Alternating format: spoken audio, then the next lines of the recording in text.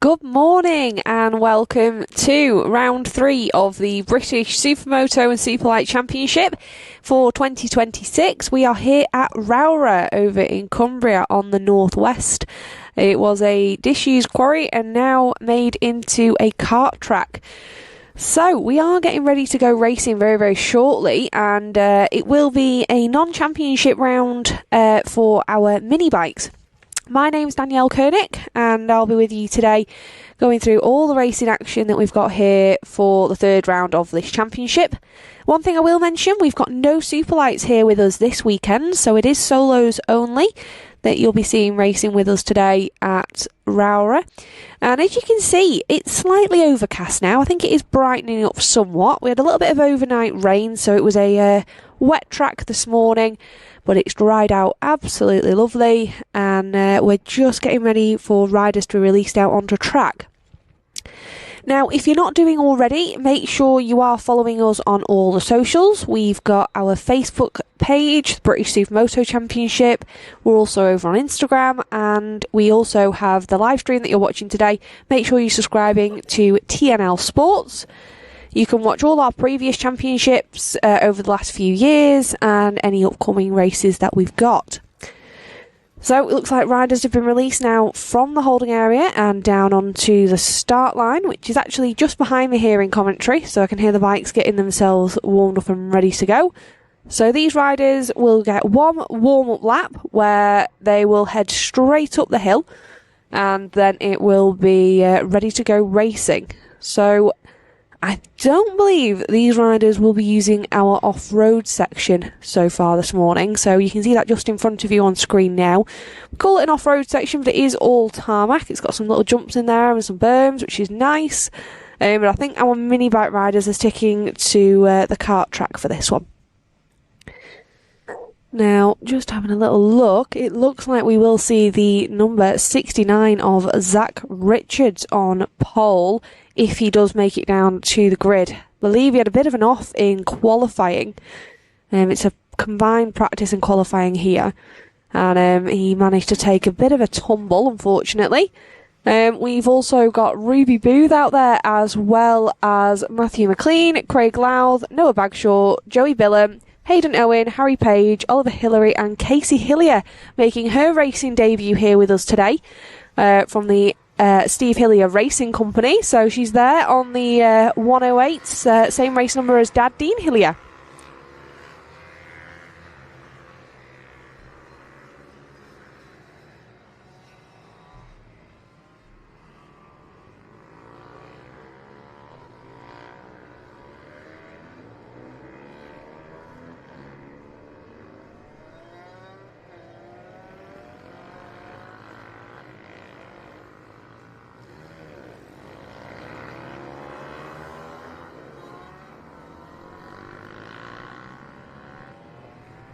Yep. So there they are off on their warm-up lap. It is a mixed group for this one, so we've got our juniors and adult mini bikes out there. And I've also managed to pick up a bit of a stray. I've got Jamie Bigglesworth here with me now. We've come to have a little bit of a chat and a bit of a watch of some racing. How are you, Jamie? I'm alright, thanks Danielle. You? Yeah, I'm good. You can tell me what the track's been like so far this morning. I've not been out. Right, this morning we went out. It was slightly damp, so I personally went out in full wets. Yep. But the track's totally dry now. Yeah. So I think slicks is the safest option for everybody, the mini bikes and the big bikes. So it's dry all the way around. It looks like it's going to stay dry as well. Fingers crossed, fingers crossed. I know yesterday it was lovely and cracking the flags all morning, and in the afternoon we had a few sort of spare showers that sort of threw a bit of a spanner in the works. I know in our C group that I went out in, there was a few quite big moments. I think we'll not mention those, Danielle. There's some cracking photos over on Facebook. There's one of Danny Walk hanging off the back of it. Oh, is that the guy on the bike? That's the one. Right, we're ready to go racing. So there we go. It's lights out, and it looks like a great start for Ruby Booth there. And who's that in the mid-pack there moving around? So good, nice hole shot there for the number 86, I believe it is, of Ruby Booth. That looks like one of the 59s there diving up the inside. That looks like Joey Billum there taking himself up to second. What a nice healthy advantage for Ruby. What a start for Ruby. Ruby's riding really well at the moment. Yeah. She has been all last year she was riding well, but I mean this year she's just got it together. Yeah. She's looking really good on that little mini bike. She's flying. She enjoys it, doesn't she? Absolutely, her and her dad. See, she does. Yeah, and I think it's one of those at the moment. This circuit really, really suits the smaller capacity bikes. So both these are academy riders. They've been flying all weekend. 12 laps.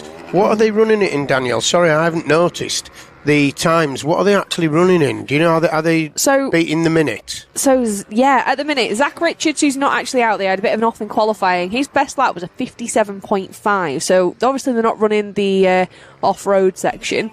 But, yeah, they're flying.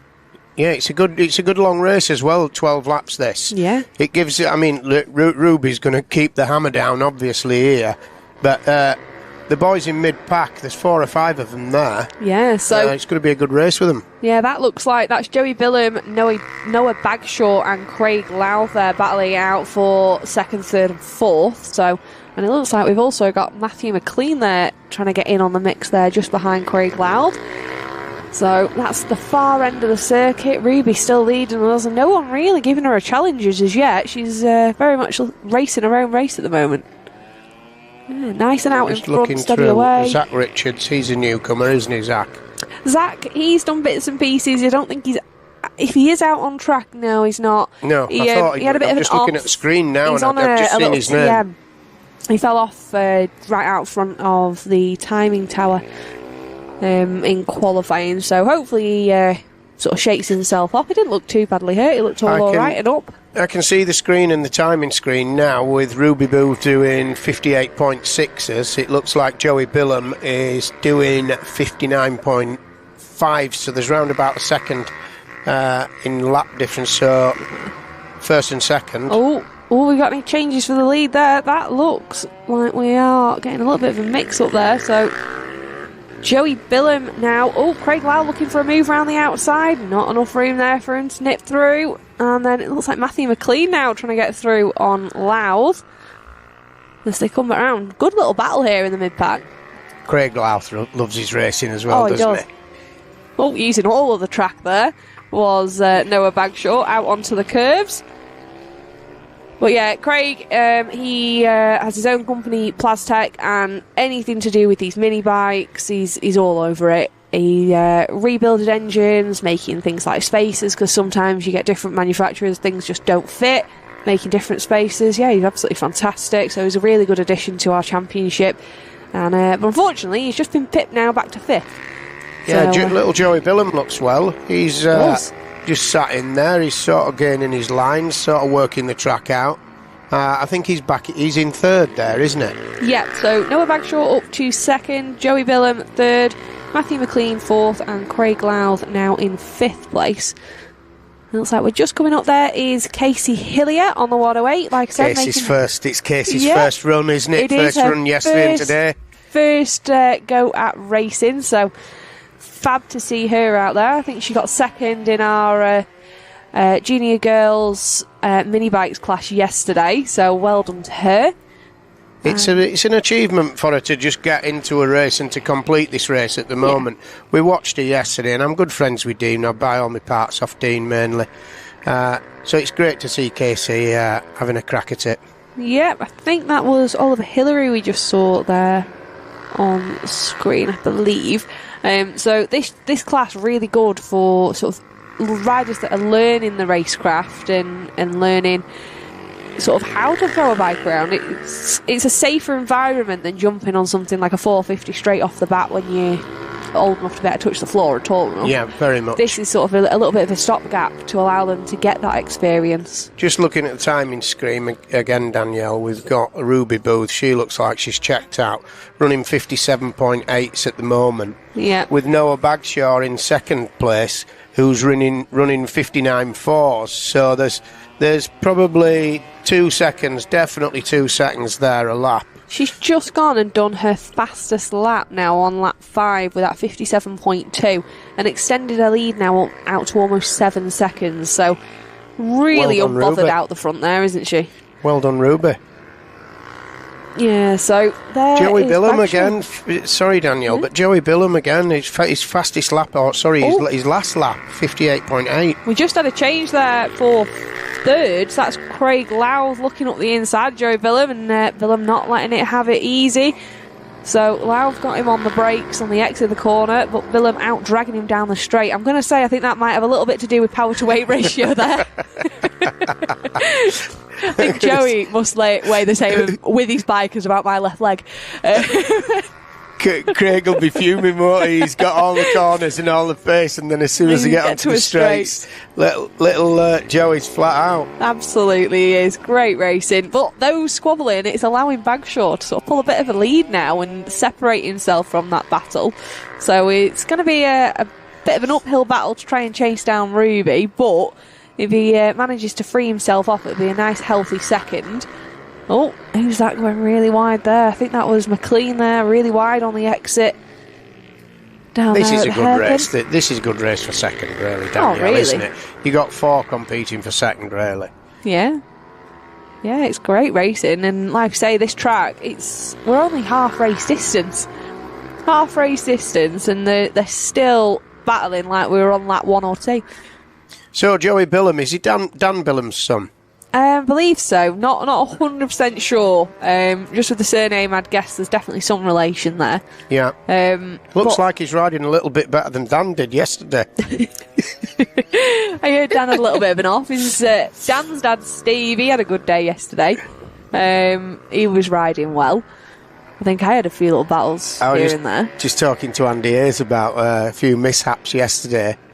We got a guy that didn't fasten his helmet on, the guy that didn't screw his petrol cap on, and then Dan Billum again forgot to tighten his brake up.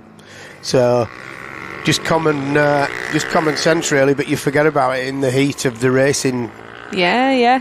It's one of those. It's you're racing, your focus is all on I need to get to the hold area, I need to get out on track, and unfortunately sometimes you have a little bit of a lapse of judgment and it can cause problems. Matthew McLean's having a good ride here, you know. He is. He's definitely still chasing down. Oh, Louth looking like he was trying to go around the outside there of Billum. Yeah, and that's giving him the inside. Give Matthew the inside as well. Yep, so that was a 2-for-1 there on well done, Matthew. Billum. Billum now, look at him. Louth shutting the door. He's not letting him have it that easy.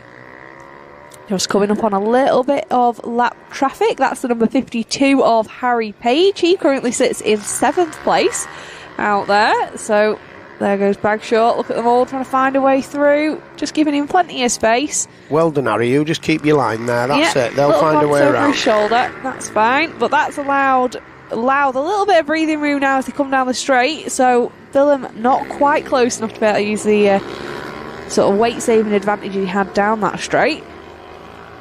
And then again, Matthew's just dropped off a little bit. He's still on the back of Billum, but he's just dropped off a little bit. Yeah, Bagshaw as well. He's lost that advantage we were speaking about. Craig Louth all over the back of him now. So this is the battle for second place as they come round the final corner where all our spectators are able to stand and watch. So with 3 laps to go now, it's still Ruby Booth out in front with an advantage of 10 seconds. So not much live stream coverage for Ruby now. She's disappeared off in front. But this is the battle we're watching. So it's Bagshaw, Louth, McLean and Billum now, who's been demoted from what was 3rd down to 5th. Hayden Owen's running in 6th, Danielle. We're not seeing him on this screen at the moment. Obviously the cameras are picking up this battle for second, but Hayden Owen, he's picking it up a bit, you know. He's learning to ride. He was a little bit sketchy last year, you know, as he was learning, but he's getting to grips with it now, and he looks like he's enjoying it as well. Yeah, that's the thing with this class. Riders that have had no race experience, it really does give them that opportunity. Looked like that was McLean there trying to look for a move round the outside, and it's giving him a good run onto the start finish. Not quite close enough to make a move on Louth though, but Louth is looking up at Bagshaw. But McLean there just doing a new fastest lap of the session. So the rider in 4th place, number 17, just popping in a 56.8. So that is a cracking lap there. Faster than Ruby Booth now, who's 10.3 seconds out in front. And there she is on screen, just finding her way through on a couple of back markers there. No bother for her. And yeah, I think Ruby must know she's way in front at the moment. Casey Hillier there, she's on it. Yeah, she's here is Ruby. It looks like she's slowed up just to accommodate these back markers here.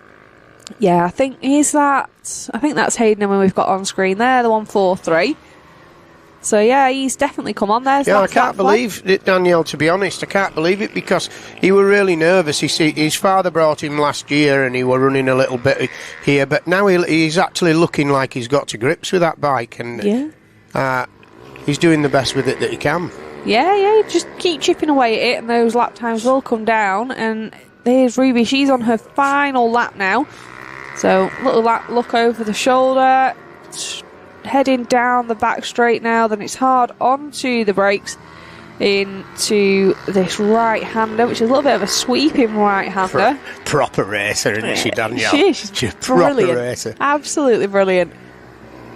There she is, knee down, and just a few more corners left, and she'll be able to take the checkered flag. And like you say, those back markers just holding her up ever so slightly, so her lead has actually decreased down to about 7.5 seconds, but realistically, a very well-deserved win there for Ruby Booth. Fantastic ride, led it from start to finish. Let's have a look who's coming second then. Yeah, see if we can pick up on that one. Matthew McLean's still on the timing screen, but yeah, McLean must have managed to nip through there. So I did say he ended up with that fastest lap, so he must have put something together. So McLean then up to second, Craig Loud demoted to third, Bagshaw down to fourth, and Joey Billam fifth. So someone must have stuck a cracking move on that last lap from McLean. So great racing. Coming across the line there is Harry Page. He crosses the line in 7th place. And then we've just got one more rider to make their way around and take the checkered flag, and that'll be Oliver Hillary. So we'll just keep an eye out for him. Coming up next, it's our first of our solos. So we've got C Group out next. And we'll get to see the off-road. I best just disappear then. And get ready for my B Group race. Not long for you. I don't know where I am, Danielle, but I'll definitely nip back to see you. Come back and see me in a little bit, Jamie. It's nice seeing you.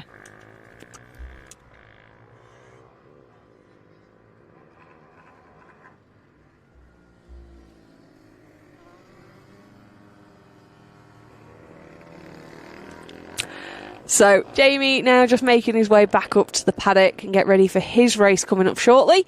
But there are our provisional results for our combined mini bikes race 1. A well-deserved win there for Ruby Booth. Second to Matthew McLean. Then it was Craig Loud in 3rd, Noah Bagshaw 4th, Joey Billam in 5th.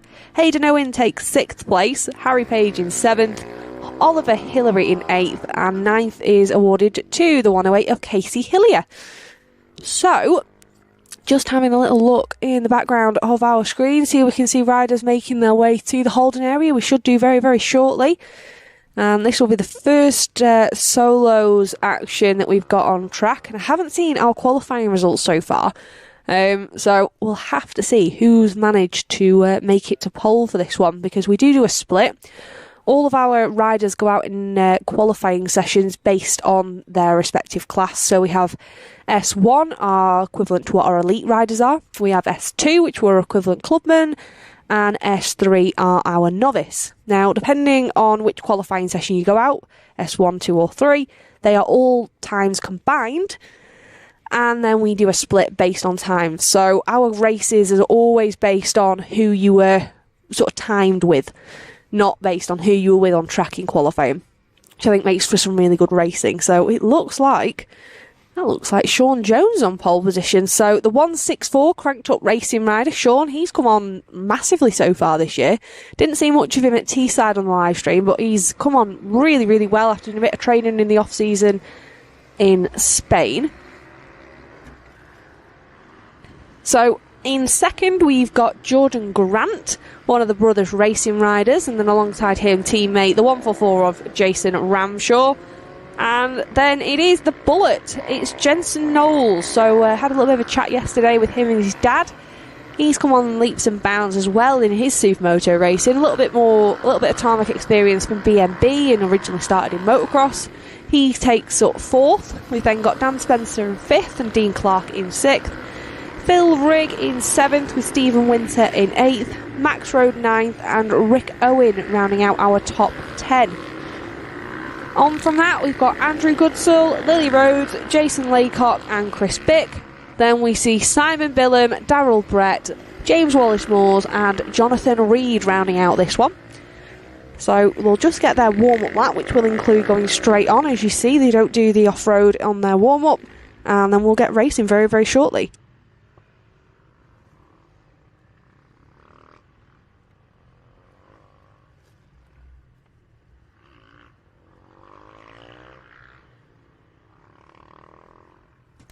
So the C-Class is always some very interesting racing.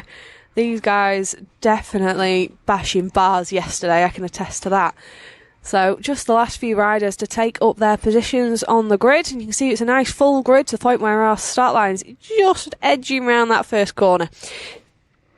But we'll just wait for them to get the green flag from the rear of the grid, and then we will be underway. So all eyes will be on the 164 of Sean Jones, who's qualified on pole. As we get on the way, a little bit of a jump there for Ramshaw. Not sure if he managed an advantage there. Grant slotting himself into second. He's looking up the inside of Jones, but Jones just closes the door and it's really tight in the mid-pack there. Lily Rhodes getting caught up slightly as well. But Sean Jones out in front. It's then Grant, Ramshaw, Rigg, and then it's Knowles there on board. I believe it's an 85. Little glance over the shoulder. There's Max Rhodes, he's coming up through the pack as well. I think he's managed to borrow his dad's 450 for the day. There's the 714 of Andrew Goodsall and teammate Chris Bick and Darryl Brett there behind him. There's Lily Rhodes sneaking through on him. Great offer tarmac experience for Lily. She's currently racing in the Talent Cup in BSB, so she's having some great riding along with her brother Max. But there's our race leader. So into the off-road section for the first time for today on our live stream. You've got two options here. So it's Jones opting for the outside line around that outside berm, then up over the tabletop, lovely and clean, nice and smooth. And then there's a little bit of a dip as you exit through those gate posts and then back out onto the tarmac.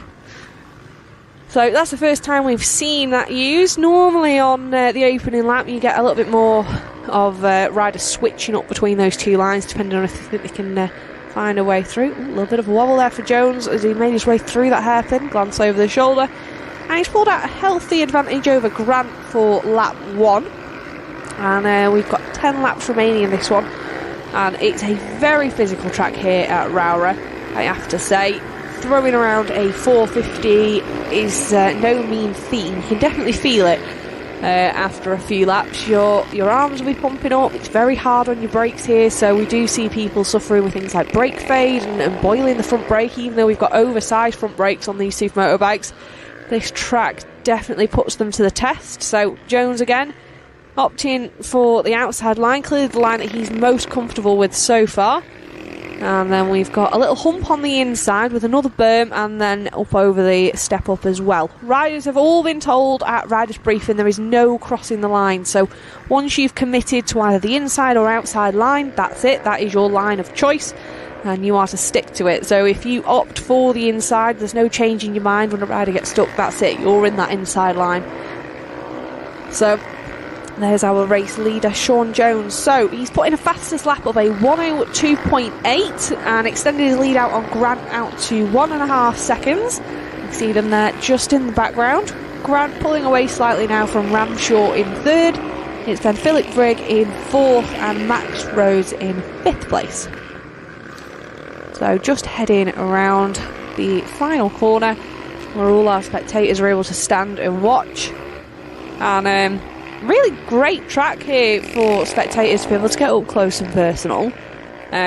You're able to watch from that really good viewing point, and it sort of gives you the opportunity to see most of the track, to be honest. There's only a corner or two down at the far end that you can't really see, but great for viewing. So these hairpins, super hard on the brakes, so flat out down here, and then it's again super hard on the brakes, down the gears, and try and clip that apex and get as much corner speed as you can. There's Grant. It looks like Max Rhodes looking for a move on Ramshaw. Is he going to out-drag him down the straight? He is. Hard on the brakes, covers his line. And they're nicely through at the bottom. So that's demoted Ramshaw now down to 4th place. There's Jordan Grant, that Brothers Racing rider, the quadruple one. I think he is on timing, but triple one on the bike. And there's 58 of Max Rhodes. Like I say, I think he's borrowed his dad's 450 for this one, which as one of our academy riders throwing around a 450, it is impressive. So here he is through the off-road. He got from the inside line, so over that little hump, round the berm, and clearing the step up. Fantastic riding there from Max. Really nicely done. A rider that's suited more to that knee-down style of riding than our typical Supermoto leg out. Just one of our back markers there. That's the 444. That is Graham Anderson on board the Husqvarna. There's Max Rhodes. Knee down round that hairpin, little glance over his shoulder. So he's now in 3rd place and chasing down Jordan Grant. And there he is on cue. He's managing to close the gap slightly, I believe, on Sean Jones. So we'll have to see. It might be the case that this one comes together as a little bit of a battle for the lead. And we've still got 7 laps remaining, so plenty of time for it all to change up at the front.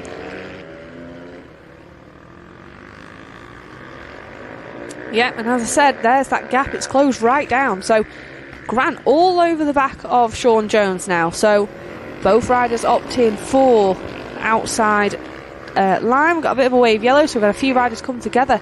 I think that's unfortunately the bullet. Jensen Knowles is dropping down our order here, along with the 236 of Dan Spencer. So Dan, a very experienced rider in the British Supermoto Championship. He's been racing Yamahas with us for absolutely donkey's years as Dan. So it looks like they may have had, unfortunately, a little bit of a coming together over the step up, but battle at the front. Sean Jones now really under pressure from Grant on the Brothers Racing Husqvarna.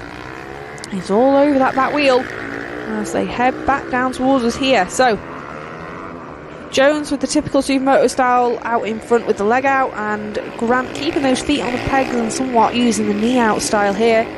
Is that going to favour him as he looks round the outside? Is he going to enough to get up for close? No, not quite enough. Jones just closes the door as they enter the off-road.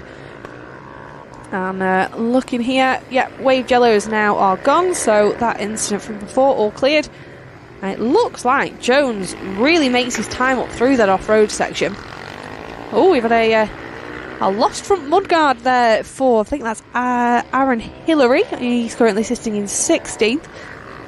So whether that's fallen off or been knocked off, he's currently being chased down by the number 66 of Jonathan Reed and the 552 of Simon Billam. Oh, we've got some great racing going on there in the mid-pack, so that looks like it's from about Dean Clark all the way down to Darryl Brett in 13th, so fantastic racing, but we've got to keep our eyes out on the lead.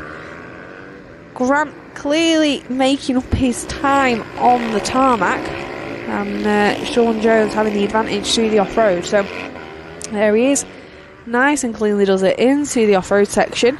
Max Rhodes has just popped in a fastest lap time with a 1 minute .767, so Max really is the man on the move in 3rd place, and we'll have to keep an eye out to see if he's able to challenge for that 2nd place. And 1st and 2nd really are the places that count in this one. So our top 2 riders are promoted up to the B group for race 2. So we shall see. Will Max have what it takes to be able to get himself into the Bs for the rest of the day? Or will Sean Jones and Jordan Grant manage to just hold on? We've got 4 laps to go.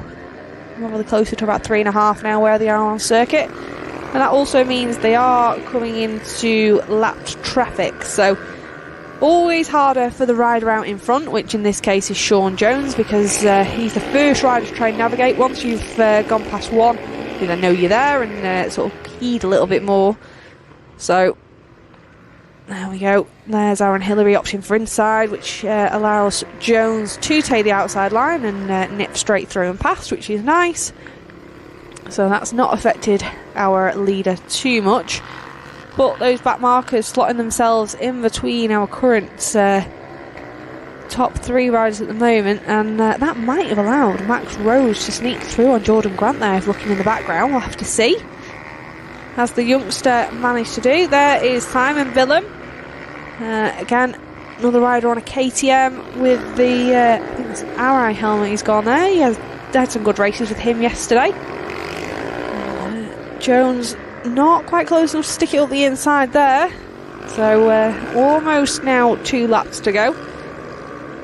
And just looking back slightly, it looks like Grant's still got it. And it doesn't look like Simon Billum's going to give this place up easy to Sean Jones. Even though he is currently being lapped. So is Jones going to be able to try and maybe take a different line? He's not. He goes for the same line. So Billum doing absolutely nothing wrong. But it's very frustrating when you are the rider in the lead and you're trying your best to sneak through. So there we go. Jones up the inside. Grant looking around the outside, but not enough room at the in for him there. And I'm sure Jones there getting a little bit frustrated, which understandably. He's out there trying his best to hold on to what has been a full race lead so far. Grant found a way through. Now Max Rhodes has got the challenge to try and keep on to these riders at the front. And there we go. Back down, heading towards us here. So it should be last lap next time he comes through. So we got this final corner. Just got another rider there just coming up on a little bit more of lap traffic. That is the number 28. So that's Andre Clare. And again, another rider on a KTM. I think he's fairly new to our championship. Both riders opting for outside. Grant opting inside there to see if he's able to make up any time on Jones, but not able to make it a move stick. So up the inside. I have to say it's also really challenging for riders like Sean Jones when he's also trying to lap riders with completely different riding styles. You can see there, so Claire using that knee down style, meaning the way he actually enters the corner is completely different to how Sean Jones would. Sean Jones would probably be able to dive up the inside a little bit more, but he knows that Claire will just cut across with his line choice with that knee down style, so it can make it really challenging trying to make an overtake. But it looks like Sean Jones has done enough to be able to hold on to this race win. So final corner, one last to go, and here he is. He comes across the line to take the checkered flag and a well-deserved race victory for race 1 here of our C group. Second place, and the other rider moving up to our Bs, is the 111 of Jordan Grant, and then third place with the fastest lap, it's the 158 of Max Rhodes. So he will start on pole position for our race 2 of our C group here at Rowrah this afternoon.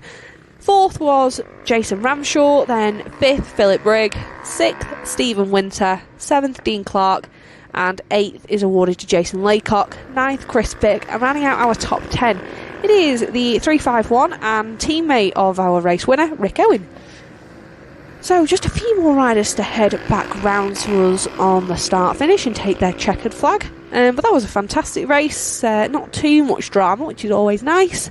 We did just see the sort of aftermath of a bit of an incident on the off-road, and it doesn't look like those riders rejoined, so it looks like we did lose Jensen Knowles and Dan Spencer from that one, unfortunately. But there are our provisional results for Supermoto C Race 1. And as we said, it was only 0.8 of a second that separated Jones and Grant over the line at the last lap. But he was definitely kept on his toes for that entire race, was Jones. So fantastic racing from him. There's Max Rhodes 3rd, Ramshaw 4th, Rigg 5th, Winter 6th. Clark in 7th, Laycock in 8th, Bick 9th and Rick Owen in 10th, Goodstill 11th, Rhodes in 12th, it's then Brett in 13th, Wallace Moores in 14th, Claire 15th and Billum in 16th. So fantastic racing from those guys there.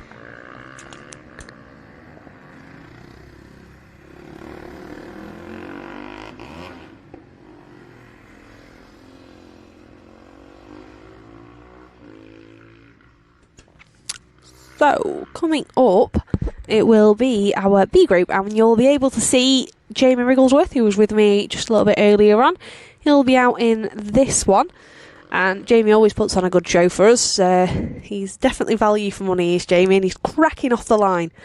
So we'll keep an eye out on the number 98. So there are our B group riders just hanging out in the holding area and ready to be released by Robin out onto track. So that's Paul Groom and Kyle Eccleston currently sat chatting. Kyle not in his usual leathers for this weekend. He had to borrow a set off Richard Blakeman after a little bit of a wardrobe malfunction, I believe. So it was a little bit confusing yesterday as soon as they were both in the A's. So thinking, how did Richard end up there? And then going, oh wait, no, that's Kyle. So trying to keep us on our toes. There's the 116 of Harvey Ward. Then we've got Automotive Solutions riders. We've got Craig Forshaw on the 58 and Dax Almond on the number 10. Trips UK rider Paul Groom. We've got Kyle Eccleston there on the 255. There's Automotive Solutions team boss Paul Reynolds there on the number 10. And Jamie Wrigglesworth on the number 98. Looks like he's on his tippy toes there in the mid-pack. So these riders, again, they do get one lap for a warm-up just to give them a chance to see the track, and then we'll be away racing. And you can see there in the background we've got the railings where spectators can line the railings and watch the racing here, and it is a really great viewing point up there. So if you are thinking of coming and watching some of the Supermoto and you are local to us, you see this on YouTube and you think, do you know what, I'd like to go and see that. Absolutely, we come here most years, I'll be honest. Obviously our dates for the next season haven't been released just yet, but as fantastic as this live stream is, there's nothing that beats being here in person, seeing the riders, hearing the bikes, the smells, everything is just fantastic. The atmosphere is great, and we do have the friendliest paddock in motorsport, I'm convinced. So that was our Supermoto C group grid there that's on screen at the moment. That hasn't been quite updated just yet. We'll just wait and see if that can be updated.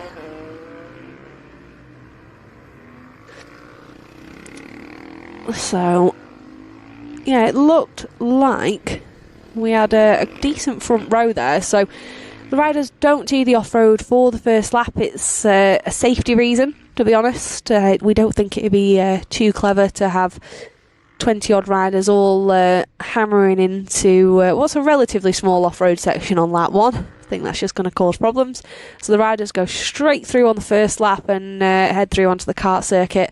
And it's a big elevation change, so it's a little bit of a blind corner. You sort of head up flat out as much as you can, and then you're sort of fairly blind until you're on the level, where you're heading down towards that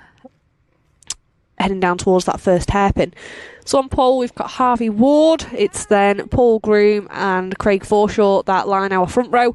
Row 2, Kyle Eccleston, Darryl Pennington and Dax Almond. So it looks like we're getting ready to go racing. All eyes on the lights. There's the green flag from the back. So the revs are up. And a bit of a jump there from Dax Almond there as the front wheel popped up. But a cracking start for Trips UK rider Paul Groom. But Harvey Ward looking up the inside, not quite close enough. Hard on the brakes there for Groomy. Round that first hairpin. And it looks like we're all nicely through. And down to that second hairpin, backing it in. Lovely riding there from Paul Groom. And it looks like Craig Forshaw up to second, Harvey Ward third, Kyle Eccleston in fourth. Darryl Pennington, he's not out there on his Evo this weekend. He's currently on his Automotive Solutions Husqvarna. Also got an 85 out there. That's the number 37 of Byron Johnson.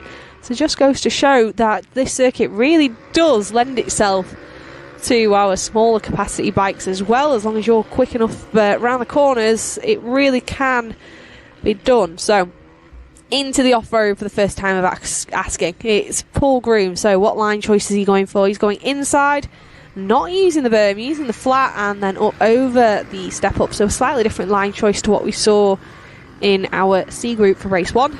And he's now settling into this one a little bit after being chased down by Forsh. And down the straight, Harvey Ward, then it's Kyle Eccleston. He's currently dressed up as Richard Blakeman there in 4th place.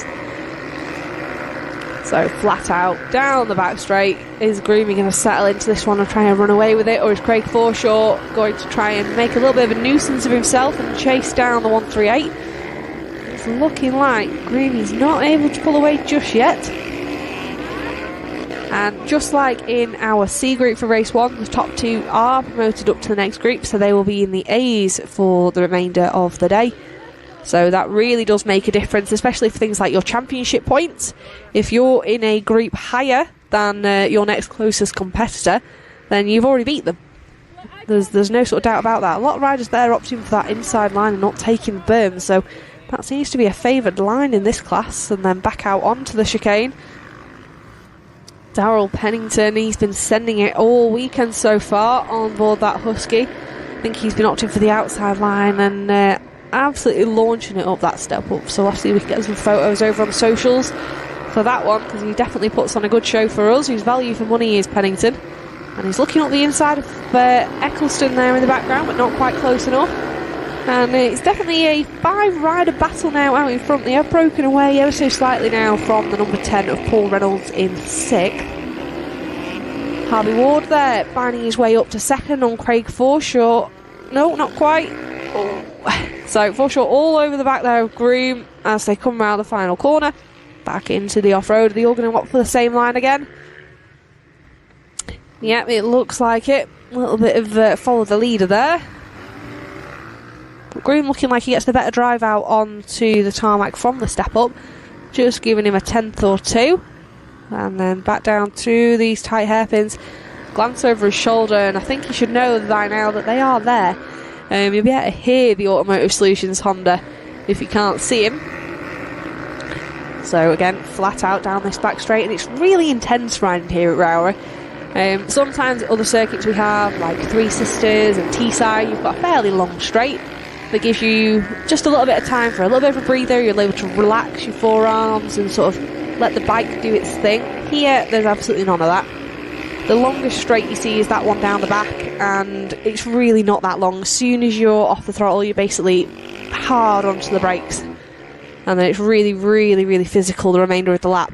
Forshaw finding a way through there on Groom, taking a lead on this one so far. So that's the Automotive Solutions rider on board his Honda now up to 1st, Groom 2nd, and Harvey Ward still sitting there in 3rd place. Eccleston and Pennington not going anywhere though. They're very much there ready to pounce should the opportunity arise. And we've got another 8 laps to go here, so that's what I was mentioning. That longer straight we've got really isn't that long, and then it's very physical heading back towards our paddock. So now with a little bit of clear track, we'll be able to see if Forshaw's able to put in a few consistently fast laps and extend an advantage. So he does currently hold our fastest lap with a 59.0, and he drops that down to a 58.2. Paul Groom retaliates, also bringing his lap time down to a 58 with a 58.5. So having a little bit of having a rider to chase. Obviously they're working wonders for Paul Groom. Harvey Ward about a 0.4 of a second off Groomy as they came across the line that last time. And a rider that's relatively new to our sport. So Harvey Ward, he's coming from a background of jet ski racing as well as a little bit of motocross as well, I believe. But definitely taking to Supermoto. Doesn't look like a fish out of water here. He's looking incredibly fast on that Trip GK KTM. So a rider that's sort of developing their race experience here. And he's looking up Paul Groom, not quite close enough to make a move there. And then we're back into the off-road section again. So likely to see these riders opting for the inside line yet again. There it is, inside but staying on the flat. Ward opting for using the berm, and then back out onto the tarmac.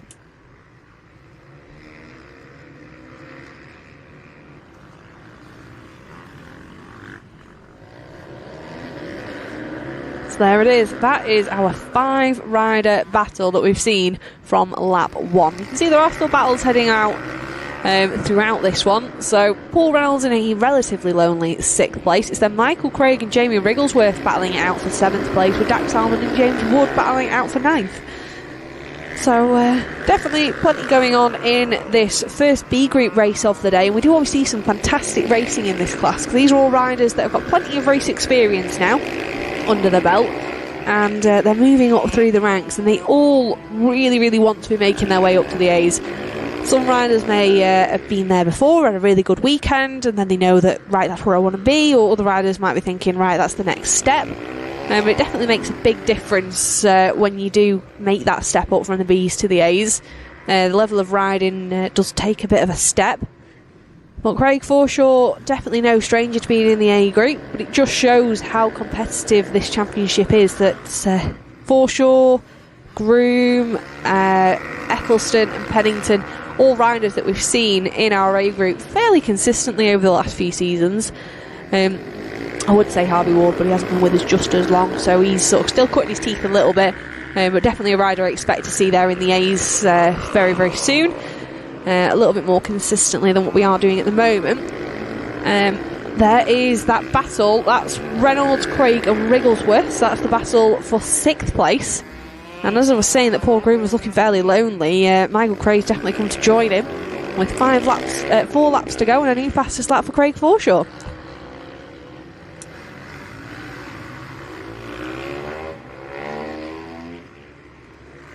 So, into the off-road section, what lines will these take? So, Reynolds opting outside and Wriggles outside with Michael Craig inside using the berm.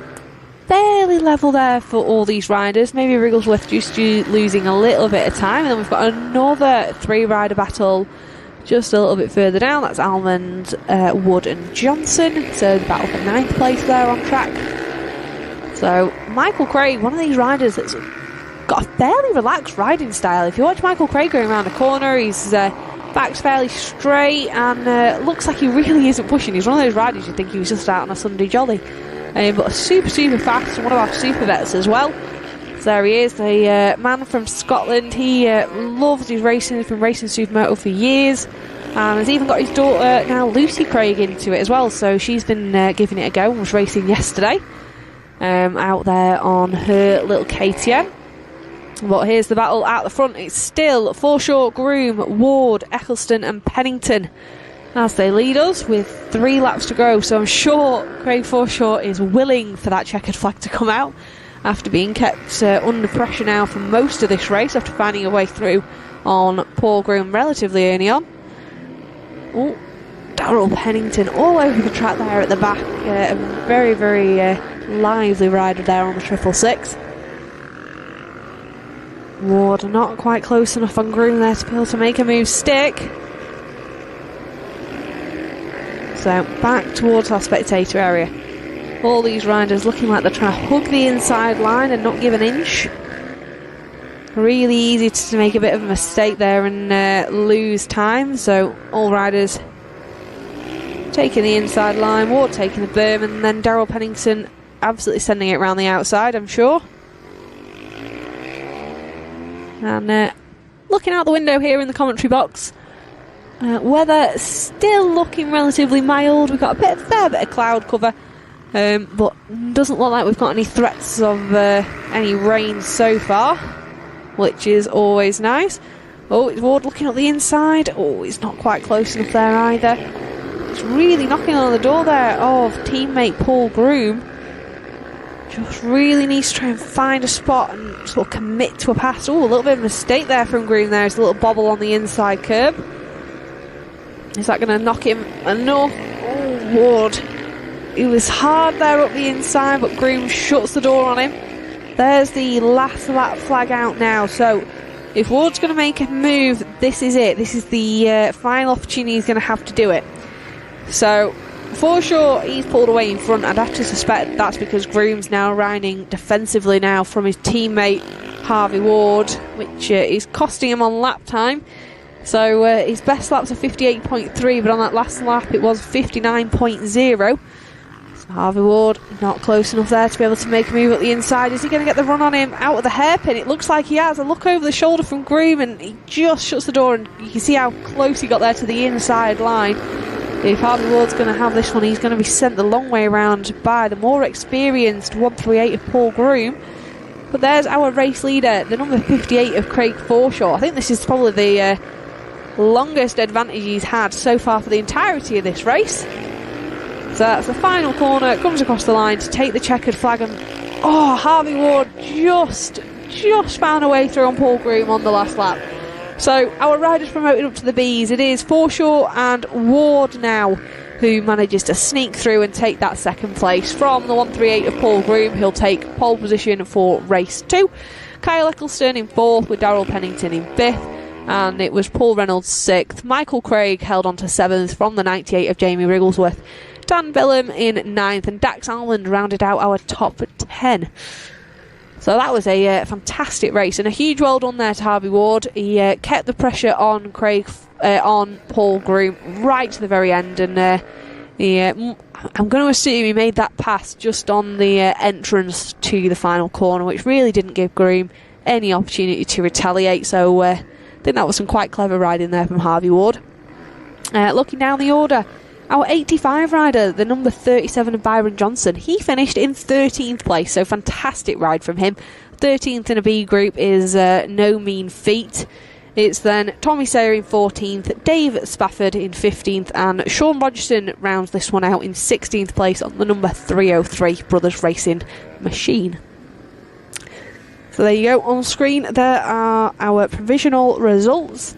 And like we say, that 1.7 second advantage over Ward, that's the longest advantage Forshaw had for the entirety of that one. So coming up next, it is our A group for their first race. So we had Superpole a little bit earlier on as well. And we'll have to have a little look at our qualifying times.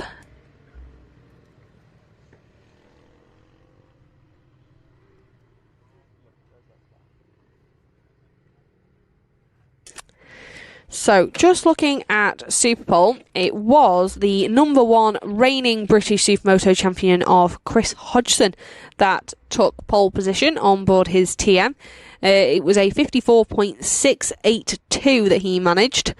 So, fantastic riding from Chris, who he is the local man here at Rowrah. He's probably done more laps round here than anyone else. But that takes away nothing. He is coming back from a retirement. I'll say that in sort of inverted air commas. He hasn't ridden for the first 2 rounds of this championship, not being able to commit so far this year, but couldn't miss the opportunity to come and race with us here at his home track, the Cumbria Kart Racing Club here in Rowrah. In second place, it's the 21 of Ryan Kringle on board his TM Leeds UK 450. He had a challenging day yesterday. It looked like he just couldn't quite gel with the track or the bike or the conditions. There was something not quite right. We had a bit of a spill-off in race 1, I believe. And I think that sort of set the tone for the day. He felt like he was always sort of chasing. Just didn't look too happy. So clearly maybe some changes made overnight on that TM. And he's definitely looking a lot happier this morning. We got Richard Sharp in 3rd, so the man that's forever sideways, the 217, and we know we saw him have a big crash at round 2, but he's made a full and healthy recovery. He rounds out our front row. Row 2 is headed up by the 100 of Alex Mullaney. He had some fantastic racing yesterday with Chris Hodgson. So did Blake Wilson, who you can see there on the number 8 on the Cove. He's currently sitting in 11th, so not quite where we'd have expected to see him. But as I mentioned, it was a little bit more challenging conditions for our practice and combined qualifyings earlier this morning. Track conditions were greasy to say the least. So rounding out in the top 5, it's the number 54 Fat and Fast rider of Richard Blakeman. He did a 56.3. It's then Harley Sharp that rounds out row 2 on the 817. Row 3 in 7th, it's the number 7 of Jamie Duncan. 8th, 94 Lee Williams. And in 9th, it's the 42 of Oliver Holmes. And then in 10th place, it is the 108 of Dean Hillier. And we've got the 8 of Blake Wilson in 11th, Chris Walker in 12th, and Peter Bennett rounding out our A group in 13th place. So there we go, they're getting their warm-up lap, and we'll be racing very, very shortly.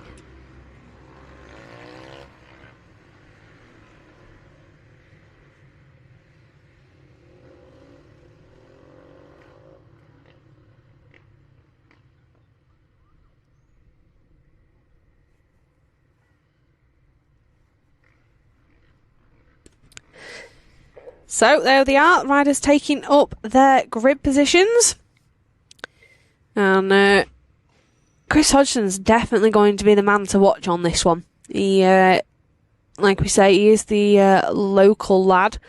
I say lad. He's the local hero here at Rowrah. He's been racing here for donkey's years. And he does currently hold the number 1 plate after being our champion for the 2025 season. So all eyes on the lights, and away we go. And it looks like a great start there for both Hodgson and Kringle, with Alex Mullaney looking to sneak up the inside there on Richard Sharp. It's giving him the outside line. How are we looking? Oh, nicely through turn 1. Alex Mullaney snuck up to 2nd place now in front of Ryan Kringle, with Richard Sharp being demoted now down to 4th place. Richard Blakeman 5th and Lee Williams in 6th. But it's a dangerous thing to do is let Chris Hodgson out in front here at Rowrah. He really does know how to manage a lead, and he's certainly a hard man to pass. So Alex Mullaney's now got his work cut out if he's going to chase down the reigning British champ. Oh, a little bit of a twitch from the rear there on that TM. But no bother for Hodgson. He's got it all under control, and all these riders opting inside line there, hugging the almost hugging the grass and not using that berm. Over the step up with no hassle, and then back out onto the tarmac. So Alex Mullaney, he actually went down on the last lap of race 2 yesterday chasing Chris Hodgson, so it just shows how hard these guys are pushing. So there he is. So it's Hodgson, Mullaney, Kringle and Sharp. And what we saw yesterday was these two managed to break away just a bit out in front. So there they are. Chris Hodgson looking as smooth as ever out there on his 450 TM, and there's the final corner. It's a long race for these guys, so another 12 laps to go, and it's super intense. Fastest lap Hodgson, it's a 54.6, so that's even quicker than his Super Bowl time there. So just goes to show that the race pace, track conditions are improving. It's what we like to see. Now, using all of the track there on that TM, and absolutely inch perfect around these hairpins. So is Kringle going to be able to chase down now on the 100 of Alex Mullaney? He looks like he's actually made a bit of a mistake there, and it's allowed Hodgson just a little bit of breathing room as they head through this infield section and out down to the final corner. Yeah, it was super close wheel-to-wheel action that we saw yesterday, and our final race of the day was an absolute cracker. We had Chris Hodgson take the win, with Blake Wilson in 2nd and Alex Mullaney 3rd. So Blake Wilson currently sits in 9th place, so if I had to guess, I'd say that he's probably had a difficult practice in qualifying due to the sort of challenging conditions we had here this morning. So I'd expect to see him sort of making his way up through this pack. And there he is, just at the back. He's there behind the number 7 of Jamie Duncan, who again, he had a very consistent day yesterday, with a few thirds in the mix there as well. So some consistent riding for the fat and fast rider, the Scotsman of Jamie Duncan. But it is all eyes on the so-called retired British champion of Chris Hodgson. If this is him coming out of retirement, it's definitely impressive. We'll have to see if we can catch a word with him a little bit later on and see if he is planning on doing any more of this championship. I know he's missed the first 2 rounds, but it's always nice to see Chris Hodgson at a British round. He certainly puts on a show, and he makes these guys work for it. So Alex Mullaney there on the 100, he's chasing down Chris Hodgson, and he's definitely closed that gap up after the mistake at the far end of the circuit on the lap before. But closing the gap and getting on his back wheel is one thing. Actually being able to make a pass on Chris Hodgson is certainly another. Hodgson does not make it easy. He knows how to put that bike exactly where he needs it to be, to not only be fast round here, but also to cover any opportunity you might have of sticking a bit of a move on him. But it just means it's going to make Alex Mullaney work even harder. And Alex, I think it's fair to say he's been working on himself. Another bit of a mistake there from Hodgson, losing the rear just slightly as they headed into the off-road. As I was saying, Alex Mullaney been working on himself. He's been doing a little bit more road racing. So that's one thing where you're learning things about different riding styles. So look at him going around the outside, see if he's able to get a bit of a cutback. Not quite.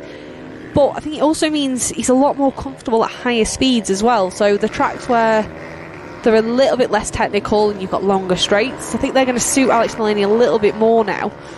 You can see them backing it in down there at the far end of the track. Absolutely. It's almost like poetry in motion, these guys.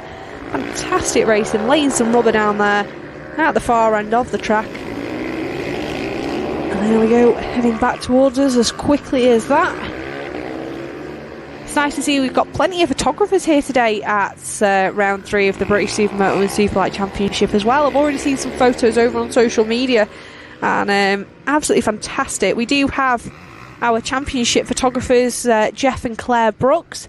They post their photos normally a few days after the round, and they upload them onto Flickr for free, and the links are usually shared over on social media, so it's fantastic. Alex Mullaney, he's really pushing here, and it looks like Hodgson, if he's going to make a move, it will be around the outside. One thing I will say, watching the back wheels when they're backing it into that far corner and getting incredibly close to the grass there on the outside of the circuit. Seen mistakes made there before where they clipped the grass and it sort of sent them off, but hopefully that won't be the case. These riders are certainly more experienced than I am. There we go, back through into the tarmac section. Very head and head here. There's not really much that can be done. That inside line without the berm seems to be the preferred choice. Alex Mullaney going straight up over the curve, and Hodgson sending him round the outside again. Is he able to get a cut back here? He's not able to out-drag him down the straight. So again, Mullaney pushing all he can. Look over the shoulder, and they have managed to drop Richard Sharp now, who's in third, by 6.9 seconds. Looks like we've had an issue there for the number 21 of Ryan Kringle, who now shows on our timing screen as 11th. We didn't see that one, but unfortunately the TM Leeds UK rider, I suspect he's gone down, unfortunately. Oh, it's a mistake for Alex Mullaney after pushing so hard, and just trying to get that bike going. Not a great place to be sat there, and all those places he's losing. What a shame after some fantastic riding. This is an absolute nightmare for Alex Mullaney. Looks like he got it going, but that's let Chris Hodgson off the hook. He's now out in front now to the tune of 8.6 seconds. So it's going to be a fairly leisurely ride for him now, and he'll know that Alex isn't there. He's a little look over the shoulder. He knows now. He's done enough to now just take it easy for the final 6 laps of this A Group Race 1. So nice and relaxed for Chris Hodgson. He will have a few back markers, I suspect, to navigate through, but that's never really bothered him. There he is down at the far end of the track. So Richard Sharp now up to second place, and that's promoted the 54 of Richard Blakeman up to a podium position of third. Lee Williams sits in fourth place, with Blake Wilson, who came from 11th on the grid, up to 5th. So I did say he'd be one to watch and he'd be making moves. I think that was a fairly good shout. But Dean Hillier, he's up to 6th place. So a rider yesterday that he did not look happy. I had a chat with Dad Steve Hillier last night, and he agreed. He just did not look happy on the bike yesterday. They've been doing a lot of testing and improvements with the tyres that they're running at the moment. So they're currently developing the King tyres. So they made a lot of progress with that, but unfortunately I think they were suffering some brake issues, which, as I mentioned, this track is incredibly hard on the brakes here. So hopefully it looks like they've got those all sorted. Dean Hillier in 6th, with Jamie Duncan in 7th place, with teammate Oliver Holmes just behind him in 8th. It's then Chris Walker 9th. Alex Mullaney is rejoined, but all the way back in 10th. Peter Bennett in 11th, Harley Sharp in 12th, with Ryan Kringle showing on our timing screen in 13th. And it looks like that's who we might be coming up on. There he is. So, yeah, it does not look like Kringle's happy there. Goggles are off, and he just lets Hodgson through. So, it looks like we might see a retirement there for the number 21. It is that battle in the mid-packs. That is Lee Williams, Dean Hillier, and Jamie Duncan there, with Oliver Holmes just a little bit of a way back there. So, Dean Hillier on board the Steve Hillier Racing Company Yamaha, and like we say, they're doing a lot of development on that bike. And is Jamie going to be close enough to look up the inside? Not quite. Keep an eye out on the Scotsman. He'll be trying to make a move, and it looks like we've got 3 laps to go of this one. So our A Group Race 1, 3 laps to go. There's the 94 High-Tech Coatings rider of Lee Williams. He had a good run yesterday. I think he had a bit of an issue in race 2, unfortunately, after battling it out with Richard Sharp and Richard Blakeman. But good to see Willow there in 5th place. Oh, we got a yellow flag. Oh, that looks like that was for... That's a 217 for Richard Sharp there. So, Trips UK rider Richard Sharp there on the outside of the circuit. We'll have to see if that's right when they come through on timing. Dean Hillier looking up the inside there on Lee Williams. Not quite close enough. And Blake Wilson now in 4th place. So from 11th on the grid up to 4th, that's fantastic riding, especially through a field that's so competitive such as this one. So Willow still leads us into the off-road. It's then Hillier and Duncan. So these riders, I'm going to guess they're all taking a similar line. It is very, very similar. Jamie Duncan trying to use that berm to see if he can jump past Dean Hillier. Not quite.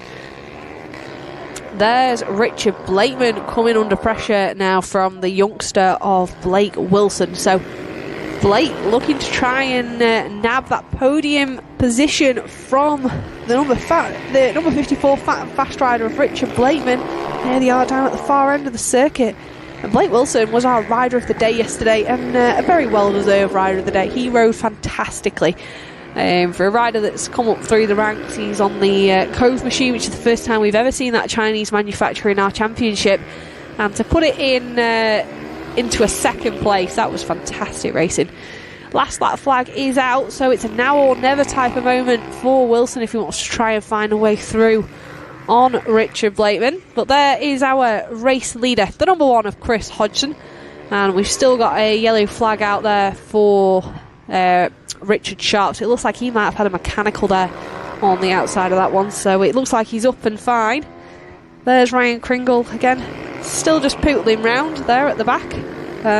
He's currently done 10 laps. So he's managing to stay out there, try and hold on to some points, but not a good ride from him. He won't be happy with that one. Ryan Kringle, man from the Isle of Man, and if you're watching this live, we do currently have the TT going on over there. So his brother Jamie Kringle, who we've also seen in this championship, out there racing in the TT this week. So I'm sure that's probably where Ryan's thoughts are at the moment. He's focusing on that one. And there we go, checkered flag. Race win for Chris Hodgson. Richard Blakeman takes 2nd, Blake Wilson 3rd, Lee Williams in 4th, with Dean Hillier taking 5th and Jamie Duncan in 6th. Alex Mullaney, he manages to come back from 10th up to 7th. There's a little bit of a redeem for him, with Oliver Holmes in 8th, Chris Walker in 9th, and Harley Sharp rounds out our top 10. There goes Peter Bennett across the line in 11th place. And it looks unfortunately like a retirement there. There he is, Richard Sharp pushing the 217 back towards the pits. So hopefully we see him out a little bit later on. We'll have to see if Ryan Kringle came across and took the checkered flag.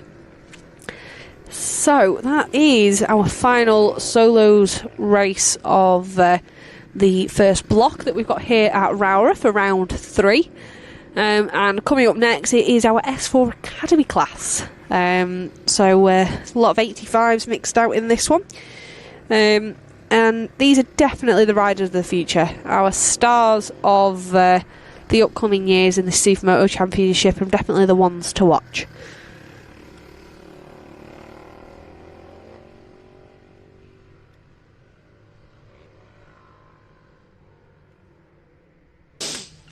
So, looking there on the screen, yeah, weather staying about the same, fairly cloudy here in Cumbria, which won't make much of a change, but hopefully the weather can hold out for us for just a few more hours as we get ready for our academy riders to make their way down to us here.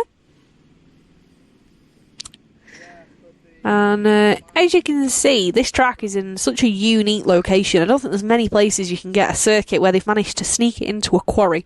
And not only does that help with things like noise, which are always going to be issues for motorsport, unfortunately, it also means that you get such a good... How do I explain it? The elevation change here, it makes this circuit incredibly unique. So things like that first corner, as I mentioned, where you head straight on, those elevation changes on such a small level do make a big difference to the circuit. And again, when you're heading back towards the paddock from this far end, as you come round the right-hander and then you head back, you've got a bit of a left there, you can just see on the left-hand side of your screen. Again there, it sort of drops away from you a little bit, and trying to have your commitment heading down there can be really challenging. So it's one of those tracks that's incredibly unique to our British Supermoto Championship, and there's nothing else really like it.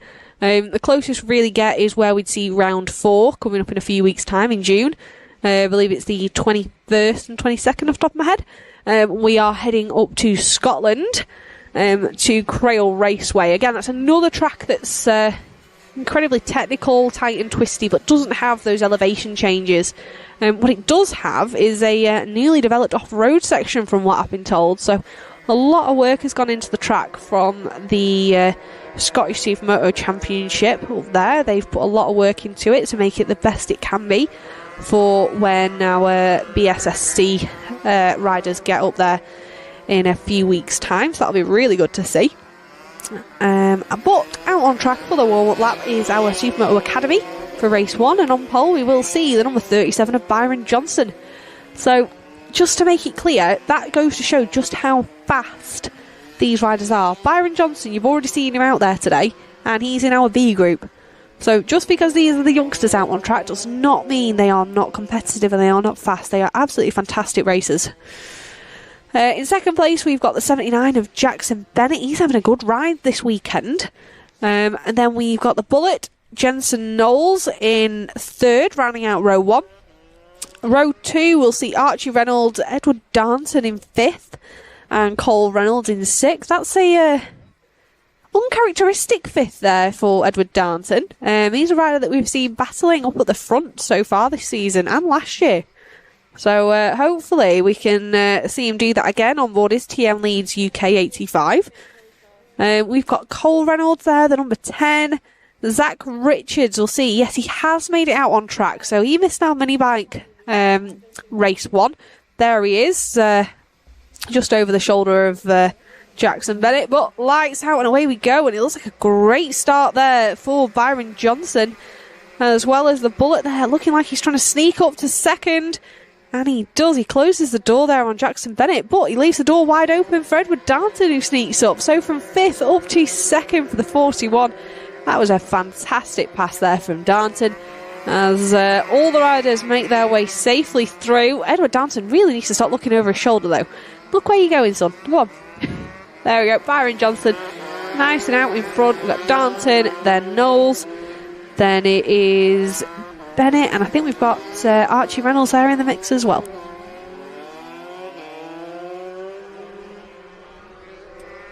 So as quickly as Edward Darnton's made his way up to second, I don't think he's going to be let off the hook too easily now by Jensen Knowles in third. So all 3 riders now in the top 3 into the off-road section for the first time. So it's Byron Johnson that opts for the inside line using the berm, with Darnton and Knowles opting outside, and it looks like it's given Johnson an advantage there.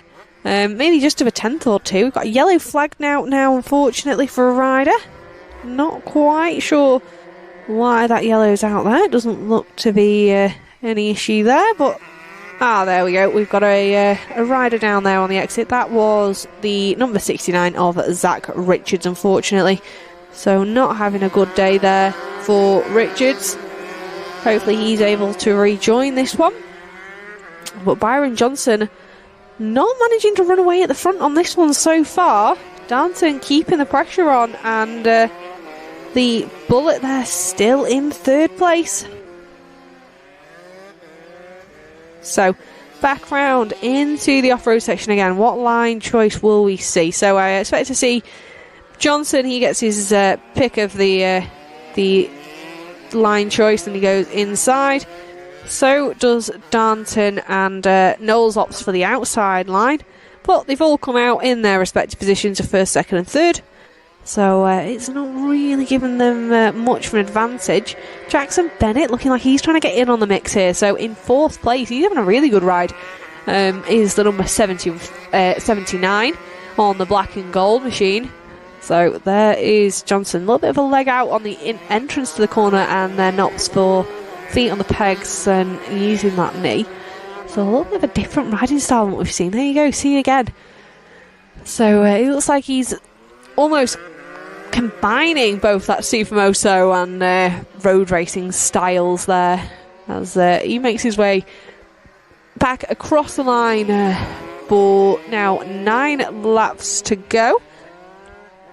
So again, inside, using the berm, up and over the table, step up, almost inch perfect there for Byron Johnson, and he does set the current fastest lap of this session with a 1 minute .377. So that is about a second quicker than Edward Darnton was on that last lap, and you can see it on screen. Johnson has pulled away now to the tune of 1.5 seconds, so giving himself that bit of breathing room as he settles into this first race of our academy. Not Johnson's first race of the day though. As I said, we saw him in the B group earlier, battling it out with our adults on the big bikes.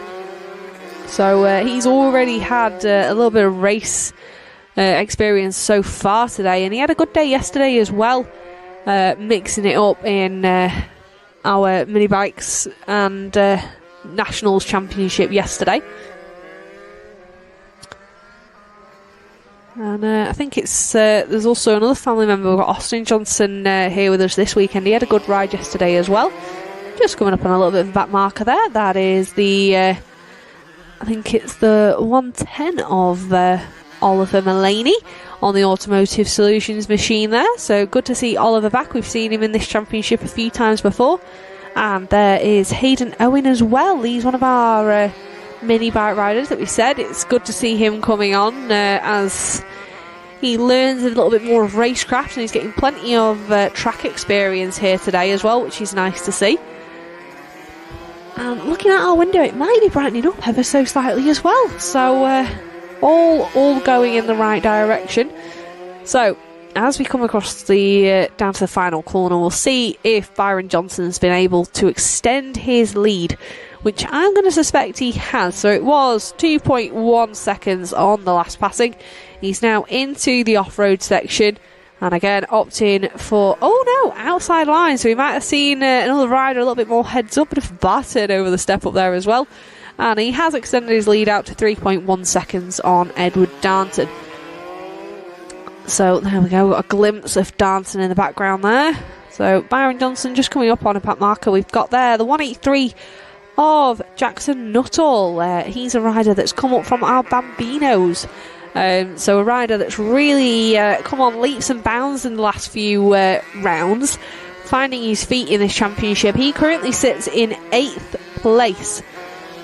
So he's got a little bit of work to do, but to keep chipping away at those lap times, I'm sure he'll bring them down. It's all race experience for him. And he's also got his younger brother, Spencer Nuttall, here with him this weekend. He's been out there in our Bambinos class. And as we have no Superlights here this weekend, it's given us a little bit more track time and opportunity for our riders. So we're giving our Bambinos a few more sessions throughout the day. So hopefully that'll bring them on even faster, and we'll get more riders into this academy class very soon. It's all good. We know that we're improving on the future. Oh, a big lock up there from Johnson. Bit of smoke off the rear tyre there as he jams on the back brake into that hairpin. But it's no hassle for him. He's got a healthy advantage now over Darnton in second. And Darnton's extended his lead out to about 2.4 seconds over Knowles, who's really coming under pressure from Bennett there. You just saw on screen a look over the shoulder and he sees the number 79 looking to get alongside him. So that is the battle for third place on track.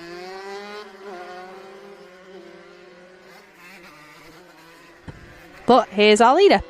Back through into the off-road section. And which line's he opting for? It's going outside line this time. So outside, look lovely over the step up and almost inch perfect there. A little bit of bar turn, so styling it up for us as well. Down into this hairpin. Really hard on that back brake and smoking off the tyres. I'm sure Dad will be keeping an eye on that one for the tyre bill. And there we go. Flat out now, down the back straight. And as we've said earlier, it's always our leader that has to contend with back markers first. But I think it does add to your racecraft. You have to know how to get through on slower riders as well as racing with people your speed. You overtake them slightly differently. Sometimes it's not always as predictable, the riders that you're coming up on that are a little bit slower.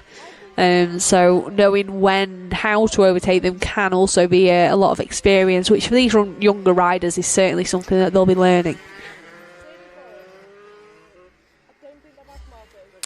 There on screen we've got the 455, the Trips UK rider of Josh Walker. He currently sits in 7th place. There is Oliver Mullaney, and there he is, Josh Walker. He's come on leaps and bounds, so he was riding at Teesside last year, earlier in the year, and was absolutely flying through the off-road. He just gives a little bit of a nod there to Byron Johnson. He knows he's being lapped, doesn't want to hold up his race, so good racecraft from him there. There's the Bullet looking over his shoulder again at Jackson Bennett, who's not quite as close as we saw him on that last lap, but still being chased down now as they head towards the far end of the track. There we go, knee down all the way around, and then this is the elevation change I mentioned, so it's quite a drop. The camera doesn't quite catch it. So there goes Knowles. There was no hesitation there on going around the back marker of Oliver Mullaney, younger brother of Alex, who we just saw a little bit earlier on in our A group. And Alex Mullaney, one of the riders that we had in this championship a fair few years ago now. But it just goes to show that this championship really is that breeding ground for talent in this championship. We've had a fair few riders that have gone on to do great things from this class. So we've got Harley Sharp, again another rider that's currently in our A's as well. Son of Richard Sharp, and coming up very soon we will have... oh, it looks like we've got a mechanical. Oh, it's the chain off there for the Bullet, so unfortunately he will retire on lap 9, unfortunately. So after a really good battle with Jackson Bennett, it's a retirement for Jensen Knowles. So I'm sure he's going to be incredibly disappointed, and you saw him there, but that is unfortunately racing. And there is Johnson. He's put in a new fastest lap with a 1 minute .322. So these are long races, and it just goes to show these lads are definitely putting in the laps, and goes to show that fitness isn't really an issue for this lad here. He's going just as fast, if not faster, than he was right at the very start of this one, and settling into it with 2 laps to go. And his advantage now is 6.8 seconds, so a country mile ahead of second place, which is Edward Darnton. He's relatively lonely now, with it being a further 5.2 seconds back to Jackson Bennett, so a relatively lonely ride for Darnton in second. But here comes our race leader round the final corner. Should come round now and see the last lap flag, and right on cue, there it is. So into the off-road section for the final time of asking what lines are going to take. It is outside. So outside, up, over the step up, and straight back on the gas. You've got a bit of a dip there as you come through the gate post, which can unsettle the bike just a little bit. So normally just try and stand up just so slightly, let the bike move under you, then hard on the gas through the chicane and back out onto the straight. And Johnson knows he's He's only got this one last lap to do just to keep it all together nice and tidy. There's no need to push super hard on this one. Although that being said, he did do a 1 minute .8, so really consistent with those lap times. There he is, almost making his way back to us here. Out really wide onto that curb and round the final corner, and here it is, right on cue, checkered flag, and it's a well-deserved race 1 victory for Byron Johnson in our S4 Academy class. There is the 41 of Edward Darnton taking a strong second place. Then it's Jackson Bennett in third after keeping the pressure on Jensen Knowles. There's Cole Reynolds coming across the line, the feet off the pegs, incredibly happy. And Archie Reynolds in fourth. So it's actually Archie in fourth and Cole in fifth. We're just coming up on that marker there. And next riders we should hope to see. There he is. There is the 455 of Josh Walker coming across the line. Our Trips UK rider. And it looks like there at the bottom of the screen we've got Dean Hillier. I think he's out on bike recovery duty now to go and recover the bike of Jensen Knowles. So the 272, unfortunately, a mechanical retiree, unfortunately. It looks like we had a few retirees on that one as well. So Oliver Hillary and Jackson. Just looking there. Yeah, a few retirees, unfortunately. But hopefully we'll see those all out after lunch a little bit later on. And speaking of lunch, we are going to take a short break. So that allows all of our marshals to go get themselves something to eat. And then we will be up racing very, very soon. So we will take a small break. And in the meantime, if you're not watching the racing, make sure you are following us on all the socials. We've got the Facebook page, Instagram, and make sure you are subscribed to us on YouTube at TNL Sports. We'll speak to you in a little bit.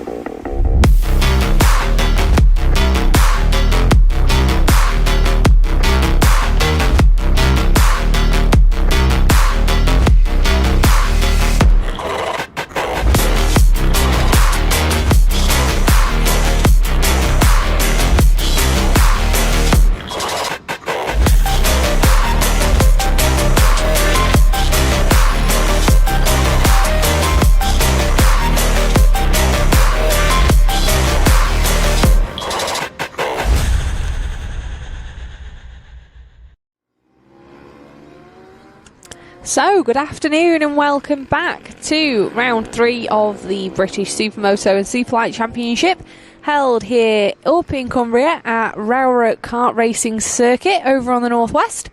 So we've had a little bit of a break to allow our riders just to grab a little bit of a bite to eat, get a drink and make any changes.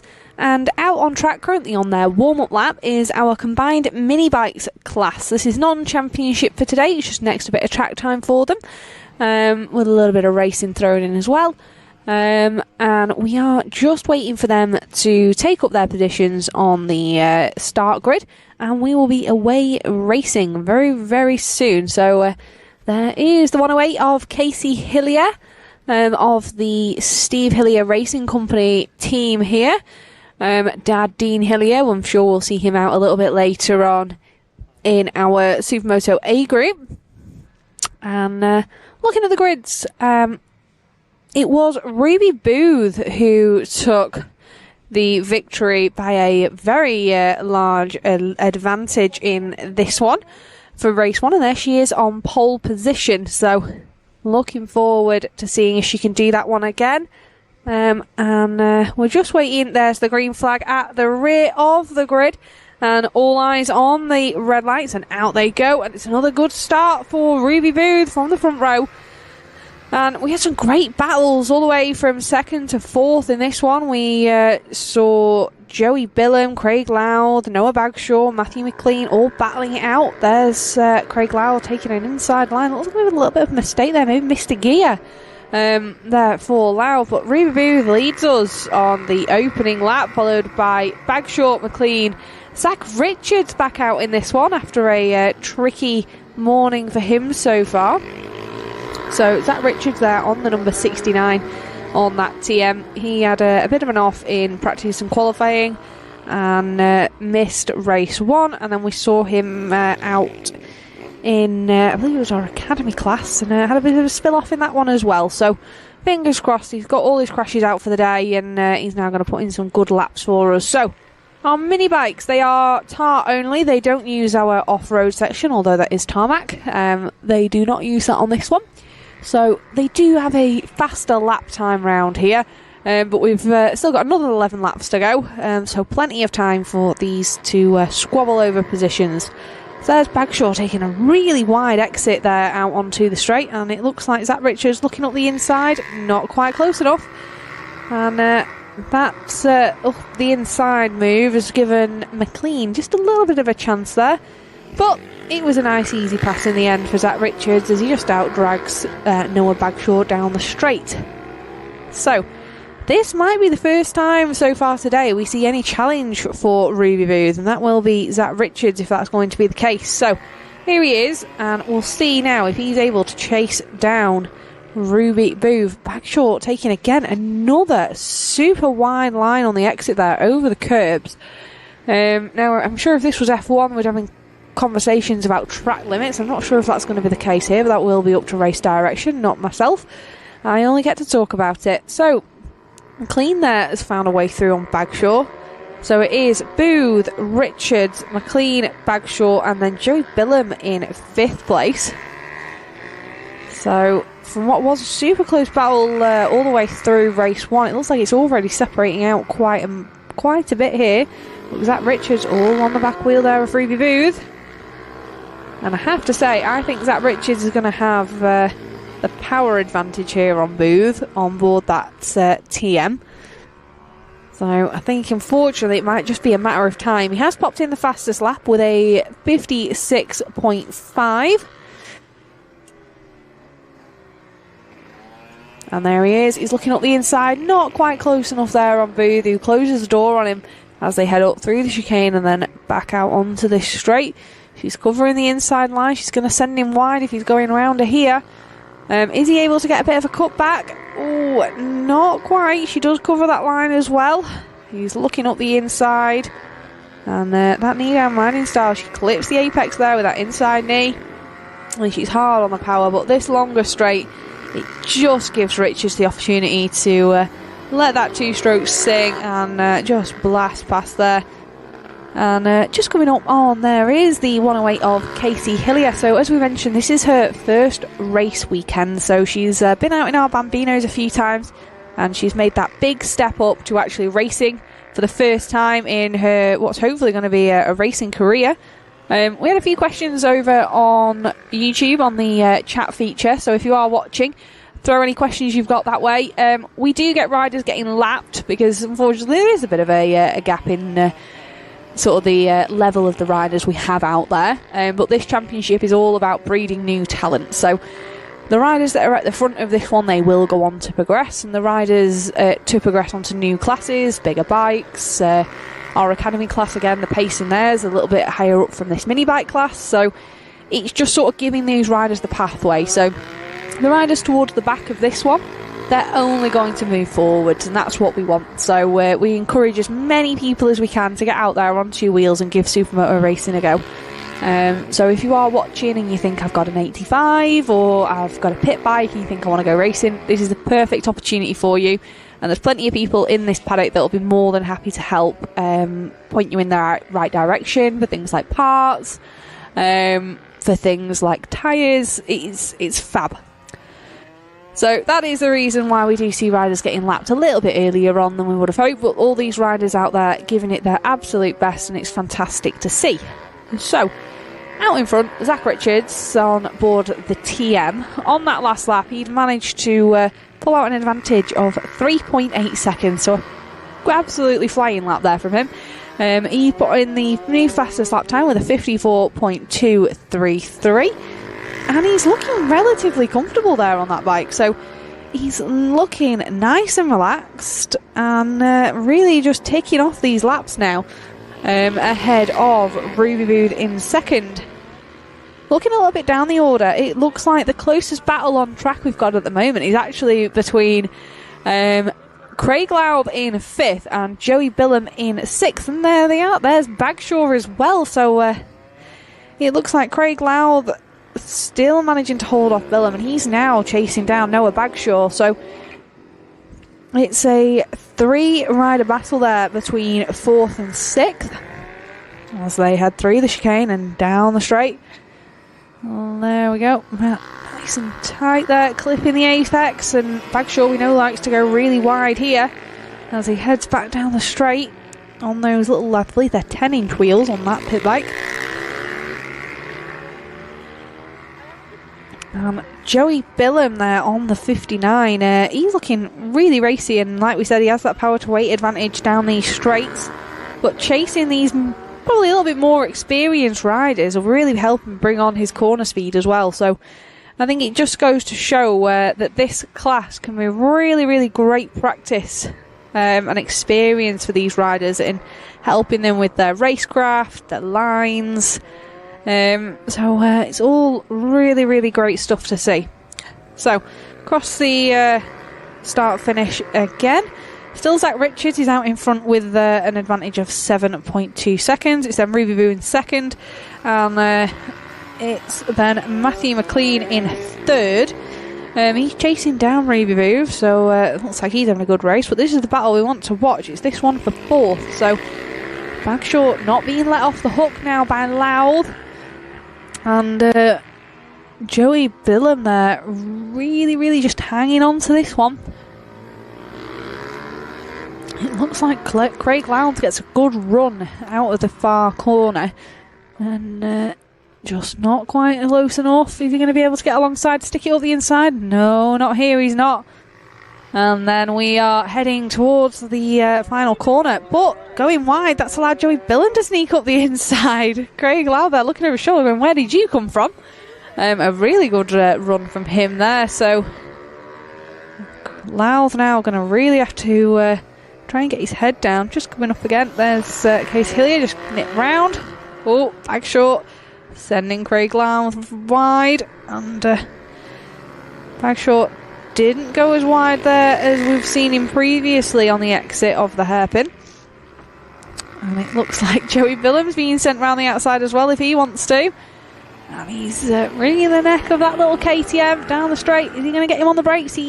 Oh, he is. He just stands Craig up ever so slightly there. So that's popped Craig Louth down now to 6th place. But a fantastic battle there. And Joey doing an absolute mega pass there on the brakes. Holding his line nicely there on Louth. So is Billam now going to be able to take the fight to Bagshaw? He's looking up the inside, and we're just coming up on a few back markers. There is our race leader. That is Zach Richards. He's out in front now with an 11-second lead over Ruby Boo. So really is in a class of his own with a new fastest lap of 53.8. And like we say, looking incredibly smooth there as he heads down towards the final corner.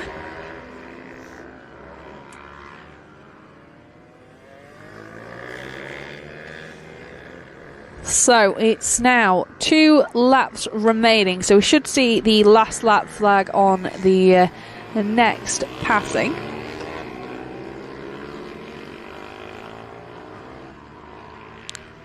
So there he is down at that hairpin. And again, just got the fun of trying to get through a few back markers. Looking in the background there, that looks like Matthew McLean now chasing down Ruby Booth and really, really putting the pressure on her now.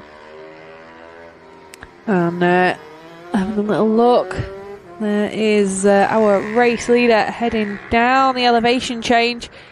And it's really hard to capture that on camera, how much of a descent that is. And it's a lovely corner, and if you can get it right, it feels super, super fast. And there we go. So there we have it. Last lap flag is out for Zach Richards. He knows now he's just got to bring this one home, and it'll be a victory for him in race 2.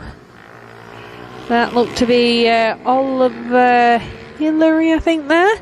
Well, there he is, Oliver Hillary. He currently sits in 9th place in this mini bike class. Oh, it looked like McLean there looking for a move up the inside of Ruby Booth. We'll have to see if we can catch that one once we get Zach Richards over the line.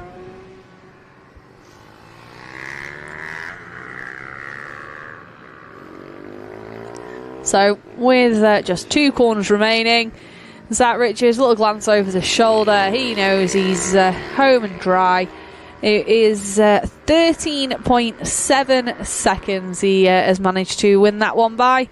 And very happy with that. Now, looking towards that final corner, let's see. Is McLean going to be able to pip Ruby Booth to second? And he he hasn't. Ruby Booth held on. It looks like we've had a wardrobe malfunction for Ruby there as well. Like we can see her chest protector on show there. So in second place for Ruby Booth. Third place, they hard fought for the number 17 of Matthew McLean. And there comes Casey Hillier to take the checkered flag across the line. And Joey Billum, he's had a flyer there. So Joey Billum, he finishes in fourth with Noah Bagshaw fifth, and Craig Louth cruises across the line in sixth place. So just a couple more riders to come across to take the checkered flag. There is Hayden Owen. He had a bit of a spill-off in our academy race a little bit earlier on as well. Unfortunately, DNFing in that. So good to see him back out on track. There are our provisional results for our combined mini bikes for race 2. A well-deserved win for Zach Richards on that one. And like we say, it was 13.5 seconds that he won that one by, there or thereabouts. So a fairly convincing win for him there. And his fastest lap time was almost 2 seconds quicker than anyone else out on track. So absolutely fantastic. And good to see that those few little spill-offs earlier this morning definitely have not deterred him. That's what we like to see, getting back up and at him. So coming up very, very soon, we will see our first lot of our big bike Supermotos, and that is our Group C riders. So they should all be in the holding area now. So we'll have to keep a close eye and get those riders out on track as soon as possible. And yeah, I'm looking forward to this one. There's Rick Owen. That's the 351 Cranked Up Racing rider. It was his teammate that took the victory, Sean Jones, and he moved himself up to the Bs. So Rick Owen on his own on this one. And I'm sure he'll be giving his lad a wave. He'll be giving Hayden a wave. There he goes past in the background. So yeah, the C's always put on some very entertaining racing, I have to say. There's my teammate. That's the 714 of Andrew Goodsell. He was out there this one. He did say on the lunch break he felt the pace out there today is going really well. He did just say that it's a little bit challenging for the overtakes here. So if someone's riding defensively and really covering the inside, it makes it really hard to try and make a pass around the outside. So we'll have to see if anyone's got nerves of steel out here today. And the man that finished third in race 1 will be starting on pole. And that is the 158 of Max Rhodes. So one of our riders that's going on from here, there he is, right on cue, the 158. I think he's on his dad's 450. He's currently racing in the British Talent Cup, so both him and his sister Lily, who's also out here, she's there just in the background joining the track, number 56, I believe. She's out there on a KTM 250. Both those riders are currently competing in the British Talent Cup at BSB, so fantastic to see that those riders are taking the skills that they've learned here at the British Supermoto Championship and converting them into racing at such a high national level. So we are out now for our warm-up lap, give the riders an opportunity to take to the circuit. One thing I will just do while we've got a little bit of a moment is a big shout out to our sponsors of this championship. So I have to say, this live stream especially, it wouldn't be possible without our sponsors. It just wouldn't. Now we've got as you can see on there, Walker Group. They've helped over the last few years. That's Chris Walker. Not only helped with sort of supporting financially, but also things like track prep. We've got Automotive Solutions, so Paul Reynolds. Automotive Solutions are a sort of mechanical garage based on BMWs and Mini Specialists in York. We've also got Mark Bates and Sons, Ready Mix Concrete. Mark Bates, one of our Superlight drivers, so not here with us this weekend, but a massive supporter of the championship, so we really thank him for that. We also have SHR Excavations, so a relatively new sponsor to the championship, as well as I. Rogerson Plumbing and Heating and DVS Scaffolding. Now, it looks like we're getting ready to go racing again, and just wait for that green flag in the background. There it is. So all riders pointed to the start lights, and it looks like a good start there for Ramshaw, a much better start than we saw on in race 2. So the 44, he manages to take the whole shot and dive up the inside there on the Brothers Racing Husqvarna. So cracking start for him. Max Rhodes, though, not going to let him have it easy. He's already back up to second place. And then we've got another Brothers Racing rider. That is the 127 of Stephen Winter. And then Dean Clark there on the number 6. He had an off yesterday, I believe, in our B group. So good to see him back up and riding today. And a change for the lead already. It's Max Rhodes. He's found a way through there on Ramshaw. And he's getting his head down on that 450 and trying to put in those laps. There's that road racing style that he's adapted from Racing Supermoto and has taken over to the British Talent Cup. But something you won't see at BSB is this, an off-road section. And Max making light work of it over the inside hump and styling it up over the step-up. So fantastic to see that cracking ride from Max. And he's already pulling a bit of an advantage now on Ramshaw.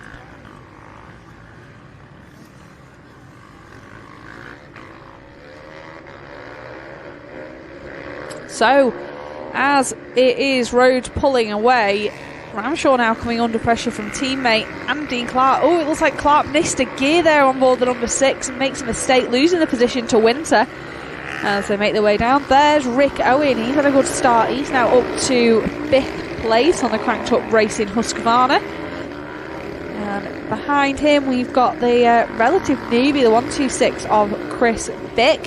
He's out there on a CRF 450 converted into a Supermoto bike. He's currently under the AWG awning as well. And there he is, just in the background coming round turn 1.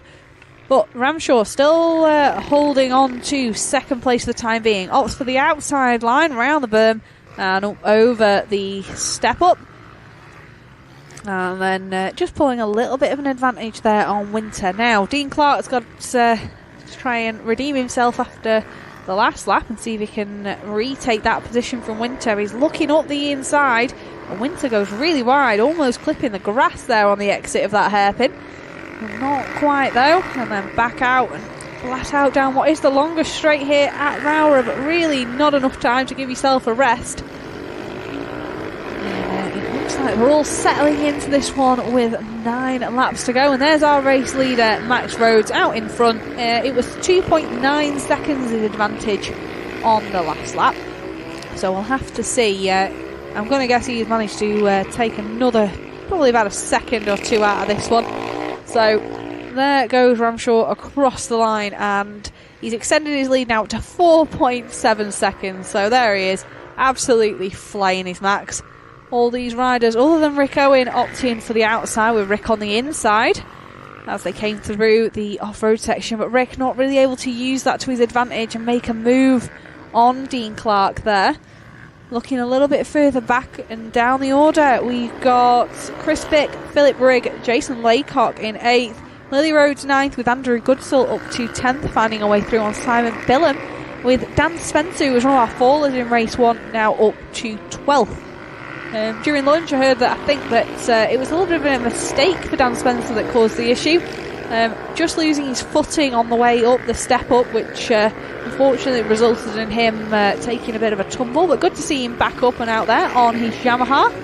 I say we don't have many Yamahas in the British Supermoto Championship, but in recent years we've seen a small rise, so a few Yamaha 65s, 85s, and now Dean Hillier racing one at the sharp end in our A group as well. So really doesn't matter what bike you've got at home in the shed. If you can get some Supermoto wheels in it and get it prepped, you can come racing, and that's what we want. We want as many people in this championship as possible out here having fun and enjoying racing Supermoto with us.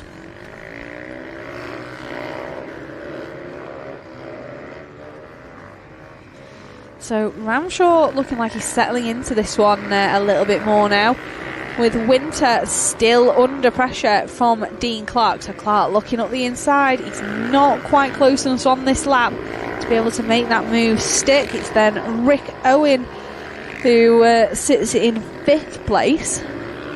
Oh, a little bit tight there for Winter. and just standing himself up as he went round the corner there, but super wide on the exit there, over the curbs as they make their way round the final corner. And Max Rhodes now extended his lead out to 6.9 seconds, and then it's a further almost 2 seconds back from Ramshaw to Winter now. So it looks like our top two have settled in here, and they will be the riders that will move up to our B group for race 3 for the final race of the day a little bit later on. So they really are the positions that you want to be in, but as with every motorsport, nothing is promised until that checkered flag is waved a little bit later. Looks like Chris Bick is still chasing down Rick Owen. He's just a few bike lengths away to really be in the mix on this one. Dean Clark stuffs it up the inside of Winter there, and he's made that pass stick. So Winter there ran a little bit wide, and that just allowed Dean Clark to sneak through on board that KTM. Is Rick Owen going to be able to try and do the same now on the Brothers Racing rider of Stephen Winter? And here they are across the line and back into our tarmac of road section. Now Dean Clark already looking like he's pulling a bit of an advantage there on Winter, and definitely pulled a few bike lengths. There goes Rick Owen and Bick up the inside on the off-road, and Bick's closed in as well. This off-road certainly suiting him as he's come from more of a motocross background. There's the 126, hard down on the box, and looking quite tight there on the inside. So it's looking like Winter is really coming under pressure now from Owen and Bick. So Owen has just seen that Dean Clark's managed to stuff up the inside of Winter here. Is he going to try and do the same? It looked like Winter was definitely closest to the inside on that lap, so no opportunity for it there. Here's the 351 still chasing it. He looks to the inside, but not quite close enough there on that lap either. Well, I think it'd be fair to say if we're going to see Rick Owen try and make a move, he's going to have to get that cranked up Racing Husqvarna just a bit closer. There's our race leader. That is Max Rhodes on the back wheel there of his dad's 450 Husqvarna. Previously the RWJ racing machine. And Dad Paul Rhodes, again, a very, very experienced supermoto racer in his own right. He's unfortunately, I think, hanging up the leathers a little bit at the moment and letting the two siblings have their fun, which I think happens a fair bit in this paddock. You see kids come in and decide they want to go, and then it ends up being dads hanging the leathers up and going, oh, I'll just bring the kids now. But yeah, Paul Rhodes certainly experienced supermoto rider in his own right, and a regular competitive in the A group. And there's Max taking the inside line, railing it round the outside burn and up the step up, almost inch perfect.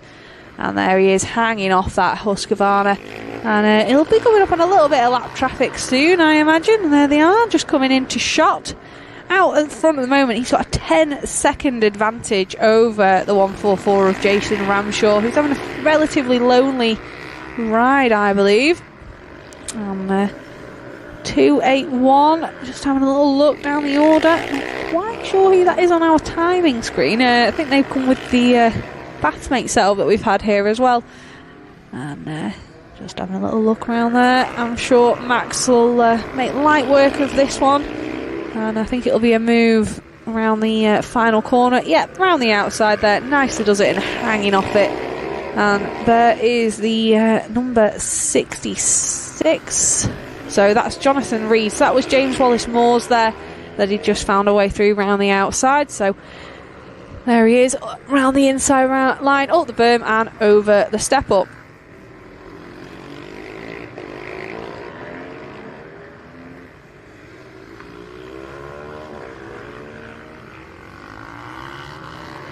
So Max looking incredibly racy, head down there and hard on the brakes. That knee down style as he comes around the hairpin and heads down towards the far end of the circuit. There he is, taking a nice sweeping line, not super defensive. He knows he's got no challenges coming from the rear. It's 9.9 seconds back to Ramshaw, but really absolutely nothing to worry about for him, and he'll hopefully have the last lap flag out next time round as he comes around the final corner. Hanging off that bike, his style is something else. And there it is, last lap flag, so he knows now he's just got to bring it home. So into the off-road section for the final time, taking the inside line up the berm and rails it to send it over the step up. A little bit nose heavy there as he landed, but no dramas for Max. Through the chicane, over the curb and flat out down the straights, then hard on the brakes and down the box on that Husqvarna. And we're coming up on more lap traffic. He knows he doesn't have to push the issue here and just bring it home. So we'll see. He doesn't want to get involved in this battle that's currently happening on tracks. This is Andre Claire, Aaron Hillary, and I think Darrell Brett in this little battle as well. Yeah, there's the three riders. So we don't want to interrupt their race. But Max just wants to get back and get the checkered flag as soon as possible. So we'll see if he just lets these guys have it, which I think he will. Yeah, he's eased up now as they come round the final corner. And here it is. It's a checkered flag and a race 2 victory for Max Rhodes, who jams on the back brake there into the off-road. These riders do have to make the off-road. They can't go straight on. There's Ramshaw, who takes second place, and it's Dean Clark in third. And it looks like Stephen Winter, there he is, he dropped off a little bit there, but Rick Owen wasn't able to find a way through, and neither was Chris Bick, who finished in 6th place. It looks like we had a 7th place there for Jensen Knowles, and then at 8th is Jason Laycock, and 9th awarded to the 56 of Lily Rhodes. Here's Philip Brigg crossing the line now to take the final position in our top 10. Then Dan Spencer back up and out there after a spill off earlier on. And looking down the order, we then should hope to see Simon Billam, Darrell Brett, Aaron Hillary and Andre Claire. So there are our provisional results on screen. As previously mentioned, our top 2, Max Rhodes and Jason Ramshaw, the next time you'll see them will be starting from the back of our Supermoto Group B Race 3. So those guys will move up. Looks like we had a retirement there from Andrew Goodsill. He's not come across the line or taken the checkered flag, which is unusual. The 714, so we'll have to find out what's happened there. But it was a fantastic race for Max Rhodes, who didn't get the whole shot, but managed to definitely put in some cracking laps at the start of that one and really put himself head and shoulders above. Some mandatory cool-down wheelies there. I think that's Andre Claire as they come down the straights. And yeah, we'll get ready for our Supermoto Group B riders to make their way to the holding area.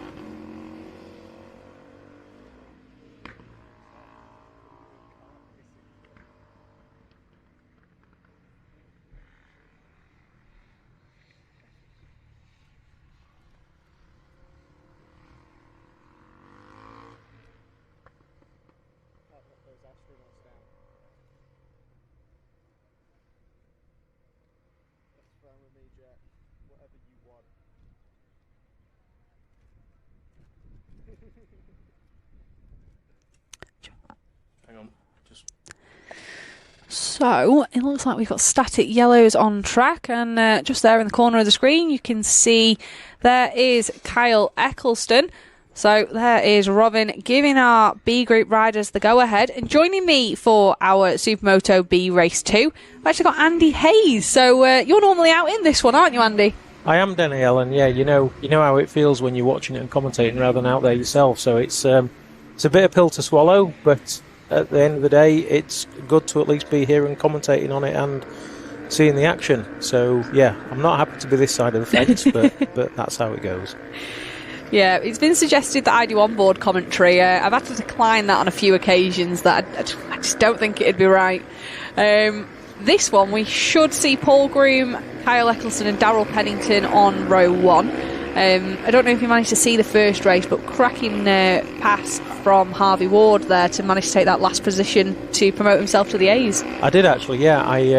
This is one of the few races I've watched today, and it was a brilliant race with just 5 at the front away on their own, wasn't it? Yeah. And it was really good to watch, really enjoyed it. So hopefully, looking how close they were last time, I'm imagining Groomy, Kyle and Darrell will be at it again in this one. And maybe Pecker 4th on the grid can join them.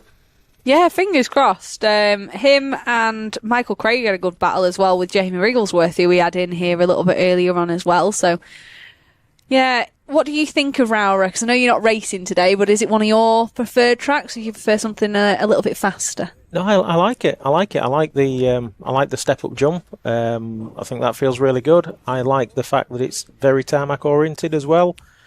And I never really have a circuit that I don't like. I like them all. But I guess if I had to pick obviously if I'm biased, I'm going to pick Oliver's Mount. Of course. But after that, I think Three Sisters is an amazing circuit as well. So we're all in the started orders, and it was a good launch there from Kyle Eccleston, but just getting caught there on the back of Paul Groom. But I was saying we've got Kyle Eccleston out there in Richard Blakeman's old leathers, so it looks like he's out there in dress-up, which was catching me a little bit. A little bit of bar bashing there in the mid-pack, but it's Paul Groom that's taken the whole shot. Darrell Pennington slotting that Automotive Solutions Husqvarna up to second, the number 666. So then Eccleston, and as you said, the number 10, Paul Reynolds, is he able to get in on the mix with these front runners? So back down this elevation change. We're saying what a fast corner this is that you come into, but it feels... It's amazing. We don't have many tracks with such elevation changes. Even though it's a relatively compact circuit, that elevation change, you can't really see where you're going until you're right on that corner. Yeah, well, I think we're going to see these three run away with it at the front. I think these three are just going to be at it. I think you're going to be able to put a small envelope around these three, as they're going to be like this for the whole race. The only problem is, as you know as well, Danielle, it's not the easiest circuit to pass at. If you're evenly matched and you're good on the brakes, it's a really difficult circuit to pass. So I think we're going to see them three closely together. Yeah. But I was saying that if you want value for money for style, Darrell Pennington's your man. He's been sending it all weekend over the step up, and he backs that Husqvarna in absolutely everywhere. So there he is in second place, chasing down Paul Groom. And it's fair to say all these guys get on really, really well outside of actually racing in the paddock. So there's no bad blood between these guys, and it'll be really fair, challenging racing. Eccleston looking for a little bit of a move around the outside there of Pennington, but just not quite close enough to make anything stick as they make their way into the off-road. And watch Pennington as he comes over this step up. We'll see if he's able to send it as much as we've seen so far. No, not with Groom in front of him. I've seen him launch it almost to the gates so far this weekend. Yeah, no, you can. I think that's a place you can really tell the people who've come from motocross. Some of the motocrossers are getting some great air off that jump, whereas people like myself that have come from road racing, first time you see that jump, it just looks like a solid wall in front of you, and it took me ages to even clear it. So there's a definite difference there, and I was a little bit worried that Kyle was going to drop off, but I don't think he is. I think they're all going to stay together. Yeah, so Paul Groom, he was kept under pressure all the way through the first race, and unfortunately just lost out to Harvey Ward. I think it was last corner, last lap that Ward managed to just sort of stick it on him and really give him no opportunity to retaliate there with a pass back. So he knows what it's like to be kept under pressure around here at Rowrah. But Darrell Pennington, where he normally makes up his time is through the off-road, but being stuck in a bit of a sandwich, he can't really send that as much as he'd like. And we saw some fairly spectacular crashes on that step up as well yesterday. One of the riders, Danny Walk, he managed to fly off the back of it. So, like you were saying, a rider that's come from more of a road race background, getting your head around actually jumping a bike with slicks on is a bit challenging. Yeah, it can be, yeah. So I'm a bit surprised looking down the field that James Wood currently in 6th place. I thought he'd have the pace to be up with these three as well. So I don't know, maybe Woody's not liking this track this weekend. I'm not sure if you know any story behind that. Yeah, James Wood, number 82. He, we normally see him a little bit closer to the sharp end, but if you look who he's riding with, he's with Dan Billen, who's recently back after injury. We've also got Jamie Wrigglesworth there on the number 98 on his new KTM. And then Austin Johnson in 8th place, a rider that's relatively new to the championship but had a fantastic ride at Teesside. So all these riders that sort of he's not with anyone that you'd think particularly he would be seconds faster than. He's sort of in a pack that you go, oh yeah, he's having a good ride. So yep. I think the fact that it's a 6th on the grid isn't really reflective of how fast the pace is here today. Yeah, I just know Woody's one of them that's capable of getting out of B's into A's. So for him to be down in 6 in race 2, just a little bit surprised. Jamie Wrigglesworth in 5th place. You really don't know which Jamie's going to turn up, do you? Sometimes it can be up at the sharp end of B, other times he's at the back end. And it seems like we've got good Jamie today. Yeah. Jamie's been flying this weekend. Another rider, like these top 3, you've got Paul Groom, Darrell Pennington and Kyle Eccleston, all 3 riders that you wouldn't be surprised if you saw them in the A's at all. Nope. If anything, we sort of expect it of them now, but it just shows that the pace we've got here in the B group is really just that quick. It's not that we've got a huge step up to the A's either. I think the pace is relatively there. They're very evenly matched here at Rowrah. I think sometimes when we go to circuits with, say, like you say, more off-road, we do see a little bit more of a gap that spreads them out. Speaking of gaps, it looks like Darrell Pennington's managing to extend a bit of one there on Kyle Eccleston, who's maybe lost a bike length or 2 as they made their way at the far end of the circuit. So maybe a little bit of a mistake there from the 255 of Eccleston. And I will just say that I've given Woody commentator's curse. He's having said that he should be up at the sharp end, he's now dropped down to 13th. So Woody has obviously had an off. I think he can blame you for that one. I think genuinely that might be your fault. Oh, we've got a different line. Yeah, Pennington's decided he's going to send it. I told you. Yeah, he's been using that line so much this weekend, and I can't wait to see our photographer's photos of it because he was absolutely launching it. I think that goes to show that he's getting a little bit tired and frustrated behind Groomy here. I think he thinks he's got the pace to be able to leave him. And that's a brave move because we know that the outside line is generally a little bit slower for the faster riders. Yeah. But I think it just reflects the fact that Darrell's not finding a way past Groomy, so he's just going to try something different, which sometimes you've got to do. Yeah, absolutely, you've got to. And it's not like he really lost anything there doing that. Kyle Eccleston wasn't able to capitalise on it and maybe sneak up the inside. He's looking here, but just standing himself up more than anything and slowing himself down as they came around the final corner. So let's see if Darrell's going to try it again, but an even bigger send this time. No, he's had enough of that. No, didn't work, and thought, no, I'll just have to stick here and try it somewhere else. So through this chicane, up over the curb. So, Andy, you're our clerk of the course, is that right? Yes. Now, question. Yep. This exit of this corner here, and also the exit of the corner before the final turn, we've seen a lot of riders using all of the curbs. If this was something like F1, we'd be getting, track limits. It's not really the case here, is it? No. So we don't impose track limits for going beyond the white line as such. But obviously, if somebody was cutting the course significantly, we'd do something about that. But also, if you look at the chicane after the jump, most fast riders do cut that chicane as well, and we don't impose anything for that. So it is Supermoto. Rules are relatively relaxed. As long as somebody isn't obviously cheating, we're okay. Obviously, the section we're in now, it's very key that people stick on the inside or the outside all the way. Yeah. So we would definitely impose penalties if we caught people breaching that. But this chicane they're going through now, jumping over the curb, we don't have a problem with that. Yeah, we saw, especially in like our mini bikes or any of our road racing style riders, going really wide on the exits of these corners over the curbs. So it's just worth getting sort of your insight on it. I said I can't really say. I just talk about what I see. I can't say about the rules. I just sort of say what I see. But I did mention that all the riders were told in riders briefing that there is no cutting and changing between the lines through the off-road section. Safety's paramount, and that sort of needs to be prioritised. Yeah. So as we look down the order, obviously we're focusing very much on the top 3 battling for the lead, which is good to see. But just a shout out to the other riders in the race as well. We've got Paul Reynolds solidly in 4th place, but been chased hard by Dan Billum. In 6th place, just 1.7 seconds behind that battle, we've got Jamie Wrigglesworth, who has been chased pretty hard by Michael Craig.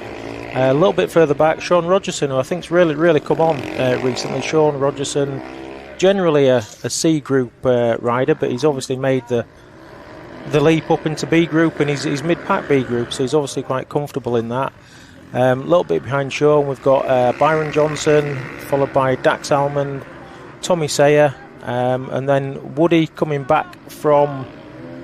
I was going to say coming back from his off, but he's just lost the place as I'm saying that, so I don't know if he's had another You off. need to stop talking about James Wood. Yes. As you were mentioning Jamie Wrigglesworth and being chased down by Michael Craig, the 167 of Craig, he has nipped through on Jamie Wrigglesworth, so that promotes him up to 6th place. And it's worth a big shout out to the 37 of Byron Johnson. So he won our academy race, but I was saying about how fast the pace is in the academy, that he's actually currently sitting inside the top 10 of the B group. Yeah. And we should also mention I assume it's his brother Austin Johnson. I think so. Definitely relation. I think they're brothers. Yep. So I know they came 1st and 2nd in their class yesterday, so they're obviously having a lot of brotherly battles going on there. And then we've got Jordan Grant, and then up from the last C race, Sean Jones. Yeah, Sean Jones and Jordan Grant. It'd have been nice to see if they could maybe progress a little bit more through this B group race. They did start from the back, which always puts you on the bit of the back foot for the start, especially on a track that's so hard to make overtakes, as being proven here by Darrell Pennington and Kyle Eccleston, who have been stuck frustratingly chasing down the back mudguard of Paul Groom. And there is the last lap flag, so it's a now or never type of moment for Pennington. Is he going to try a different line through the off-road? No, he opts for the inside. Over the step up we go, and it will be our top 2 that move to the A's for the final race of the day for the A group. So that would leave Kyle Eccleston stuck in the B's if he's not able to find a way through on this last lap. I think Grooming deserves a mention here as well. It's not easy to ride when you're under this level of constant pressure from Darrell and Kyle behind you. So I think that takes a lot of mental toughness to hit every apex, get every line right. A mistake there from Pennington. Is that going to cost him? He just manages to keep Eccleston behind him. So it's getting towards the end of this race. Brakes will be hot. It's a tough one. He sends Kyle wide. Kyle there all over the back wheel of Pennington. 2 mistakes, and a mistake there from Eccleston. But it finishes as it started, with Paul Groom taking the victory from Daniel Pennington in 2nd with a fastest lap of a 58.4, and Kyle Eccleston in 3rd. And we're currently now waiting for our next riders. It was a big moment there from Dan Billum, who was chasing down Paul Reynolds, who was dead chuffed with that one. There's Michael Craig and Jamie Wrigglesworth, with Sean Rogerson coming across the line to take 8th place, and 9th goes to Byron Johnson.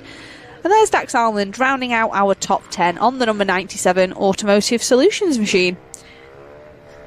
That's brother of Byron, we believe, Austin Johnson. It's then Tommy Sayer, James Wood, Jordan Grant comes across the line, and we're just waiting on Sean Jones, who we just saw there. Kids there doing wheelies.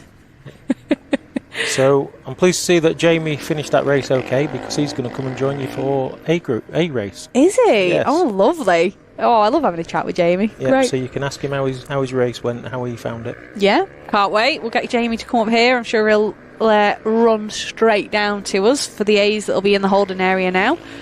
I was saying that one of the cool down lap, it's almost mandatory to try and get it on the back wheel for a Supermoto rider. Is that right? Absolutely, yeah. And it's we've just seen a good wheeler coming down the back straight there.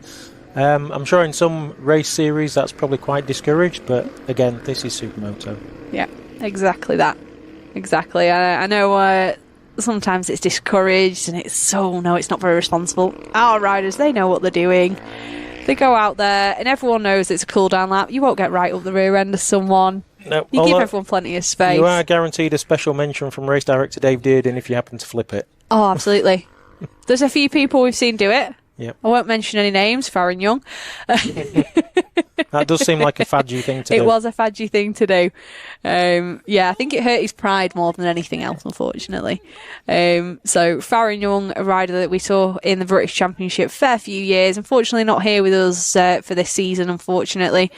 He comes from fairly down south. I don't think you can get much more southerly than sort of Southampton way. So it would have been a fair old trek for him coming up here. But definitely a character of the paddock. They did have the team Goon Squad Racing, and it brought a lot of people into racing Supermoto.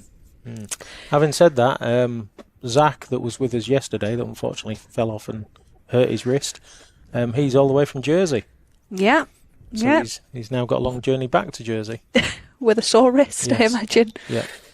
So there are our A group riders making their way out onto the track, being led by the number 1 of Chris Hodgson. I'd mentioned earlier, he came out with his retirement of 2 rounds. So these riders will now all head around the circuit for their warm-up lap and then take up their grid positions. But it will be Chris Hodgson on pole. We'll then see Richard Blakeman in second, and Blake Wilson rounds out row 1. Row 2, we've got the 94 of Lee Williams, and then the 108 of Dean Hillier, and the number 7 of Jamie Duncan rounds out row 2. Row 3 is the 100 of Alex Mullaney. He made his way back up to 7th after his off chasing down Hodgson. It's then Oliver Holmes and Chris Walker. Row 4, we have Harley Sharp, Peter Bennett and Richard Sharp after what we believe was a mechanical for him. And then the final row, we'll see the 21 of Ryan Kringle, Craig Forshaw and Harvey Ward, who promoted themselves up from our B Group Race 1.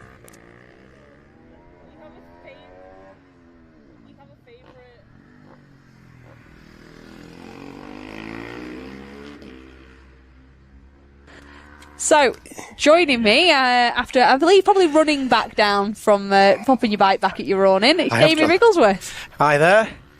That were a rough old race, Daniel. I lost feeling in my hands about lap 6 or something like that. I know I'm desperate to keep my place. But the couple of riders, Dan Billum and Michael Craig, come past me, so I relaxed a bit there, love. Good. And track conditions, all good? I know it's still dry out there. Superb. It's just dry all the way around the track. You get proper pumped up when you're trying to keep your position from the start into the first 2 corners, which are 2 180 corners. Yeah. But I'm looking forward to this race. Obviously, I love watching the A's. Oh, it's fab. So we're under starters' orders, pointed at the lights, and away they go. Almost a textbook start there from Hodgson, and Blake Wilson getting a run on Richard Blakeman. So he goes inside and then outside. Is he going to try and make a move on our reigning British champion? All riders through the first corner nice and safely, and we're now heading towards the far end of the track. So it's Hodgson, Wilson, Blakeman and Williams, with Mullaney and Hillier there in 5th. Dean Hillier's having a blinder.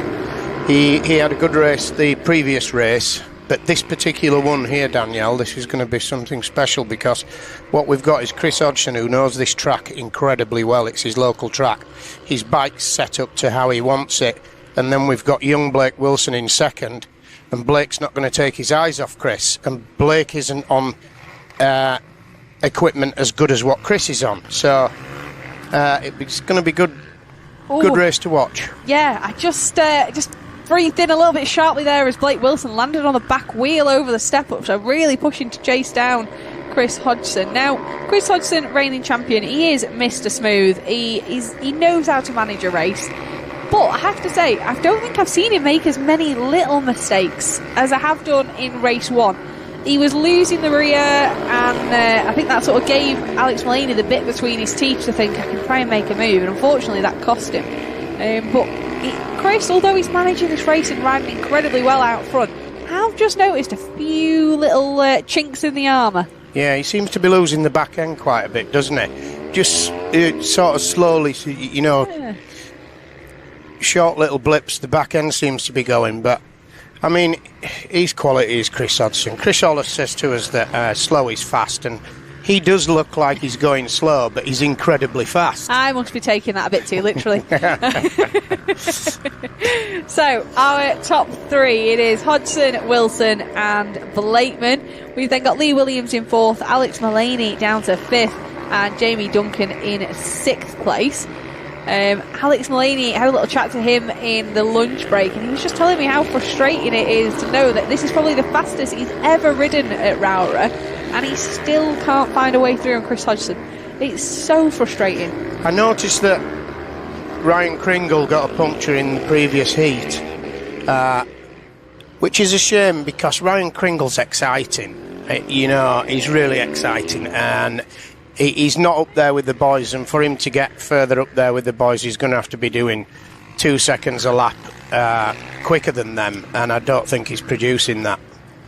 See, I didn't realise he'd had a puncture. We saw him sort of nurse that TM back round just to sort of try and redeem some points, but wasn't aware it was a puncture that had caused that. What's so Hodgie doing there? See, what's he doing there? Little mistakes. Lee Williams, another exciting rider. Yeah, and he took a win at Teesside. He's going to mix it if he can.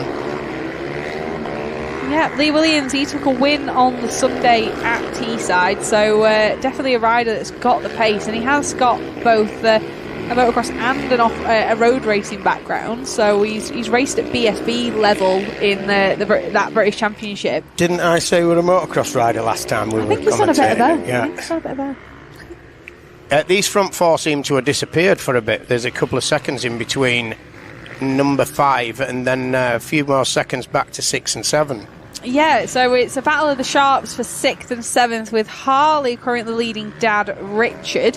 And then it's a little bit of a gap back to Alex Mullaney, who's dropped off. So a mistake from Mullaney, and he's now back to 8th.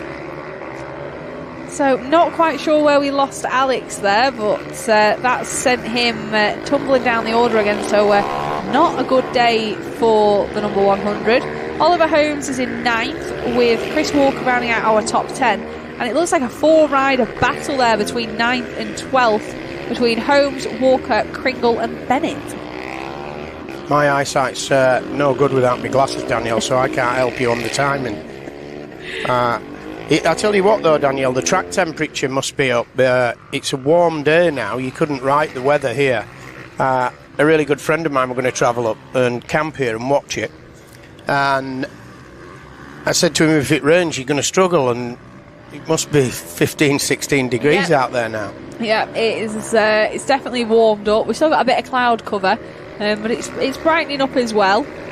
Hodgson now pulling in an advantage of about a second on Blake Wilson. So he has popped in the fastest lap of a 54.6 in comparison to Wilson's 54.9. So just managing to give himself a little bit of breathing room. Not sure if that was a mistake from Wilson or just Hodgson getting his head down. But Richard Blakeman doing really good to chase down this youngster. He's definitely got the bit between his teeth. And I know we joke about Richard being in fat and fast, and he's really enjoying himself at the moment. Yeah, I believe he's been to the gym. He's lost a few pounds, and you can tell it in his face. He's looking well, and he's got the bit between his teeth. Yeah, and I know we joke that he could probably lose a few pounds, like you say, and he's fat and fast. But do you know what? He's out there battling at the front end of this. It's hot out there. It's an incredibly physical track. You can attest to that. Like you're saying, your arms are getting pumped up. We're almost at half race distance. It'll be interesting to see if he drops off. If he does start getting tired, or if he's able to keep at this level of intensity.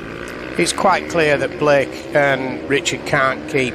Well, Blake can't keep with Chris Hodgson. We can see that. But now Richard's got to take his time to see if he can get past Blake. What I think has happened is Blake Wilson's having an issue. Yeah. That bike, I think, is overheating. There is puffs of steam coming out around the front end of that cove, and I think we're going to see that bike overheat. Richard's not going to let him go here, is he? No. Richard's experience should be able to take him somewhere on this track. There's definitely something wrong with that cove, and I think we just need to keep a bit of a close eye on that one. So as he was going through the step up, it's obviously the slowest section of this circuit. There was definitely puffs of steam. He's doing well to keep it up there still. Absolutely. And especially a bike that's still in development as well. It's new to the championship. He's looking on the outside. You just know Richard's going to have a go. The lap times have unfortunately gone up. So Blake Wilson now doing a 57. So for Richard, this is frustrating. This is frustrating for Richard Blakeman because he knows he's faster. He knows he was doing those 54s and he's now going 3 seconds a lap slower and just cannot find a way through on Wilson. But that's then going to allow that group behind him with Lee Williams, Jamie Duncan to then sort of catch on, and there they are. They weren't even in the shot on the last lap. Yeah. What's Chris Hodgson's time, Danielle, at the moment? Is he still carrying on with 54s? He is. So he's best laps are 54.6 and consistently he's doing 54.8. Wow. So he's extended an advantage now of 5.9 seconds. Wow. And I think that can be put down to the fact that Blake Wilson's... Here we go with Richard. If he can get closer, he's definitely going to have a go. I think if Rich is going to try and have a go, it'd have to be up the inside. But it's so He's definitely holding him up by the looks, isn't There it is. There's that puff of smoke again. Is that a puff of smoke? There's definitely something. He's not happy with that cove. He's managing to keep it going, but it was again another 56.4 on that last lap. So I don't think this is the fact that he's tired. I don't think this is I think his fuel caps come off. His fuel caps come off. Never.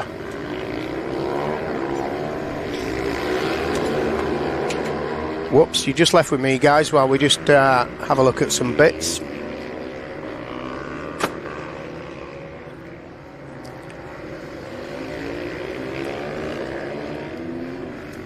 So, race control are aware of the issue with Blake Wilson's, and it is unfortunately leaking petrol.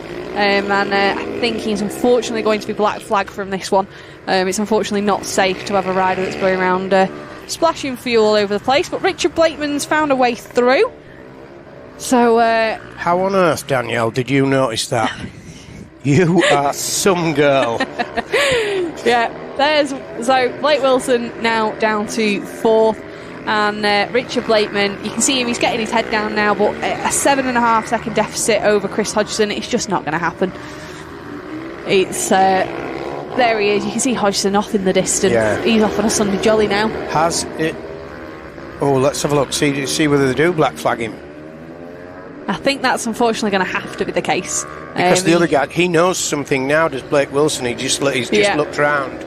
He's going to have to let the other guys past. Yeah, absolutely he is. It's disappointing for Blake. He's had a fantastic weekend so far. But obviously, as we keep mentioning, safety is paramount. So it's a safety black flag for Wilson. Richard Blakeman now in a very lonely second, but I'm sure he won't be upset about that. There's plenty of riders in this mix for third. Yeah, let's have a look at this battle. Right, so got to be Lee Williams, yeah. Yeah, so there they are. So going down that far back straight. There's Richard Blakeman at the far end of the circuit. And see if we can just now catch up onto this next battle. So here they are. Lee Williams, Jamie Duncan. We've then got Harley Sharp, Richard Sharp, and Alex Mullaney, who's back up after and off. So we've got 3 laps to go. 3 laps to go. They all look like they're running the same times. They're all close enough. Oh, that was a move from Alex Mullaney, and that was on Richard Sharp. So Mullaney not messing about here. Whoa, Richard's like his stepdad. He's going to push now and do Ali, which is his best mate. Yeah, he is. So Alex Mullaney, I'm sure he'll have had the red mist descend. He'll have made a mistake. He won't be happy with himself, and that's what's going to be descending on Harley Sharp here. So there it is. He's definitely going to have a go at Ali. You would do your best mate, wouldn't you? Lee Williams, he's having a great ride, but Jamie Duncan not quite close enough there on the brakes. Is the Scotsman on the Fat and Fast KTM, so he currently sits in 4th place as they head down towards the this end of the circuit. We've got Lee Williams on the High-Tex Coast in Susquehanna. So Duncan goes wide on the entrance, tries going up the inside, there's no room at the in for him. But last lap flag is out, so it's now or never. Surely, Jamie Duncan will have a go at Willow, and Alex will have a go at Harley. So Jamie there tried using the berm rather than the flat, and just not quite close enough. No. And Lee Williams will know he's just trying to make that Husqvarna as wide as possible, and really, really defensive. Is he going to be able to hold him off? It looks like it. Yeah, Duncan not quite close enough to put a pass down at the far end, and then we come down this elevation change. Is that Ryan Kringle on the back of them? Yep, Ryan Kringle's caught up to Richard Sharp. Nice one, Chris Hodgson, for the win. Lovely wheelie across the line from Chris. Second place, well deserved for Richard Blakeman, who it was close. It was close. I was going to say, I'm sure Richard Blakeman needs to go back and have a shower after being covered in E10 for the rest of that one. As that one finishes, it was Chris Hodgson who took the win with a 3.8 second lead. So Richard Blakeman took 5 seconds out of Chris Hodgson there, and he was chasing him down. Third, it's 94 Lee Williams, with Jamie Duncan having to settle for fourth. Harley Sharp holds on to fifth place from Alex Mullaney in sixth. And then seventh place, it's the 217 of Richard Sharp. Now, Blake Wilson came across the line there. Which He's just finished his race, Danielle there, and I think he meant to finish his race. He obviously knew something were on. Yeah, I'm not quite sure that's whether that was the right thing to do, I have to say. Obviously, splashing fuel all over the circuit, he knew there was a problem. May I just mention the speed that you came past me, Danielle, when you realised his fuel cap were off, elbowing me in the face and then hitting me with shoulder. Safety thing, you've got to spot these things. We get the advantage. So never seen anybody move as quick out of this race box. Control only get a little look out of a window. We get to see them the whole way around, so we're lucky. What a super A race again. Wasn't it just? Yeah. Coming up next, we've got our academy class. So I'm not sure if we're getting in a secret guest commentator for that one. We might have to wait and see. But that was fantastic racing, and I think that's it will have shaken up the rest of the podium. Chris Hodgson's looking firmly at the top of it and looking for a clean sweep this weekend. He's looking good, Daniel. You can't doubt it. He is really looking good. Yeah. But I mean, the A group's so exciting. It's the best of the best in the country, isn't it? Yeah, absolutely. You know, it is. and every one of them's exciting. You've got Willow, you've got Kringle, you've got Blakeman, you've got Duncan. All of them, they all want to win. Yep, and the thing is, all of them on their day absolutely can win it. We see every weekend. We go, oh, he's going well, or he's doing good this weekend. Every single one of those riders that are in, I'd say in the top, nearly the top 10, has got the opportunity to go out there and win. Yeah. And I think the fact that our racing is so close here in the British Supermoto Championship is what makes it so fantastic. I always wonder, you know, when it's so close, Daniel, when they're doing 50, let's say they're doing 56 seconds, they're doing 56.7 seconds, 56.8, you know, what do you have to do, right, to break those 56s, right, and get into the 55s, you know? It's like someone goes, oh, I need to be faster somewhere. No, you need to be slightly faster everything, and a tenth on the throttle out. Those tenths on every single corner mount up to being those seconds. And I think that's the difference between, say, the front of our A group and the back of our A group. It's literally the tenths in each corner. It's not especially at a track like this, it's not the fact that say that they're doing different lines, or there's a jump that only the fast lads can do, because there isn't anything like that. You're watching the C group riders clear the same step up that our A group riders are doing. Yeah. It's the exact same. Yeah. That's and not what's probably landing different. in the same position as them, but it's how fast they're getting on the power entrance and to some of the corners and the exit. If you take point 2 of a second on the entrance, Yep. and then 0.2 of a second on the exit is what the A group's doing, I would imagine. Then you've only to do 10 corners and you're 4 seconds in front. Yeah, absolutely. Well, it's been a pleasure again, Danielle. Yeah. I will leave you to yourself and move on. Thanks, love. No problem. Thanks for coming up, Jamie. So there are our academy riders out on track. So we should hopefully see Byron Johnson out in this one. Now, one of the riders that I will give a mention to, it is, there he is, the 272 of Jensen Knowles, so the Bullet. On my lunch break, I popped round and I went to go see the Steve Hillier Racing Company guys and had a little chat with him. And turned round. And unfortunately, the mechanical that we had, we were right, it was his chain that had snapped. But it unfortunately went through the crankcase. So a big mechanical there for Jensen. So those guys were working overtime to try and get him a bike underneath him so he can make his way back out on track. And they certainly have done that. So he's starting from 8th place out in this one. But it's a cracking start there for Edward Darnton on the number 41 TM Leeds. And there is Jackson Bennett. We've also got Archie Reynolds there up to 3rd place. And heading down the back straight, Knowles there just trying to tag on to these front 3 and see if he can make up for lost positions in race 1 earlier today.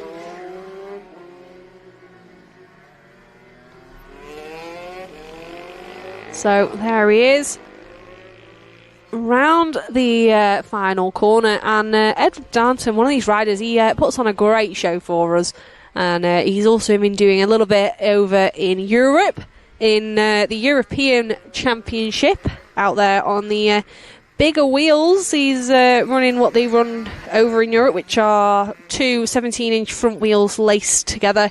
So you lace a rear hub into a front rim, and they run them in these 85s. So he was running that yesterday and definitely finding his feet in that championship. I think it was again another 3rd and 4th place for him over there.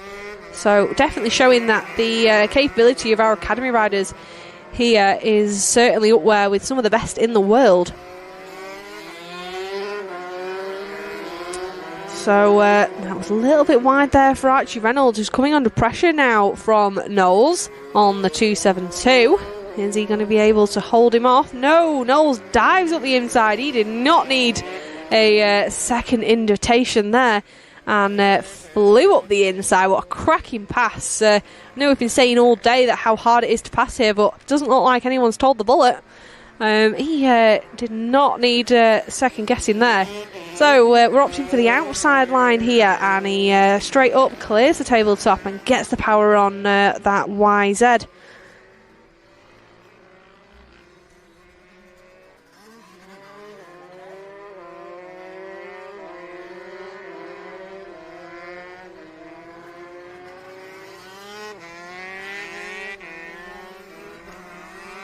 So we're just spreading out ever so slightly now in this one, with Edward Darnton popping in the fastest lap of the session so far with a 101.6. We've then got Jackson Bennett in second running a 102.6, and Knowles in 3rd place running a 102.4. So be nice to see if the Bullet gets the bit between his teeth, if he's able to chase down Bennett. Now, Jackson Bennett is one of these riders who's been in this championship a few years now, so he's certainly got the experience. But he has come on leaps and bounds in the last couple of years, especially developing his sort of road race style knee down.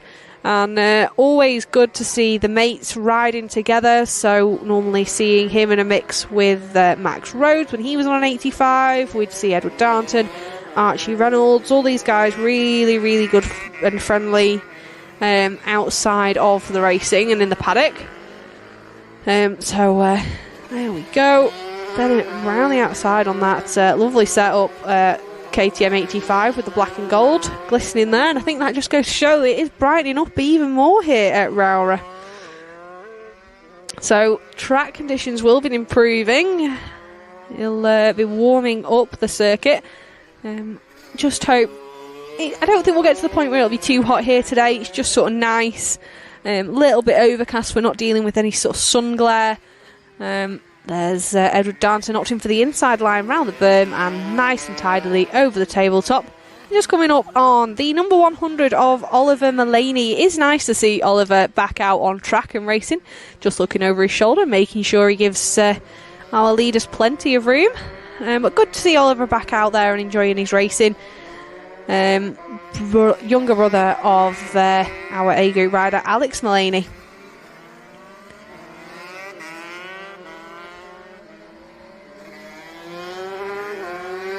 So, down the far end of the circuit, Edward Darnton just popping in these consistent 101 lap times, but Jackson Bennett also breaking into the 101s and eating into Darnton's lead now, which was almost 2 seconds and now down to 1.4. So it looks like Jackson Bennett's having a good run here, and if he can just be nice and consistent, just keep chipping away at these lap times, we might see him able to challenge Darnton. On board is TM85, supported by TM Leeds and TSV.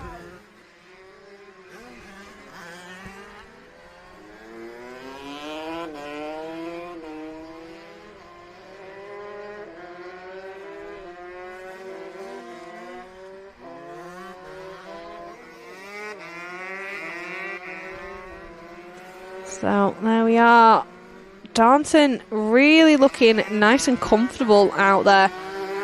And as I mentioned, he does run the bigger wheels when racing in Europe, and as he ran yesterday is a little bit more practice, not the Academy Championship. But running the smaller wheels, which are allowed in this class doesn't allow for the 17-inch rims out there, so we do keep it as a nice level playing field, but it does mean that Ed has the challenge of adapting to sort of both bikes or both sets of wheels, should I say, which can be quite a challenge, but he's taking it all in his stride and he's definitely developing his racecraft, and he's just now broken through down to the 1 minute. So it was a 1 minute .776 for Darnton and a 1 minute .902 for Bennett, so the distance between them remaining about the same, but the lap times are tumbling down. The Bullet in third, he's also broken through that 1 minute barrier down to a 1 minute .866, but he is about 2 seconds adrift now of Jackson Bennett, so in a relatively lonely third place, but it is good to see him out there after his mechanical in race 1.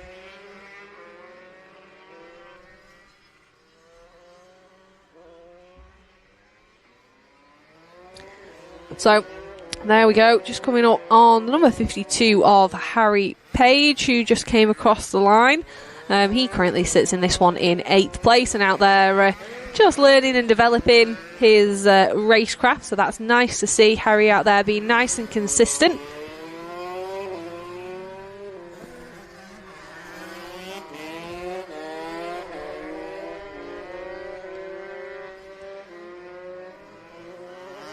And if you are watching over on YouTube and you've got the chat feature, make sure you give a shout out to your favourite riders out there. I'm sure they'd all absolutely love it.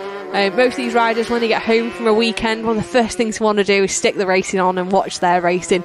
So it'd be nice to see that they are getting the encouragement from the fans that are sat watching at home today.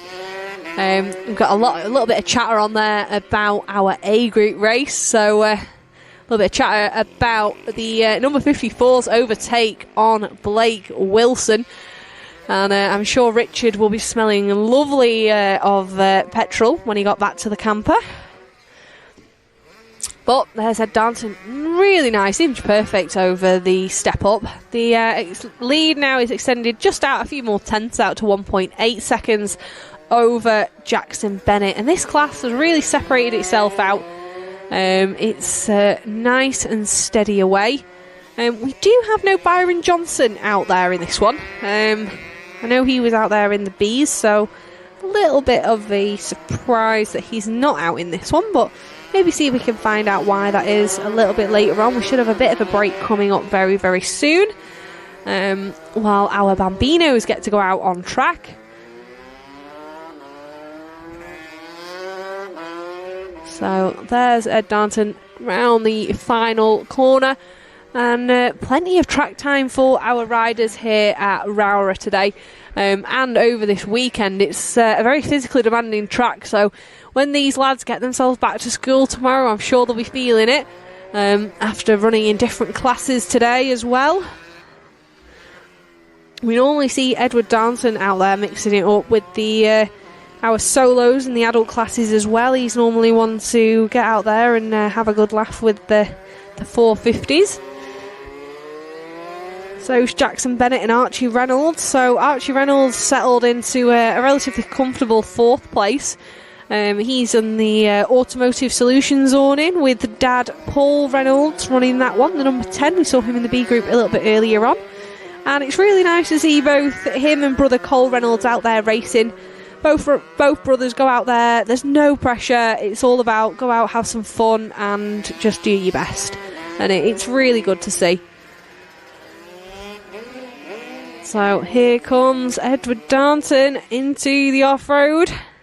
So it's only 2 laps to go, and that leads now out to 2.5 seconds. So they've settled into this race now with consistent 1:01 lap times between him and Jackson Bennett, as well as Jensen Knowles in 3rd place.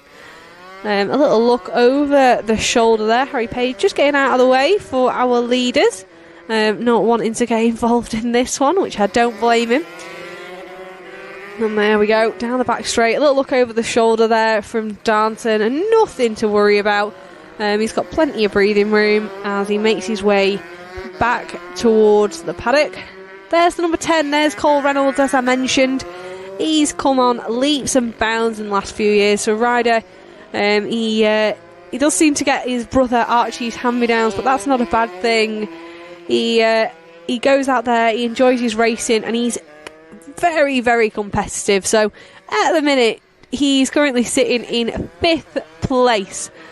So he's a few seconds behind his brother Archie Reynolds, but it is his brother in 4th. So 4th and a 5th for the Reynolds boys. He's good going here today at Rowrah. And we're now on the final lap for our leader, Edward Darnton.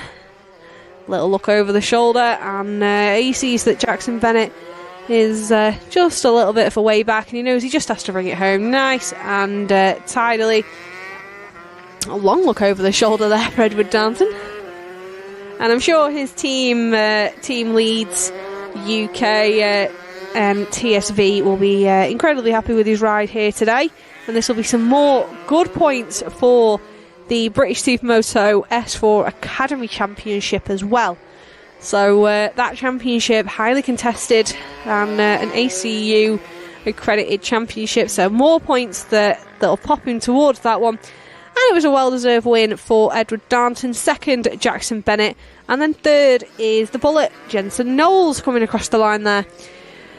So we'll just keep our eyes peeled for our final few riders.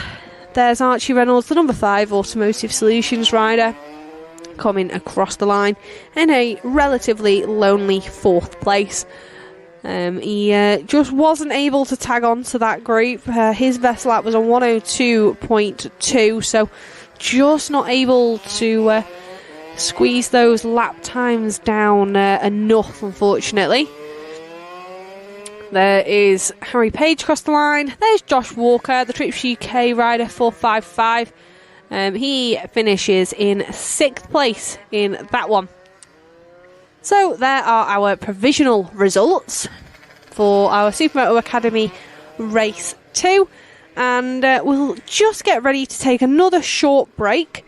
And we'll then be back with some more racing with our combined mini bikes out a little bit later on.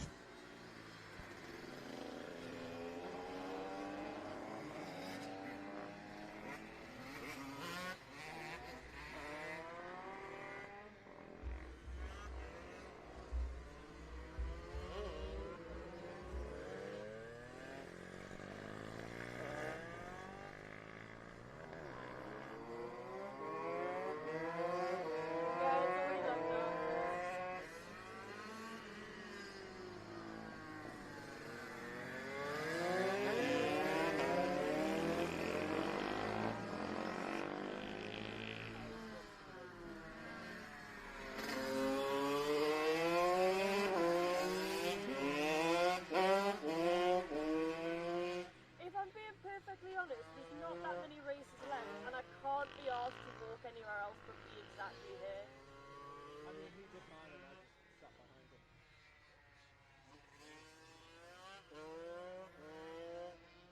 I mean, He did my story. And I think he's fair. I can imagine he is. Poor little lad. Talking about that, am I okay to try and focus this camera? Rob said it's having trouble. Camera one.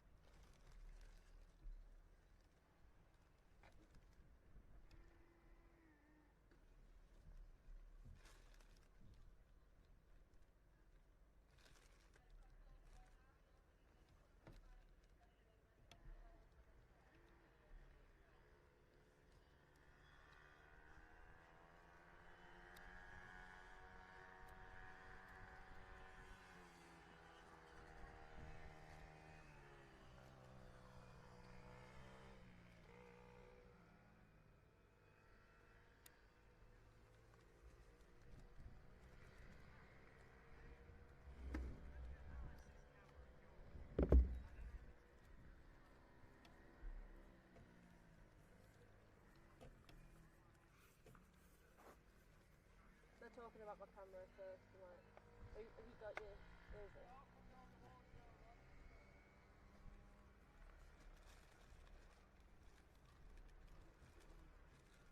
They're talking about my camera by being a bit encodery is the word you use.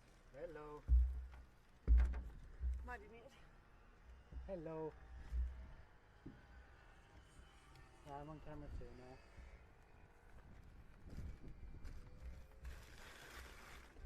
How's the exposure?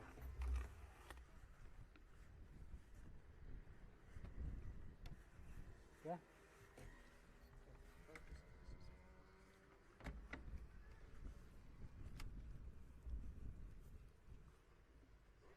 Focus through again. Back focus it.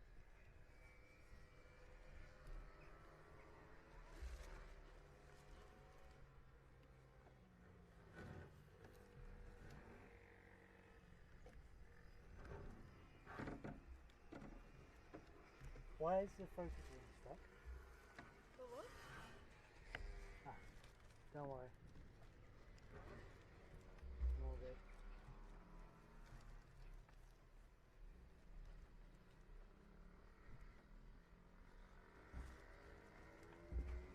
Me, Josh. Because I zoomed in. So we changed it, me and Rachel, and then Rob just told me that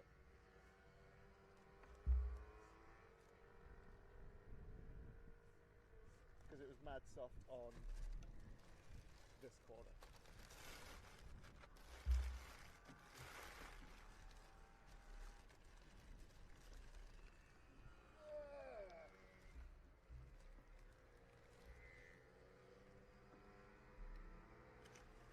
Yes,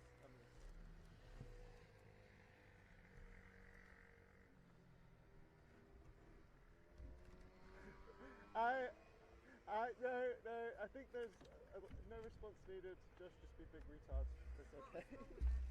Nothing. The focus ring.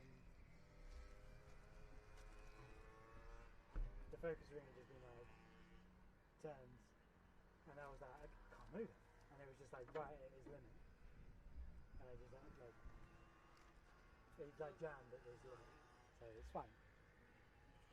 It's okay. Is it focused? Yeah.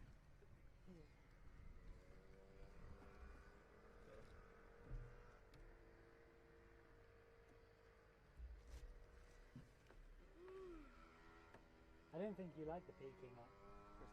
Huh?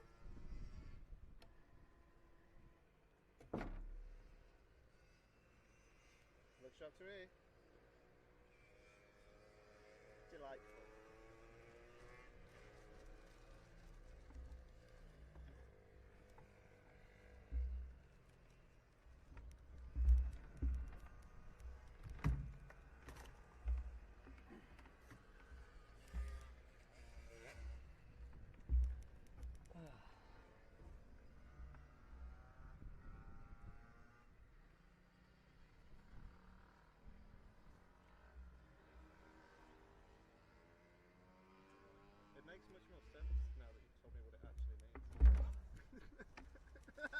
Yeah, I'm good. It's a bit dull when you're working on that. When you just, yeah, there's a payoff, isn't it? Like, a bit dull, destroys your back. Like, Yeah. that constant focus. Is the You're- money better? No, because I'm working with them full time as well. Far work. But not full time. Just consistent work. So the day rate work. Yeah. Is it salary or is it hourly? Same as you with But at a lesser day rate. rates. Just a small day rate. So today's your small day rate. Yeah, yeah. What Like, you all want? my days are the same day rate. How much Now, are you paid? once a month. So it's like, it's meant to balance out. Like work is at short time. And big days like it. That's Yeah, I'm yet to see if it does balance out. But, I mean, it definitely does. it's more or less money. Oh, for Yeah, sure. like- Because if you're doing more days but on a less rate, like compared to, I don't know, if you did like one day at a weekend, 200 quid, but Yeah. you did 3 days throughout the week, you're like, Exactly.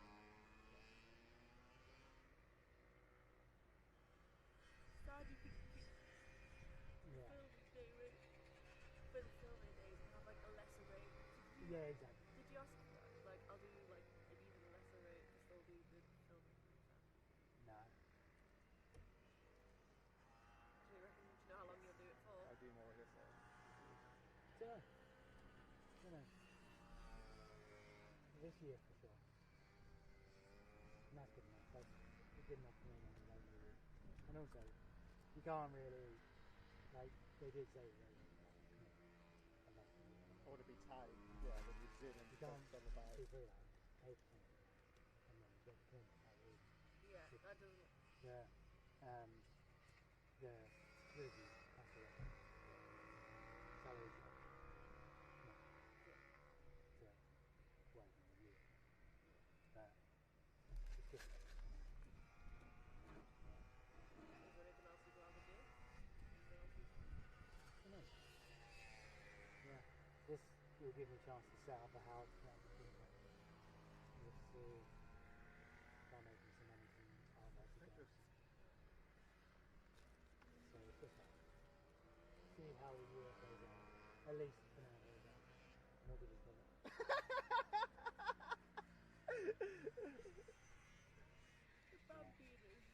Yeah, I know. Funny The how- funny thing is, I have back focused like 4 or 5 times and it's never been an issue. So it's like, it must have just been successive luck. Yeah. It's the thing with being on the camera. Feels funny to have the camera running now. Nobody else can do anything anyway. Yeah, I'm doing this and then you're back on for the next race. Sick. I'm watching. Yeah. I really struggled There's with big. nobody I think I let everyone down a bit. No, they were super happy with the whole thing. No, I spoke to Simon about it. Yeah. It was the setup. Because I'm used to the setup looking like Yeah. this. So as soon as the PPU was like on a mini and looked different, because I know where things go in the PPU. Yeah. Didn't we have this on the last Different, Bambinos and where I they don't don't track know it so it immediately just says no? I just was like, what do you need Yeah. for everything? And then like, we didn't have distros, we had different things, like Yeah. switches and stuff like that, and I was But like, that's not your fault. Like when I did the install with these guys, I'm like, I have never set up the wireless. It's okay. I deserve I haven't set up the wireless camera, I haven't set up the wireless connection. So I'm like, I've never, at that point I haven't plugged in any of the these yet. And I was like, I just have to have to hold To be it. fair, me and Harry I both think it was just just have like to in go a job where they potentially didn't have the capacity to teach me. It's And then backlighting like for Simon life. said, like I expected them to know, and I was like, We can't expect that. yeah. It made me feel quite shit. But No, you can't expect someone to know if you've changed the parameters and yeah. you haven't told them And he how was to like, use it's all the it. same thing. So I'm like, but it isn't. It looks different. Completely different configuration.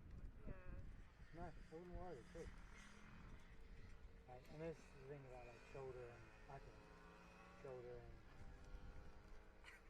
the like responsibility when like Because there all is he a said was like, oh, you guys are going to film duties and we're going to set I up. just And I was like, okay. I didn't know what that looked like. I didn't know what that meant. It was just fly cases and stuff like that. And I was just like, so I think you have to worry. yeah. And then like when we were on the drive back, he was like, yeah, I think, you know, for Norway and stuff, he's just like, So what he's you're really, saying really is difficult, that you not if I want to going. get the wheel cut, it's going to have to So be he solid. goes to have to put Rob. So I was like, fair enough. no. No, go. Do you not want to go to Norway? I mean, Norway would be great, but I don't want to spend 7 days away. I don't like being away. I mean, if we want to be fully exposed, I think I'm the only one standing. Because I've got a lot of stuff going on. No, wanting to do so much at home. And this work is like a means for that, but it's not. Like I don't want to go skiing. And I don't Jack want likes sitting down so much. His favourite sport also is driving. 9 days in Tobago. I want to do that.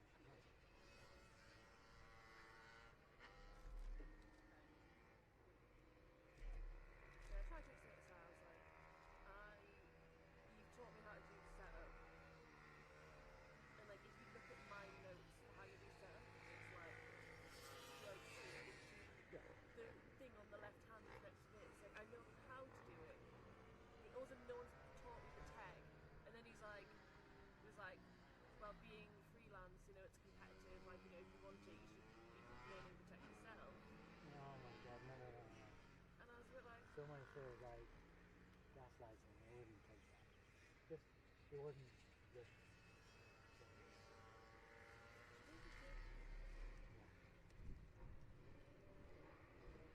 Okay, is this big boys yet? let's see what's going on. I don't think it's going on yet. But I will stand up. Huh? You will stand up. Oh, that's a cute hat. I like it. It's like grandma's cushions.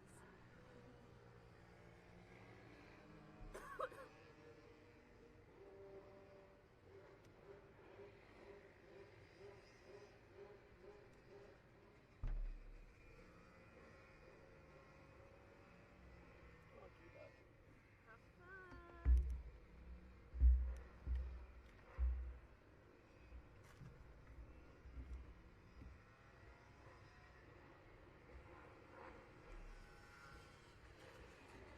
Bambinos are going in now. Oh, fucking hell! Just trying to be nice. I'm just getting all the strays. All of them.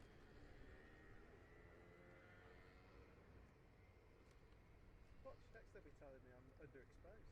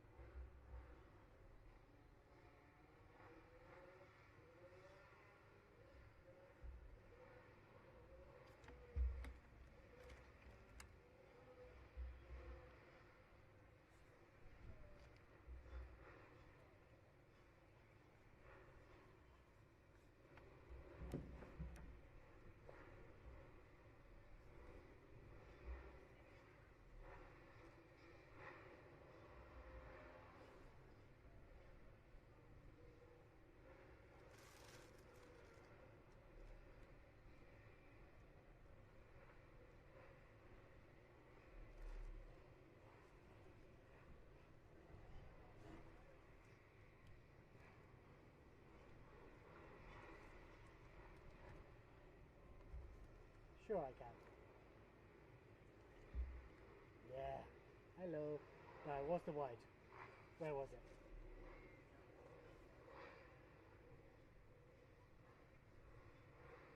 No, that's my left. Okay.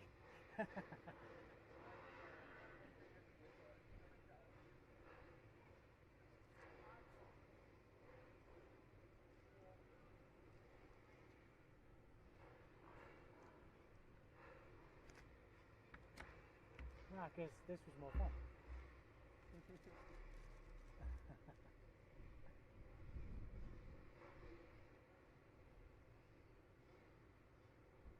Cool. And are we good with exposure here? Just so I've got it.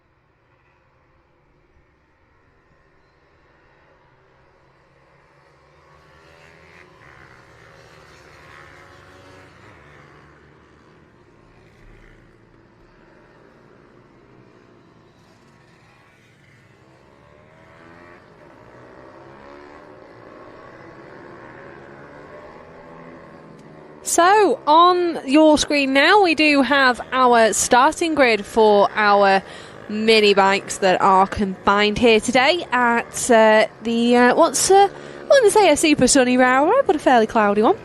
And it will hopefully be Zach Richards to take pole position on this one. He took a very commanding win over Ruby Booth, and then it was Matthew McLean in third, with Joey Billum in fourth. Noah Bagshaw should start this one in fifth, and Craig Louth in sixth place. So they are just finishing up their warm-up lap. They'll make their way down to the start, as we've seen them do already today, and then we will be going racing. Just while we wait, again, another big shout out to our sponsors of the British Supermoto and Superlight Championship. We've got Walker Group, Automotive Solutions, Mark Bates and Sons, SHR Excavations, Rogerson Heating and Plumbing, and DVS Scaffolding, as well as many other people that this championship would not be possible without. Namely so, those out there in orange. So our marshals, we've got a few that have actually come over and travelled to this event for us this weekend, as we're a little bit short on numbers. If it wasn't for those guys out there, we would not have racing. So a big thank you to our marshals that make this possible. So there is our front row. We've got, as I mentioned, Zach Richards, Ruby Booth, and the number 17 of McLean there. And we'll just wait for... we've just got a rider there having a little bit of issue. That's Casey Hillier. She's done a bit of a problem there. And Dad Dean just helping her get into position on the grid. So, as you mentioned, Casey making her debut to racing here this weekend. So hopefully see her at a few more rounds this year. And there we go. Away it is. Zach Richards taking a early hole shot. But Ruby Booth, she's not going to let him have it too easily, I don't think. She's just not quite close enough for a move here on lap one. And then that looks like Billum there up to third. So cracking ride from him so far today, as they head down towards the back end of the circuit. And Billum there has just been had off a little bit there by Bagshaw and Louth. So it's just pipped through it. And we're down there at the far end of the circuit. That also looks to be Owen there in the mix as well. And let's have a little look. So there's a Bagshaw who runs that really wide line there into the final turn here at Rowrah, and there is our spectator viewing point. And nice to see it filling up with people out here watching today. So if you are able to come to any of our rounds, being here in the flesh, it's just so good. And as much as this live stream is absolutely brilliant, there's nothing that beats being here live and seeing this racing in person. So make sure you get our dates in the calendar. All our dates can be found over on our website. It is www.bssc.pro. Nice and easy. If you head over there, you'll be able to find all our championship dates. We've also got our live championship standings as well being updated. So it really is the place to be for all your sort of Supermoto information. Now, on screen, that's Craig Louth looking to try and find a move around Bagshaw, who I think must take the widest line we see around that corner. And he certainly makes it work for himself. So it is Bagshaw, Louth, Bilham and McLean there in 6th place. But our leader is already out in front to the tune of 5 seconds over Ruby Booth in 2nd. So he's absolutely flying.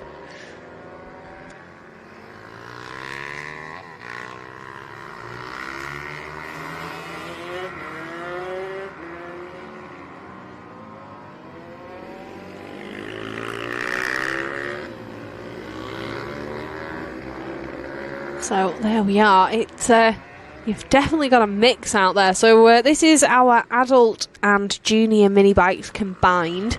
So speed-wise, they're all nice and close together. But you can definitely spot our junior minis out there. So Joey Bilham looking just a little dot on that KTM in comparison to Craig Louth and McLean out there as well. Definitely looks like a little racer, which is great to see. And McLean there looking like he's going for a move up the inside. Does he make it stick? He does. Gets his head down. And he's now chasing down the number 74 Plascuts racing rider of Craig Louth, who's getting the power down on that pit bike. And I keep saying to Craig, he needs to try and get himself a 450 and come and have a race with us. It's great fun. And he keeps trying to do the same with me, trying to get me on a pit bike. So, just trying to... We all like what we like, but can't help but try and encourage him to come and have a go at the proper solos racing with us, get out there with us. He normally does come out in the seas as well on the mini bike. And definitely shows that even these pit bikes, which are the cheapest form of racing we have here in the British Championship, can certainly hold their own, especially on tracks like this where they're really tight and technical. So there we have. There's Bagshaw, Louth, Bilham and McLean. So McLean and Bilham having a good little tussle between themselves, just looking over at each other. And we're just coming up on, I believe that is Oliver Hillary there, who currently sits in 9th place. One of our riders with just a little bit less experience out there, but learning each and every lap, which is what we like to see. But there's Bagshaw on the mini bike, super wide line over the curves, and seems like Craig Louth's also adopted that one as well. Our race leader has just popped in a new fastest lap time with a 54.5 second lap, and has extended his lead over Ruby Booth now out to 11.4 seconds. So he really is in a class of his own so far today. But let's not forget, he also missed race 1. So even though this is non-championship today, for an overall, it looks like Ruby Booth will have the consistency to take a top spot here.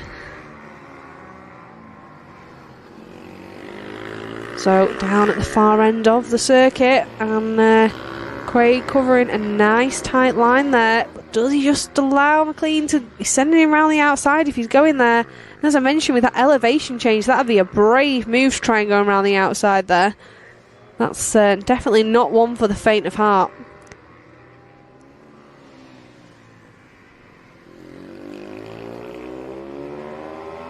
And we're flying down over the start-finish straight with Bagshaw still leading Louth and McLean. It looks like Joey Billum just dropping off ever so slightly, and almost two abreast there into that hairpin.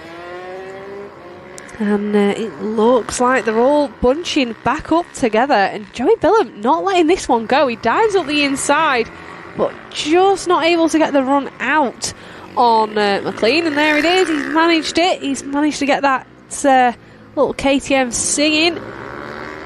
Well, Louth all over the back wheel there of Bagshaw as they battle it out for third place.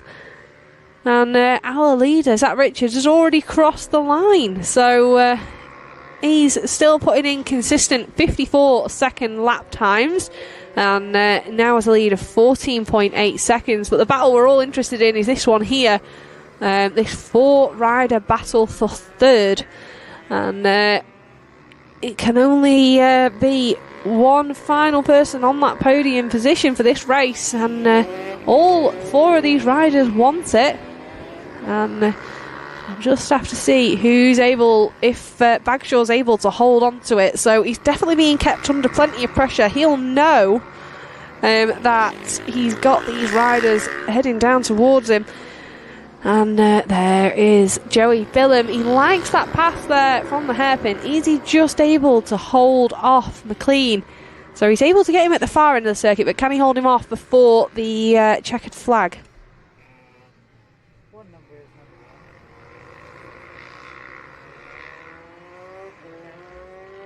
And we've had a change for third. It's Craig Louth who found a way through on Bagshaw. So that is Louth up to third. It's then Bagshaw fourth with Billum in fifth and McLean in sixth. There is our race leader of Zach Richards. So out in front now, over 15.5 seconds of an advantage for him. And I have to say, he looks like he's having an absolute jolly of a ride out. No hassles, no dramas, and just putting in some absolutely cracking lap times.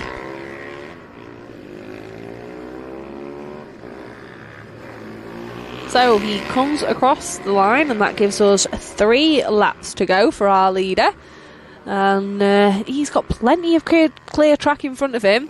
I think he'll probably keep it fairly steady, just keep chipping away at it. There's that battle for third, so still being led by Craig Louth. Then it is Bagshaw, Billum and McLean. And we keep coming across the line, and Billum looking up the inside, but just not quite close enough there as they head up the hill. So hard onto the brakes into this hairpin, and these guys are experts at carrying as much speed as possible. So they might not have the horsepower that the big bikes have, but what they lack in that, they do make up for in how much corner speed these guys can carry. Bagshaw, he just nips up the inside there of Louth. Louth able to carry enough corner speed to keep hold of it? Oh, not quite. He just gets sent wide there, which also gives Joey Billum the opportunity to try and come alongside. So that's Louth demoted down back to 4th place, and tries a move on the brakes, but just sort of stands himself up on that one. And here they come back across the line. So that takes Noah Bagshaw back up to 3rd place, where we saw him for most of this race. Craig Louth now has got all the work to do again, and as we've been saying, this is not an easy track to overtake on here at Rowrah. It's one of those, it's a very level playing field, and if you're able to defend and make that bike as wide as possible, it is incredibly challenging to try and find a way through.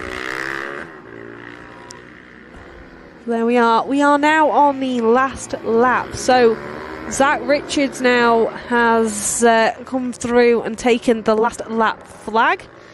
So these guys will do the same. Just coming up on the back marker there, that is Hayden Owen, who currently sits in 7th place. So he's having a really good ride. It's just a shame that we do have that bit of a gap between lap times. We have quite a disparity in this group. But it's all the same. These riders are all out there getting experience on track. And there is our race leader, the number 69 of Zach Richards. 22 seconds is his lead now over Ruby Booth. And here he comes around the final corner. And he looks nice and chilled. Knee down on the TM. He's happy with that one. Will we see a wheelie? I think we might. And then here is, I believe that is... I think that was Harry Page and Oliver Hillary potentially. We'll just keep an eye out on our timing screen. So, checkered flag is out. Now, we'll have to see who is it that's managed to hold on to that third place. There's Ruby Booth in a lonely second, but well deserved for her there. And it looks like Bagshaw's just managed to hold on to it. And Louth goes wide on the final corner.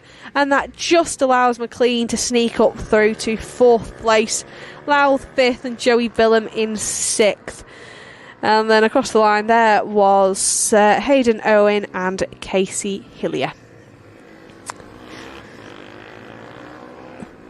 So that was, I have to say, some cracking racing there in the mid-pack between Bagshaw, McLean, Louth and Billum. They put on a fantastic show for us there. And then coming now, that is the start of our final block of races here at Rowrah for round 3 of the British Supermoto and Superlight Championship. There are our provisional results on screen now for you. And coming up next, it will be our Supermoto Group C riders. So, I will make a mention. We do have our round 4 coming up next month. It will be the 20th and 21st of June, and we'll be heading up north and over the border. We are heading to Crail in Scotland. And if you've ever been to Crail, you'll know what a fantastic track it is. We were unfortunate to not be able to go there last season. And it's always a weekend that everyone absolutely loves. So it'd be nice to see as many people there as possible. And as I briefly mentioned earlier, the Scottish Supermoto Championship, I believe, have done a lot of work to the circuit to try and make the off-road some of the best it's ever been. So little sneak peeks of that I think we'll see on social media soon. But I've heard good things about it. And they always try and make a bit of a weekend of it. They know they're not the closest to everyone. And they know it's a little bit of a jolly for people to make their way up there. But it really is worth the drive. They normally try and put on a bit of a do on the Friday. And super, super friendly paddock. And it's a lovely, lovely part of the world. So you've got just a walk down the road. And you're at the beach. You're right by the sea. It's a lovely place to be. Maybe try and make a bit of a holiday of it. So it'd be nice to see as many people as we can up in Scotland for round 4 of the British Supermoto and Superlight Championship. It will just be solos only, as mentioned, with the mini bikes. So that normally means that our mini bike riders can get a little bit more track time. But heading out on track now is our Group C for their final race of the day. That looks like the tail end of our Supermoto Group C starting grid there on the screen for you. So, just having a little look there, we've got the number 6 of Dean Clark on pole position. Dean had a bit of an incident yesterday. He had a bit of a coming together with another rider on the opening laps of the B Group race yesterday, and somehow managed to knock his fuel cap off. So, unfortunately, a bit of a fuel spill there for Dean. But yeah, a bit of a weird one, a bit of a weird crash. So Dean leads this one with the 127 of Stephen Winter in second and the 351 of Rick Owen rounding out the front row. We then see the 126 of Chris Bick, alongside him the Bullet, Jensen Knowles, and Jason Laycott round out row 2. Lily Rhodes heads up row 3 with Philip Brigg and Dan Spencer. Row 4 is the 552 of Simon Billum, Aaron Hillary and Andre Clare. And then it is Darryl Brett, James Wallace-Moores, Jonathan Reed, and hopefully we'll see out there Andrew Goodsall and Graham Anderson as well. So just looking towards the back there, I can definitely see Darryl Brett, but I'm not seeing Andrew Goodsall. So wondering if he's maybe called it a day.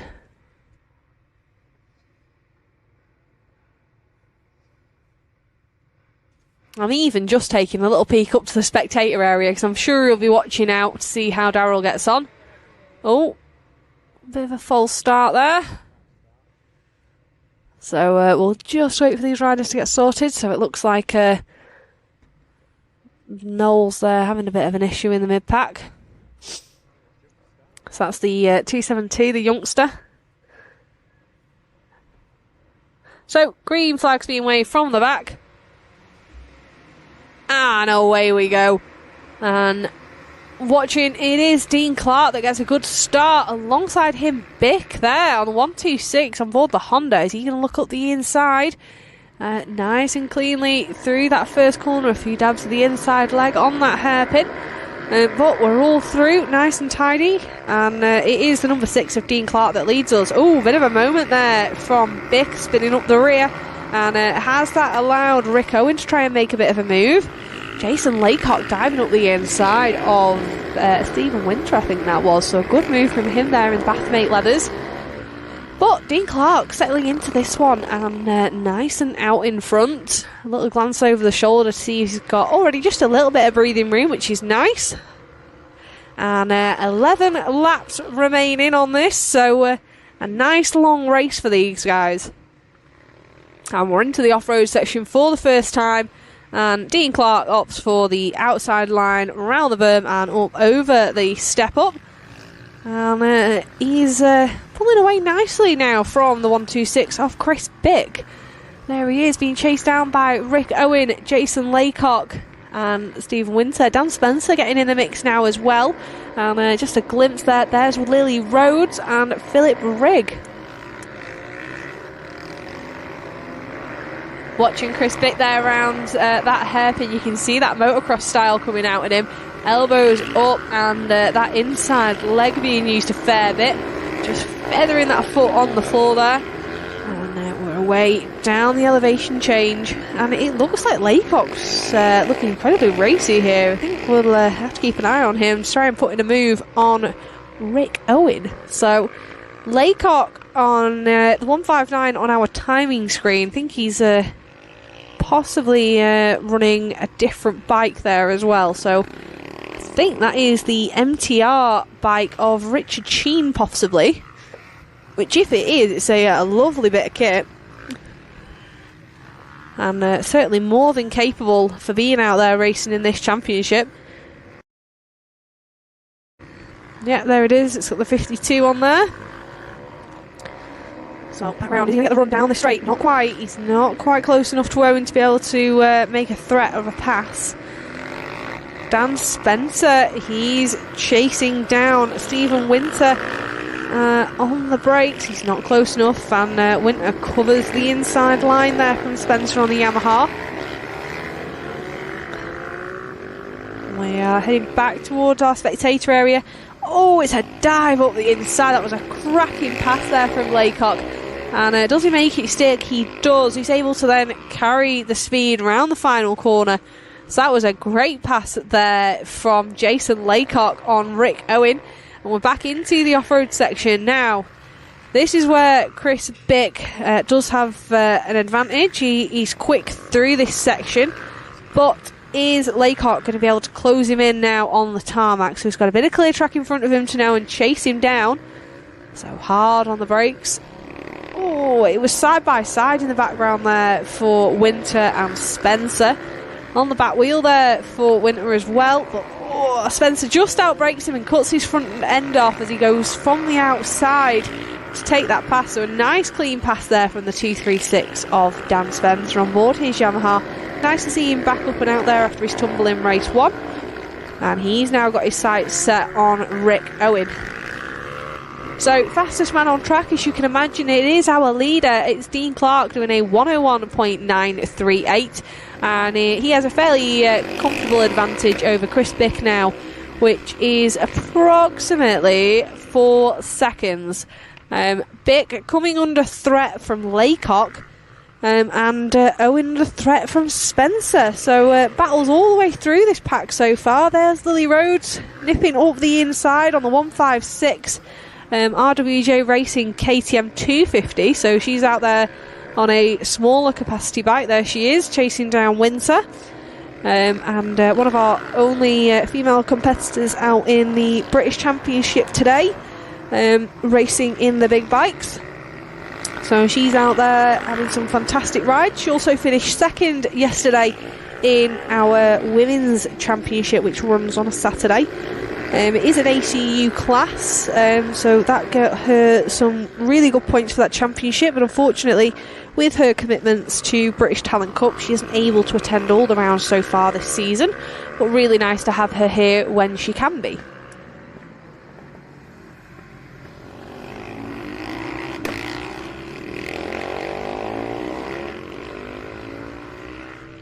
I think it's also worth mentioning Rick Owen, as you can see there on screen, the 351 cranked up racing rider. He's come back from some pretty gnarly injuries here.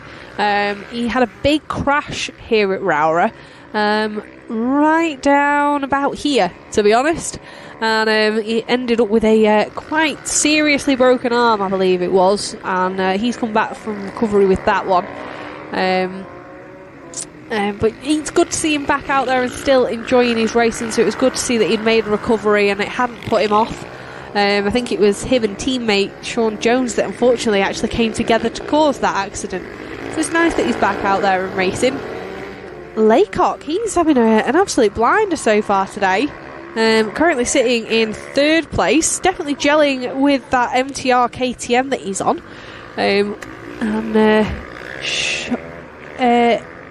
Chris Bick managing to keep him at bay.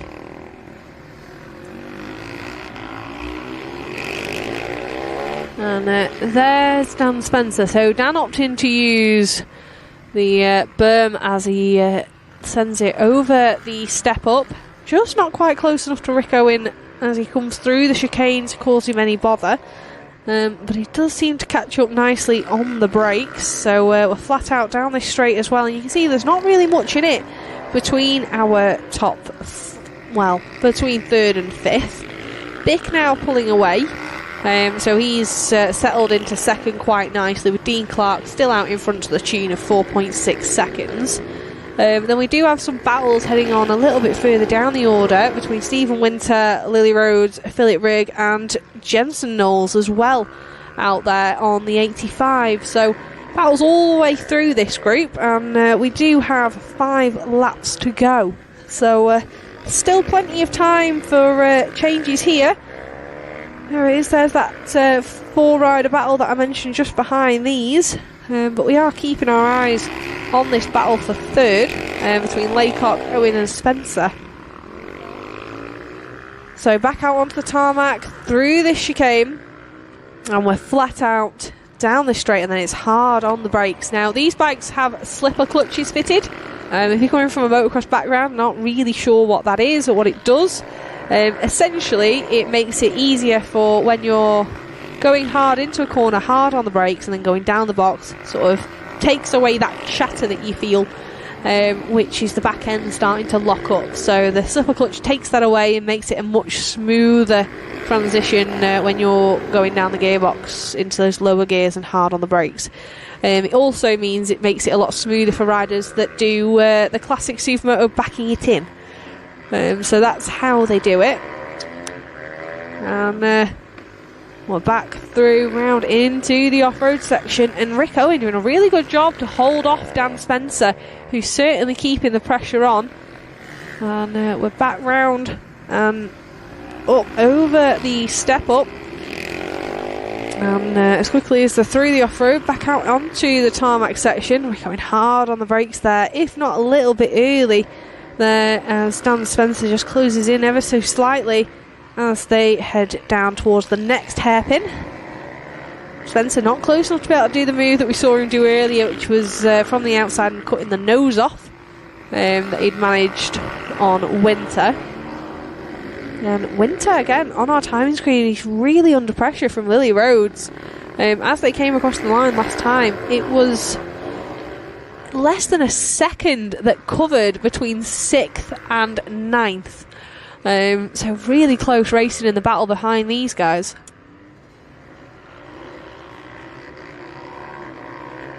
Looks like Jason Laycock has reeled in Chris Bick again.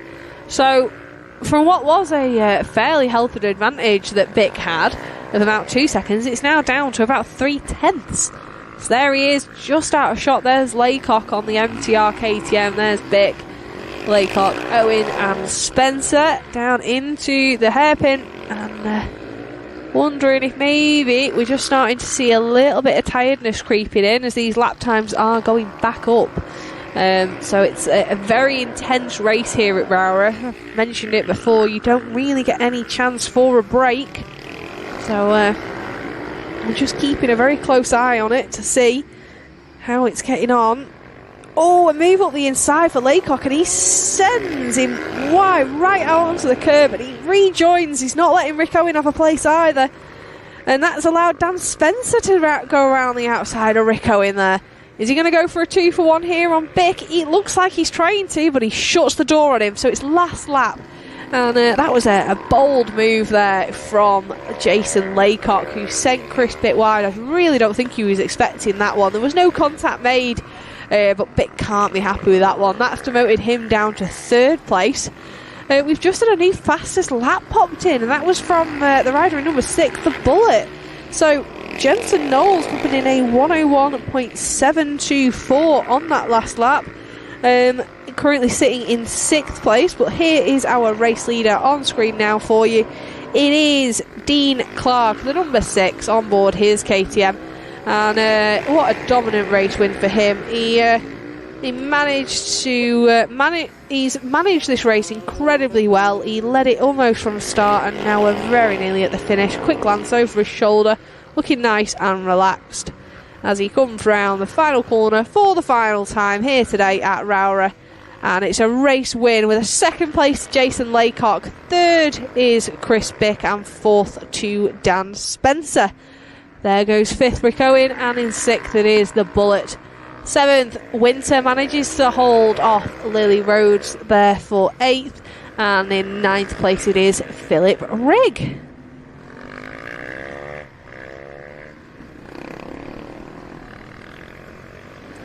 So just keeping an eye out on that final corner as we wait to see our next riders head towards us. There's Andre Clare, the number 28 on board his KTM, coming across the line to take the checkered flag.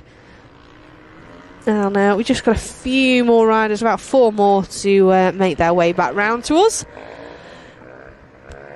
There we go. There is, that looks like Aaron Hillary. We've then got Darryl Brett. Graham Anderson there on the 444 with Jonathan Reed, and then James Wallace Moores.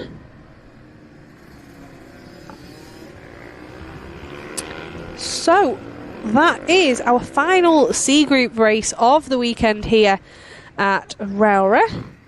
And coming up next we will see our B Group, and we'll obviously have to keep an eye out for my guest commentator for the day. It is Jamie Wrigglesworth. We'll have to keep an eye out and see how he gets on, see if he fares any better with his arm pump that he's been suffering with so far today, which is understandable. It's a really, really technical track that's hard on the brakes, so hopefully we see him out very shortly.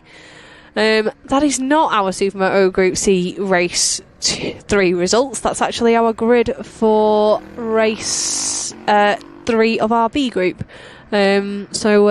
Yeah, not the right one on there. But what a great race nonetheless. And Jason Laycock popping some cracking moves out there as well.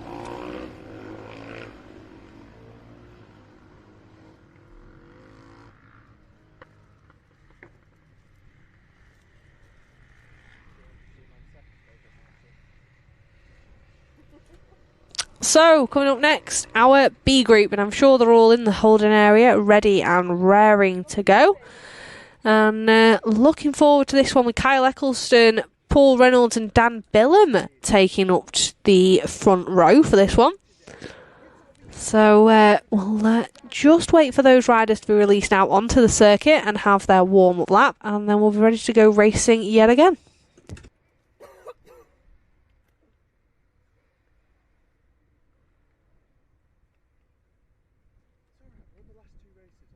I'll be all in like an hour. Tops, promise.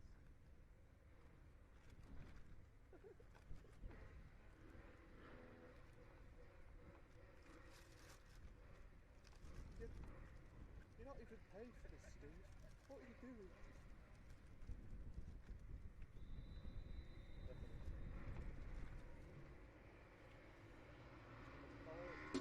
So on screen there, you've got our starting grid for this one. And we've got Michael Craig, Jamie Wrigglesworth and Sean Rogerson heading up row 2.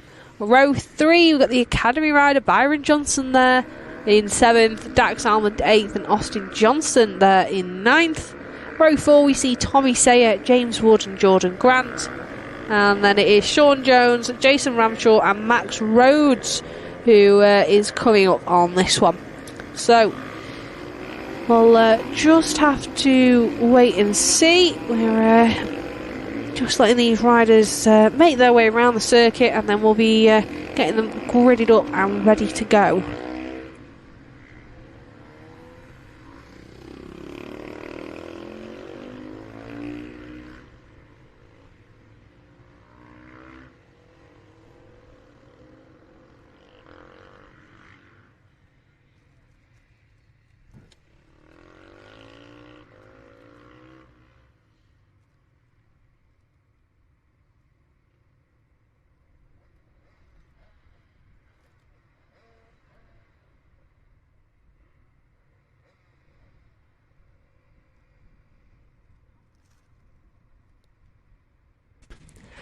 So there are our B group riders on the grid, and joining me again for this one we do have Andy Hayes. Hello, Danielle. So green flags at the back, and we're under starters orders pointing to the lights, and a little bit of a wheelie there from Dan Billen, but he's getting the power down on that KTM and he's slotted himself up to second, but it's a good start from Kyle Eccleston. Well, going on the past races of the day, I think you'd expect Kyle to clear off in this one, wouldn't you? Well, I'm sure that's what he's hoping for. Dan Billum sliding about on that KTM. And then we've got Paul Reynolds, Michael Craig, and there's Jamie Wrigglesworth there on the number 98 with those pink leathers on. See if he's able to come through the paddock on this one. There's the two brothers, the two Johnson lads battling it out there. That's Austin and Byron on the 85. So Eccleston looking like he's pulled an early advantage on this one. So like you say, hopefully he's planning on clearing off at the front. Yeah, I think that's his plan. I think on a normal weekend, I think Dan Billum might be able to give him a run for his money, but he did have a bit of a nasty crash yesterday, so he might be down on confidence a bit. Yeah, Dan's not really had the luck so far this season. I think he's actually been recovering from injury, and then obviously the incident yesterday, I think it might have given him a bit of a knock. So he's doing well to still be up there in second currently in our B group. There's Paul Reynolds being chased down by Michael Craig. And then a little bit of a gap back to Jamie Wrigglesworth. So I was in the paddock earlier and I noticed that Dan Billum is looking like a slimmer, faster Dan Billum these days. Have you noticed that? I've seen him, yeah. He still looks like well, to be fair, I think Dave does it every time at the championship, like a very scary Dan Billum. Like, you wouldn't want to overtake Dan Billum if you saw Dan Billum. But they're so friendly. We've just been watching Joey Billum in the mini bikes and they're absolutely flying, a pair of them. So sometimes change is as good as a rest, and coming out here after a few meetings off seems to be doing him some good. Yep, Sean Rogerson's doing well again. Was up to 6th, just dropped back to 7th. Austin Johnson just got him. Yeah, this is a battle for our over 45s here, I believe. We've got Michael Craig and I think Jamie Wrigglesworth also mixing it up there as well. Yeah, so Paul those Reynolds. three, you've got Paul Reynolds, Michael Craig, Jamie Rigg, they will all be in the over 45 category. Yeah, so these positions on track do matter for those championships. Towards the far end of the circuit, Craig, going just a little bit wider. Does that give him a better run down this descent? He is all over the back wheel of him and dive up the inside. Nice pass. Seen a few make that pass work here so far today. It is one of those ones where you do have to be quite brave on the brakes. Yeah, he's a bit of a wide target, it's Paul Reynolds, to get past, but Michael Craig is never shy at coming past. I've I've had a few tussles with Michael in my time, and Dave Dearden never believes me when I say this, but I think Michael Craig is one of the most forceful riders out there. I've probably 50% of my comings together have been with Michael, so I'm not surprised that he found a way past Paul Reynolds quite quickly. Well, I think I was going to say, when you watch him ride, most of the time he looks like he's just on a bit of a Sunday jolly. He's got a very relaxed riding style, like especially in the corners. You watch him, he doesn't look like he's pushing. He looks very relaxed. He is very relaxed until you're in his way. Oh, there's Austin Johnson finding a way through on Jamie Rigg there. Yeah. So a nice move on the brakes and just sneaks his way up the inside. Not much Rigg could do there for that one. So Austin and Byron are clearly new talents that have come to us, aren't they? They're both doing really well. Yeah. Yeah, absolutely. They both had really good round twos at Teesside and definitely taking to this sport. So it looks like they've opted for the outside line. Jamie Wrigglesworth taking a bit of a weird line there. He went for the outside but just didn't really use the berm. A little bit of an odd line there for Rigg. Do you know anything about the Johnsons? Do you know how old or young they are? I don't know exact ages. I know that every time I see Byron Johnson on the podium, I think, oh my god, he's tiny. And every single time I think that, I think, oh my god. But then you watch him on a bike, and he's got so much racecraft. It's really impressive to see. Yeah, well, that's a good thing about the Supermoto and how it works. You've got such good racing all through all three races, haven't you? It's really good to see all this close racing. Yeah, absolutely it is. And I think it's one of those, you get a good mix of experience as well. So we've got Michael Craig, who's been doing this for absolutely years and is really, really passionate about Supermoto. And then you've got a rider like Austin Johnson, who's coming up, definitely got the speed, but when you're racing with people like Michael Craig, you're getting a bit more of that experience as well. Because there's things that, like, especially at a circuit like Rowrah, I know for a fact that if it had started with a shower like it did yesterday afternoon, the riders that I'd have my money on are the riders like Michael Craig, because they'd know where to find that grip. Yeah. They've got the experience. Like a little bit of a moment there for Johnson, just spinning the rear up on that Husky. When it comes to those trickier conditions and sort of a little bit more of insider track knowledge, those riders that have been with us for so many years, they sort of just have that little bit of an edge. Well, according to Chris Hodgson, when it's wet here, the secret is to stay off the racing line. We're telling everyone my secret. So I stayed on yesterday. Yeah, that's where you'll find the grip. Yeah. Of course, I could be bluffing. No, Rowrah is one of those where, because it's a heavily used kart track, the racing line is really slick with rubber. So when it's hot, that rubber's super sticky. But as soon as it gets even the slightest bit of damp on it, it goes incredibly slick. So I saw a few mistakes made by people, especially with a little bit less Supermoto experience yesterday with the showers. I was out there on slicks and sort of knew, like, this is getting a little bit hairy. And I think about 3 people came past me, and then I went past them while they were on the floor. And I sort of thought, yeah, there was no grip there. Yeah, I saw Harley Sharp just slide off on that hairpin we've just been past there yesterday, and radio through to Dave to say that I think we're losing traction. That was a pass there from Johnson on Paul Reynolds, so that seems to be the place to make a pass so far. That's a few passes we've seen on that corner, and it doesn't really give the other rider the opportunity to really come back at you, because you've only got one corner left before the checkered. So do you think Austin's going to make ground up on Michael Craig now? Yeah, I do. I think he's going to get his head down now, especially on this infield section. I think he's going to get his head down now with a bit of clear track and use that road race experience. So that carrying the speed through the corners, I think, is what's going to help him. So I think he must come from more of a mini bike background watching him. And I think that's going to help. Doesn't seem bad on the jump, so either, does he? No. He looks like he's fairly comfortable.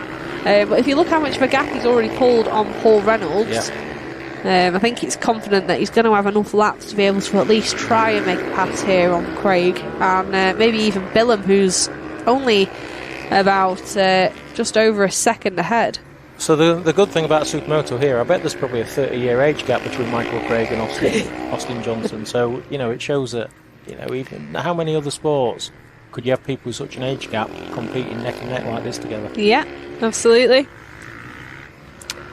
One of the things that's making me think that he comes from more of a road race background is he's very comfortable over the step up, but using the outside line. I haven't really seen him look comfortable on the inside line. It looks like he's got the outside line dialed and he's leaving it at that. So is he going to get close enough to Michael Craig? Craig's looked over the shoulder and knows he's there. Is he going to look up the inside? He's going to go for it now. He is. Yeah. Picks Michael Craig up. I like that. I wish I could do that. Don't we all? Don't we all wish we could do that? Oh. I think Dan better watch out. Yeah, I think you're right. He's a man on the move now, is Austin Johnson. Man, sure, I mean, if he picks Michael Craig up and then Dan Billum, he's taking on probably two of the toughest characters in the paddock there. Needs to watch out when he goes back to his camper. Yeah.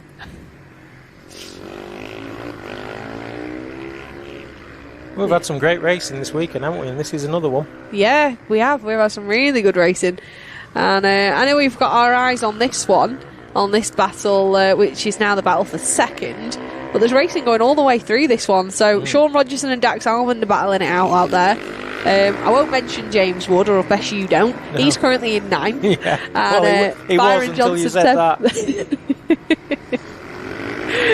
Yeah, no, he's coming back through the groups. So there he is. There's Austin Johnson. Is he going to try and do a repeat of that pass he did last time? So what's surprising me is Austin Johnson's having a cracking race in third, closing down second. His brother, Byron, actually beat him yesterday, and he's currently in 10th. Yeah. So it must just be the rub of the green and how you get off the line and that kind of thing. But Byron is probably at least, he's probably just as good as Austin. So, and it shows what a difference a start can make. Looking at these lap times, we've got Kyle Eccleston out in front, and his best is a 57.9. Yep. We're consistently doing 59s. You've got 59s all the way down to 9th place. Yep. So James Wood's doing a 59. We've got Dax Almond on a 1 minute. Sean Rogerson on a 1 minute. There's absolutely nothing in it between the lap times of these riders to actually allow them to sort of break away. The only rider that really has is Kyle Eccleston. But Sean Rogerson, I said it before, he's impressed me this weekend because yesterday he was in Disneyland and then he got back at midnight last night. He's turned up and I think he's having his best ever weekend today. I mean, it might just be that he's got that many E numbers and sugar in him from Disneyland. He's just riding that high. Last lap flag is out, so it's now or never for Austin Johnson. He's gone again for the outside line. He's going to launch it up over the step up. There's our race leader, Kyle Eccleston, the 255, currently playing dress up as Richard Blakeman. Yep. Down to the hairpin. And he's only got a few more corners left to go, but you can see what an advantage he's got. I don't think Austin's going to have enough time to get down. I think it's going to be a tough ask. I think it'd be down here that we'd see it. If he's close enough down at this far end, we might see a bit of a move. But it's going to be a bit of a tough one. Kyle Eccleston coming over the line, looking as relaxed as anything, nice and chilled. Unfortunately, we've run out of A races for him to go into now. I know. It's the disappointing part for him. So there's Billum and Johnson. Billum just managed to hold on to it from the number 27, and Michael Craig there crosses the line in 4th. But a great ride from Austin. That really was good. There's the number 10 of Paul Reynolds. He finishes in 5th. Jamie Wrigglesworth holds on to 6th place from Sean Rogerson, Dax Almond and James Wood, who rounds out 9th. And Max Rhodes managed to get up to 10th. Max has really had a good weekend as well. It's the best I've seen him ride. Oh, me too. He came up from the C group into that one, so he started from the very back of the grid and found his way up to 10th. Cracking ride. So there's Sean Jones just coming across the line. He took 14th place. I think the only other rider we were just waiting on, there he is. That's the 144 of Jason Ramshaw. So there are our provisional results for our Supermoto Group B final race of the day, and it was a well-deserved win for Kyle Eccleston, with Dan Billum just holding off Austin Johnson. Yeah, it was. Where would you put yourself in that one? I would. How would you? See, generally, I'd say I'm not as good as Woody, but I think he's a bit off the boil today. So I'm quite often battling with Dax Almond, Jamie Rigg. I'm not usually getting the better of Paul Reynolds, so You think around a 6th, a 7th? I think anywhere between 6th and 8th. I'd be happy with that. It's good. Yeah. It's good. So are we going to see you back out on track soon? I don't know. Try and free up some time for you, Andy. I can't do Crail because we've got our Barisheen Festival weekend. I know. I can't do that one. No, you can't. No. Sorry. So I won't be at that one. So I guess it's the best chance I've got is Three Sisters in July. But Oliver's Mount. You got August as well. Oh, I'll be doing that one. Got to do that. That's my Got to do own. your home one. Yeah, that's my own. Are we going to see any more off-road at Oliver's Mount? No, I don't think so. I think it'll just be a case of maintaining what we've got because, to be honest, it was really good anyway. So if we can, and it has all kind of overgrown and collapsed in places. So as long as we can get it back to as good as it was last year, we'll be happy with that. Nice, nice. So, our Supermoto A Group final race of the day. Now, the big thing with this one, reverse grid. Oh, of course, yeah. We've got reverse grid. So, on pole, we should see the number 21 of Ryan Kringle. Now, from chatter on our little break, I have a funny feeling we might not see Richard Sharp. I think he potentially might be sitting this one out after some mechanical issues, but we'll see. He might have got those gremlins sorted. We've then got Alex Mullaney rounding out row 1. Row 2, we'll see Harley Sharp. Alongside him, Jamie Duncan and Lee Williams. And then row 4, it's Richard Blakeman and Chris Hodgson in 8th place. And we also then have Oliver Holmes in 9th, Chris Walker 10th, Dean Hillier in 11th, and Peter Bennett 12th. Harvey Ward will be in 13th, with Craig Forshaw in 14th. Blake Wilson down in 15th there. So he did have an issue with his fuel cap in race 2, unfortunately. And then it'll be Paul Groom and Darryl Pennington who moved up from our B group from race 2. And back with me, we've got Jamie Wrigglesworth. Have you caught your breath? Hi, Daniel. Yeah, can't feel my hands. Just about to catch my breath now. Well, it was a good race. You managed to just keep hold of it, I think. I think I lost 3 places. Lost 3 places between friends. Yeah. Michael Craig gunning for me. And Dan Billum. But yeah, a good race, and I've had a super weekend. It's all right. Austin Johnson got his own back for you. He did a cracking move on Michael Craig. Austin Johnson is the number 27, That's which the one. is Byron Johnson's elder brother, I think. Yes, I believe so. Yeah, what a good little rider. I haven't seen him before. Did really, until really he well. came past me about 85. Sounds about right. That's how you get to know someone. This should be good to see whether Alex... Is it a reverse grid? It is. Oh, it is. Yeah, we've got that's reverse even grid. better. It means we've got Chris Hodgson all the way back in 8th. Right, let's see if they can hold him up a bit. Yeah, we know how important the starts are here. And we've been saying all day how hard it is to pass. I think this one will prove if it is, because we've got Chris Hodgson that's going to have to make quite a lot. Yeah, I think Chris knows where to pass on this circuit, Danielle.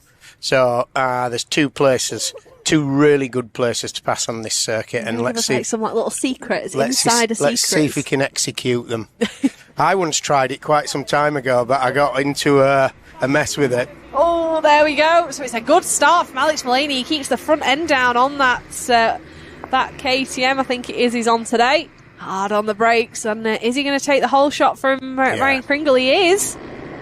And so it's Mullaney, Kringle, Harley Sharp, Richard Blakeman, Jamie Duncan, Lee Williams and Chris Hodgson there on the TM. Ooh, a bit of a moment there for Willow. But manages to keep it on 2 wheels. Chris has just done Willow there.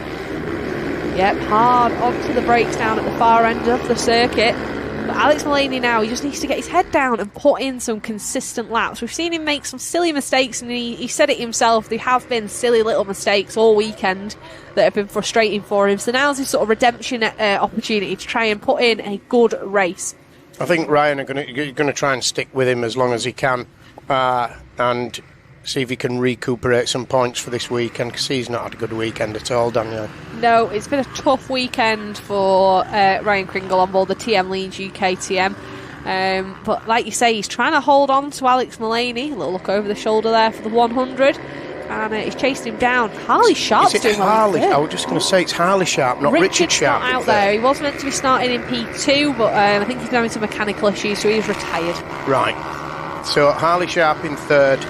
Jamie Duncan, is it Jamie Duncan or Richard Blakeman in fourth? Richard, then Jamie, as it was when we last saw them, but all things can change, you know what they're like. So there goes Alex Mullaney. A little wide there. Yeah, he likes using that wide outside line over the curve. It seems to be working for him. So, back into the off-road section. We've got 12 laps to go. So, up over that inside berm, inside little jump, then over the step up. Kringle managing to stay with him, so maybe he's got the bit between his teeth. And this is what he needed this weekend. Have you noticed, Danielle, when they go through that little dirt section, where the inside always, I've been using the outside, but the inside seems to be the quickest one. But they don't use the berm. Yeah. They just ride the track on the inside. Jamie Duncan, I've seen using the berm a few times. Able to sort of give him that little bit more punch out of the step up. And the other rider I've seen absolutely sending it this weekend is Darryl Pennington. Oh, that goes without saying. Here we go, look. That's one place on overtaking. Yep, we've seen that. Harley Sharp still holding on to Richard Blakeman. Richard looking for a move round the outside. Oh, it's tight, not quite close enough. Now that corner, Danielle, that Ryan has just tried to take Alex on, is the corner that I think Chris is going to use. We're losing Jamie Duncan. He's tumbling down the order, and Chris Hodgson is now in his place. Don't know if that's a coincidence or not, but Jamie Duncan has tumbled down our order back down to 11th. So the Scotsman won't be happy with that. No, something's Blakeman's found a way through on Harley Sharp there, and there's Chris Hodgson looking to do the same, getting a good run out of the corner. Is he close enough to be able to get him on the brakes? He is. Makes light work of that one. Beautiful overtake. Yep, absolutely lovely there from the reigning British champ. Now, it's not this corner, Danielle, but the next corner here. This one here. Corner there is where I think Chris is going to try and take Richard, and then he's going to try and make his way up to Alex and Ryan. Yeah, I really thought I'd see Alex pull away just a little bit more. I thought I'd see him break away, but the lap times are there. So we're seeing 55-second lap times with Richard Blakeman currently holding the fastest lap with a 55.0. See, Chris has been held up. Chris has been doing 54s in the previous heat. Yeah. So what is Chris actually pushing this heat now? So Daniel? he's currently doing a 55.1. Yeah. There's Harley Sharp and Lee Williams. And just looking a little bit down the order, Jamie Duncan still sat there in 11th behind the number 8 of Blake Wilson. He's there in a mix between Chris Walker, Oliver Holmes and Dean Hillier. This is the corner here where I think, mind you, trying to take Richard Blakeman on that corner, he knows he'll block it. Yeah. Richard Blakeman, he knows how to make that KTM as wide as possible. But he does need to keep riding in front of him and chasing down Kringle and Mullaney. Here we go, Danielle. Look, none of them use the berm. Nope. They just keep it tight towards the grass there, and then get the outside line, which brings you onto the correct side for the next two corners. Yeah, it sets you up. So Mullaney on the 100, backing it into that hairpin. Honestly, so clean and tidy there. I really did expect him to nip through. Easy pass there for Richard Blakeman, who basically just rode past Richard Blakeman down the van. Yeah, just basically rode past him on the straight. So a nice easy pass really for Chris Hodgson on that one. Now Chris needs to get the hammer down and chase these two. Now, I wonder if these two know they've got company in the name of Chris Hodgson. If they don't, I think they're about to. Look, tight, bang, straight over. Yeah. Yeah, there we go. That battle between 7th and 11th, there's absolutely nothing in it. So that's between Chris Walker, Oliver Holmes, Dean Hillier, Blake Wilson and Jamie Duncan. So between 7th and 11th, there's probably less than a second covering those riders.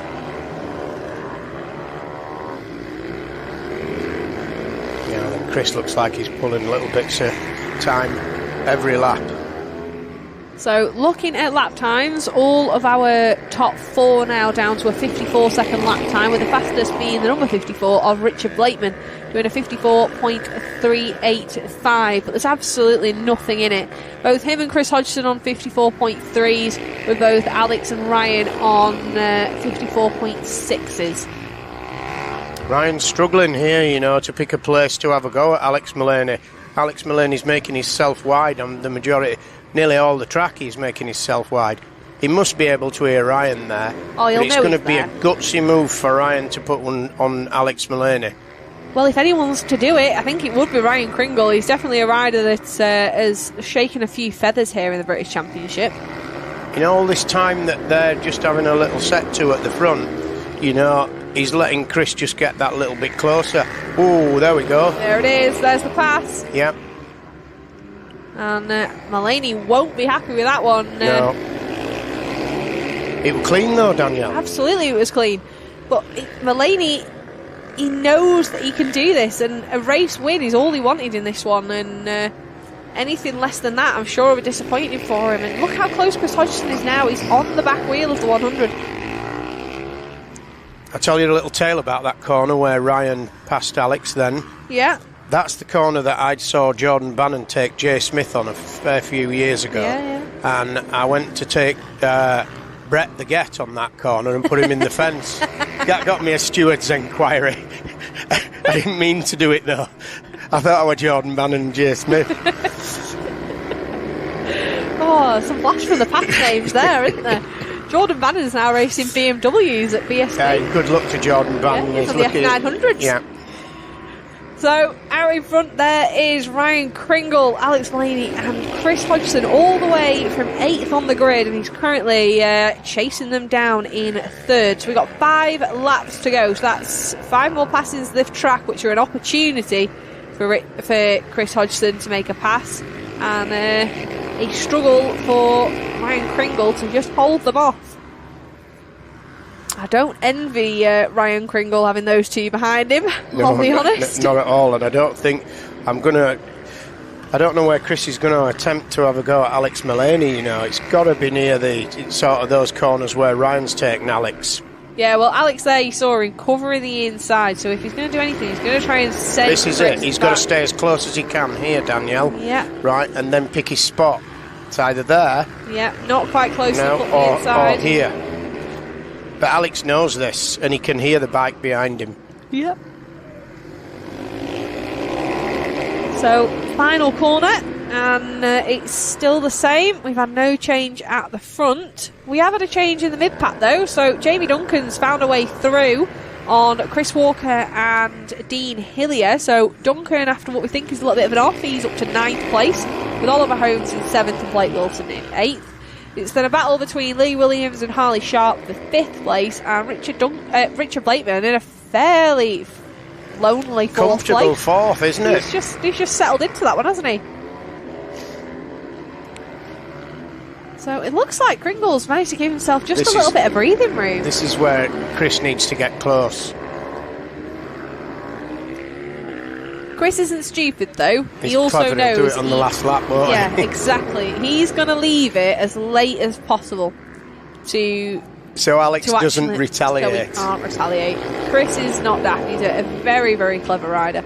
There's Lee Williams and Harley Sharp. Harley having a great season so far.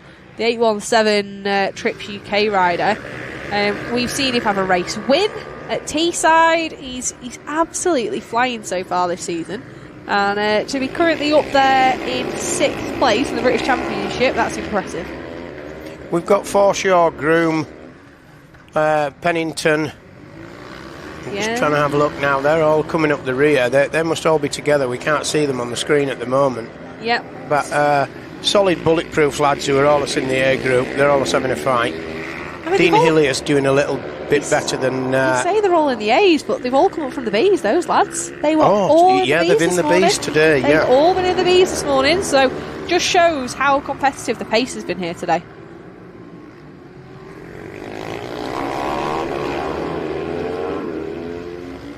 So fastest lap is still being held by Richard Blakeman, who sits in 4th, and we've had a change at the front. We've had a change. Whoa, something's wrong. Chris Missed it. Hodgson's up to first. We missed it. We're looking at the timing screen, weren't we? Chris Hodgson's up to first. There it is. Wow. He's done it. Ryan's missing.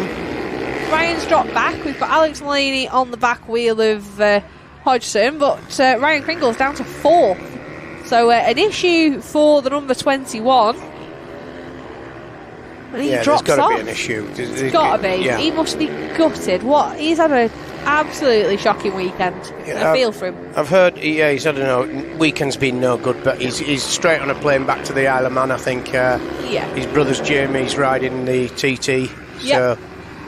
Yep. So his thoughts will be with his brother over there. There's the last lap flag out. So it's now or never if Alex Mullaney wants to try and make a bit of a name for himself on Chris Hodgson, who's he's had the polar opposite weekend to Ryan Kringle. He's had a great one. That's a great last race from Chris, starting 8th off the grid. Yeah. It goes to show why he's got so many titles. It is impressive to see. There it is. And Alex Mullaney, not quite close enough. I think he's resigned in himself now to second. Yeah. He knows that this is it. So we've got Richard Blakeman in 3rd. Is Ryan still with us there? He's currently in 4th place is what it's showing on our timing screen. So there's a little way back to Willow and Harley. So we've got a little bit of a gap. Well done, Chris. Yeah, cracking ride there from Chris Hodgson as he comes across the line. And that's a well-deserved 3 from 3 and actually 6 from 6 this weekend here at Rowrah at his home track. There's Richard Blakeman. He manages to... Ryan Kringle. Something's not right. He did not make the corner, though. Something's not right. So that might be a little bit of a steward's inquiry, as you mentioned. So there's Jamie Duncan. Does he have to make the dirt section, Daniel, or does he have to cross the white line here? You have to make the corner. Whoa. So that's what it was told in Riders' Briefing. Obviously, I'm not the one to make that decision. He might have just lost a couple more places just to top his weekend off. I know. Unfortunately so. That might be the case. But it's not our place to say. We can only say what we see. Well, good luck to his brother. Yeah, big good luck to Jamie Kringle. Do you know, earlier on this week, I'm not a betting man, I'm not a gambling man or anything like that, and I said to Lindsay, my other half, I said, I'd like to have a gamble on Dean Harrison winning the TT by over 15 seconds. I'll put £10 on it. But when I went on the actual app, it was too intricate for me to use, so I didn't. And somebody's just told me that Dean Harrison's in front by 28 seconds. Oh. So I may turn that £10 into 40, Danielle. Oh, you should have put it down. Listen, should have put it. That's me out. All the best. Well, thank you very much for coming, Jamie. It's always a pleasure. Thanks, Danielle. So we're just getting our timings all sorted. And then we've got one final race of the day, which are our Supermoto Academy riders. So there's our provisional race results, with Chris Hodgson taking a well-deserved win from Alex Mullaney and Richard Blakeman in 3rd.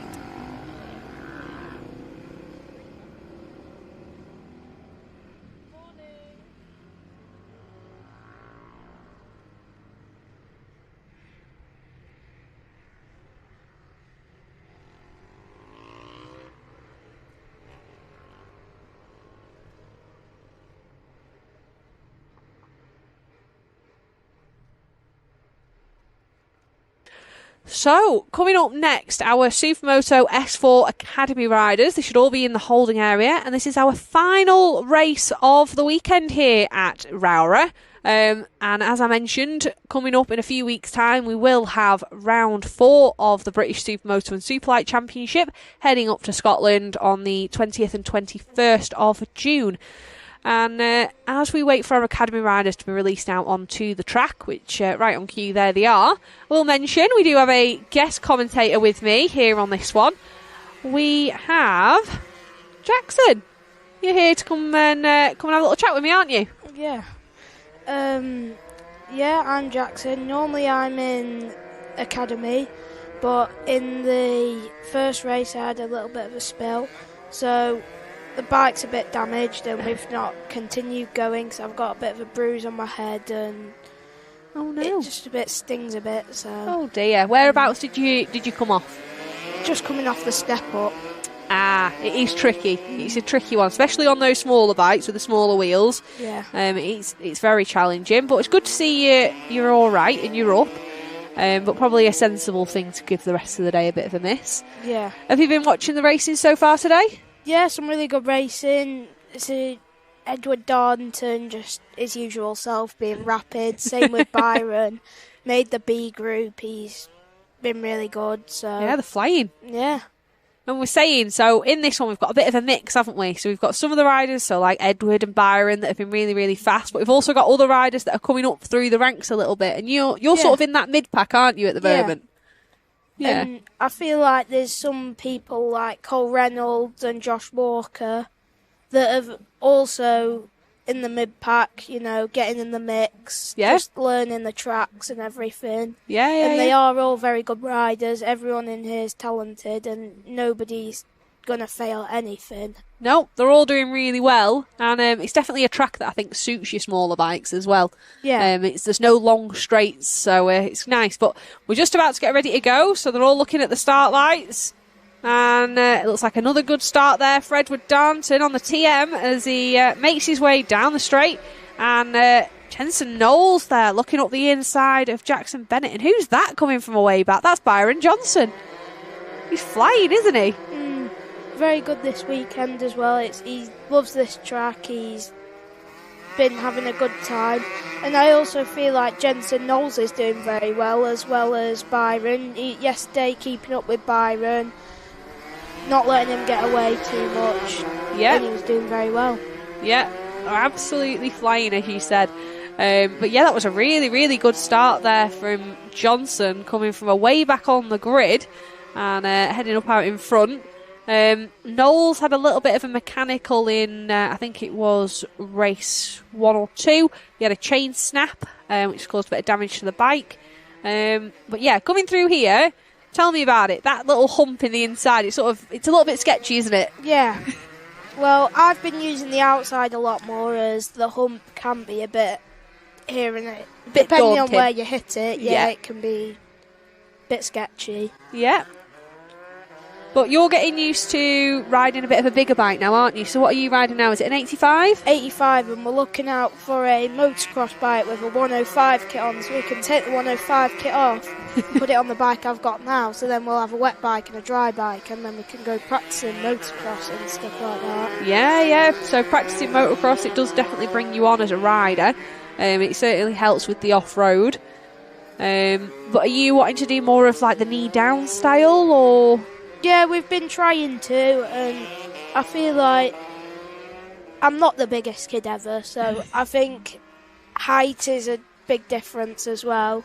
And I find it a lot faster than foot out, especially on the wet days. It's a lot faster to do foot out, as it's slippy and it could do anything when you've got your knee out. But it's a lot faster in the dry, and round this track it's especially good because all the go-karts have laid down loads of rubber, so you can get extra grip on it. But when it's wet, that rubber is just ice. You've got to stay off the racing line not to slip on the rubber. You're telling everyone my secrets. You've come in here and you're telling everyone my trade secrets, that how slippy it is in the wet, and you have to go off the racing line and go down the inside and square the corner off. But I think that just goes to show that, even like you say, you're in the mid-pack in our academy, but you've definitely got some more race experience. And chatting to your dad, we were chatting at Teesside. Yeah. And we were watching you at Teesside, and we were saying it was a tricky day for you, but your race experience has got better, so you've got better at learning how to overtake people, not just getting faster on the bike. And do you think that's the case? Yeah. But being a back marker is also a thing you've got to learn, because you're always going to get, like, fall off or something and get overtook. Yep. And if that happens and you're one of the front riders, you've got to know that you stay on the racing line and you don't move out the way or do anything silly. Exactly that. And I think you're giving a nice, good insight into what it's like to be sort of an up-and-coming rider in this championship. And I think you can also, and I'm not going to push you, I think you can say how friendly everyone is. I think we're all pretty friendly. Yeah, everyone in this class is good mates with each other. everyone gets on with each other, and they're all quick. Depending on how quick or how slow you are, everyone gets on with each other. Good. And everyone enjoys hanging out with each other, and yeah, it's a really good class for making friends and having a lot of fun in. So you're basically advertising it for me. We're trying to get more of you. We want you to all we want loads of people out in this class. That's what we want. Looking at the racing, Byron Johnson's out in front, but his lead's only 1.6 seconds, so not a huge lead that we've seen earlier. We've then got Edward Darnton in second, but he's getting hassled a lot by the bullet Jensen Knowles, who's just put in the fastest lap times. He's down to a 59.9. Yeah. So sub 1 minute lap time for Byron there. And just our leaders just coming up on a little bit of lap traffic, like you say. That was, let's have a little look. That was Hayden Owen, and doing the exact right thing, which is just staying on his line. The faster riders, they'll go past you. Oh, Knowles looking up the inside, but Darnton shuts the door on him there. See the dads on the wall cheering him on.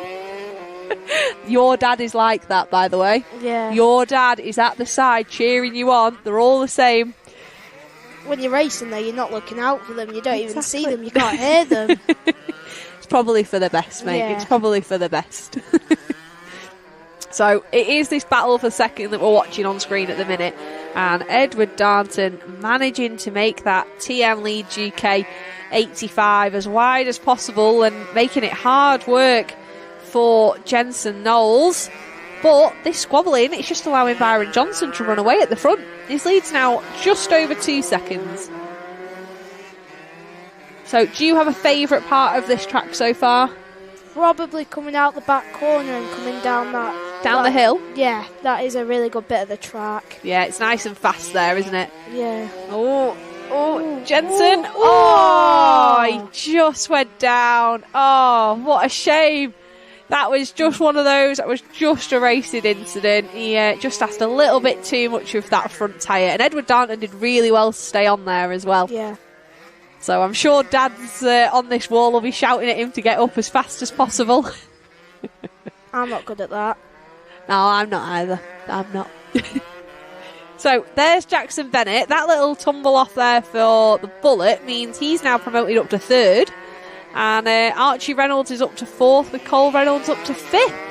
So the man with the fastest lap time is currently showing on our timing screen as down in sixth. So he has got back up and going. Unfortunately, it's cost him some points. So Edward Darnton now, he's just out for a little Sunday jolly, isn't he? Yeah, all on his own. Not got too much to worry about besides trying to catch up Byron, but he's 4.5 seconds in head now, so yeah, he's got a lot of work to do if he wants to try and chase Byron, but at least it means he hasn't got the pressure from behind. And all it takes is for Byron to catch on a few back markers. There's Jensen just going past Oliver Mullaney. So there he is on the screen. I think he'll be a little bit upset with himself. yeah, I think you can say that for sure. Absolutely. There's the 101 of Oliver Mullaney. So he hasn't raced with us much so far this year, so it's nice to see him out there. He's currently in 8th place, and Jensen's up to 5th. There he is going round the outside and over the step up. There he is. Have you managed to clear the step up this weekend? Well, I did and then I crashed, so Does it count then? I suppose so. I think you might need a bit more practice at that one then. Yeah. Well, Just we a don't have a little motocross bike yet, so obviously all these lads are going round doing motocross, and we've just got this to do, and that's like it, so Yeah, I think it's worth trying to pick up a little bit of a cheaper practice bike, and I know you're not a million miles away from me either, so there are plenty of motocross tracks that probably do you some good. yeah. A good one that's not too far away is actually near Three Sisters. It's called Abram Motor Park, and it's usually in this time of year fairly hard pack, enough that you could probably run your Supermoto there. Yeah. It's really good. Preston Docks is another good one. We've been there before. We've not rode, but we've seen some people riding there. They've said it's good. For Supermoto, I'll be honest, it's a little bit it's sort of a different kettle of fish just with Yeah. it being deep sand. Yeah. So it's a little bit more challenging. But it's all good experience and definitely good for sort of bike control. Yeah. So on screen there is the 272 of Jensen Knowles. He was battling it out for second, but he's currently now in fifth. And in a fairly lonely fifth place. He's got no one to chase, which is a bit of a shame because he's got a fair way to Archie Reynolds, who sits in fourth. So we'll just have to keep an eye. Byron Johnson's extended his lead out to over 6 seconds now, so he's absolutely flying. And like you say, these lads have been flying all weekend, haven't they? Yeah. Jensen Knowles has been a very surprising one, and I think he's had the 105 kit, but I remember last time he had quite a big crash, or crashed it with Cole Reynolds, and it had done something to the engine, and they've managed to fix it, and then he's come back and still been able to be up there. It's not took his confidence or anything. And one thing I would say is those 105 kits. Do you remember what bike Edward Darnton was running? He was on a 65 for most of, not last year, year before. Yeah. And he was up there on a 65. And I spoke to his dad at the time, and his dad said, well, he's comfortable on it, he's happy on it. Don't think he needs the 85. He's doing well enough on that. If it gets to the point where he needs it, we might get him an 85, and that's what they did. And that's when he moved on to sort of the TM. But he was on a 65 and at the sharp end in this one. Yeah. I joke and say that I make up for a lack of talent with horsepower. That's why I'm on a 450. I joke about it. But honestly, if you can do what these lads are doing on a bit of a smaller CC, it'll make you a better rider. Yeah. Because you don't learn anything by overtaking everyone down the straights. You learn by overtaking people in the corners and carrying more corner speed. And I'll be honest, I wish I did this at your age. I didn't start until I was a little bit older. But I think this is really, really good for your racing and your bike control. I think it's really good. There's Cole on the number 10. He's one of those riders, again, that's come on really, really well. Same as you sort of come up at a sort of similar pace. Yeah. And there's our leader. There's Byron Johnson, and he's on his last lap. So he sort of goes into the corner with his foot out and then finishes it with knee down and does a lovely wheelie. Yeah. Have you learnt how to wheelie yet? No, not No, quite. me neither. If I do it, I'll wheelie off the back of it. So. Yeah, I worry about that as well. Mine are about, like, really small. Really small. We'll have to get some lessons off Byron, won't we? Yeah. So here he comes, just a few more corners just to finish this one off, and it's our final race of the weekend, and he comes round the final corner in front of our spectators, and it's a lovely wheelie across the line. Makes me nervous. So a huge well done to Byron Johnson, who takes our Academy S4 race win, with Edward Darnton in second and Jackson Bennett in third. And we're just waiting for our next rider through, which should be, there he is, Archie Reynolds on the number 5. And we just got, it should be brother Cole Reynolds coming very, very soon as well. He should be coming up, the number 10 on his TM. See, I think Cole's also on a 65, is he not? No, Cole's on an 85. He's got an 85 now. Yeah, he was I think on the same year as Edward was. Yeah. And he was at a good pace as well on the 65, and he's doing very well this season. Yeah.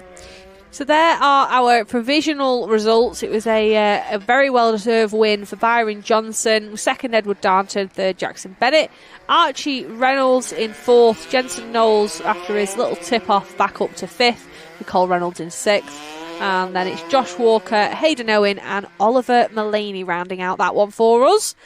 And that's all the racing of the weekend. We're all done. Yeah, some good racing this weekend. Yeah. I enjoyed watching it, not when I wasn't riding, and it's good watching these races because I'm always on all the stuff. So I'm always racing, so I don't get the chance to watch these. Yeah. And do the stuff I can, and when you watch them, you realise how quick they really are. Yeah, But you when do. you're racing, you're going quick as well, so you just see them as a bit faster. But And exactly, yeah, it does. Makes a big difference. Well, thank you for coming and joining me, Jackson. I really appreciate it, and I think you've given me a lot of good insight. Thank you. thank you. So we're just getting finished up now for the day here at Rowrah, and what a weekend it's been. We've had some great racing throughout all of our groups, and again, a huge thank you to everyone that makes this championship possible. So that's all of our sponsors. We've got DVS Scaffolding, I. Rogerson Heating and Plumbing, SHR Excavations. We also have Mark Bates and Son Concrete, Automotive Solutions, and last but not least, Walker Group. Without those, the championship wouldn't be possible, and we also wouldn't be able to broadcast it here over on TNL Sports for our free live stream. So a huge thank you to them. We also want to say a massive thank you to everyone out there that's made it possible today. So all of our Orange Army, all of our marshals, without you guys, we wouldn't have been able to go racing this weekend, as well as our Nora Sport team. So everyone behind the scenes that's made this possible. So a massive thank you to everyone for that this weekend. And without further ado, we will call this one a day.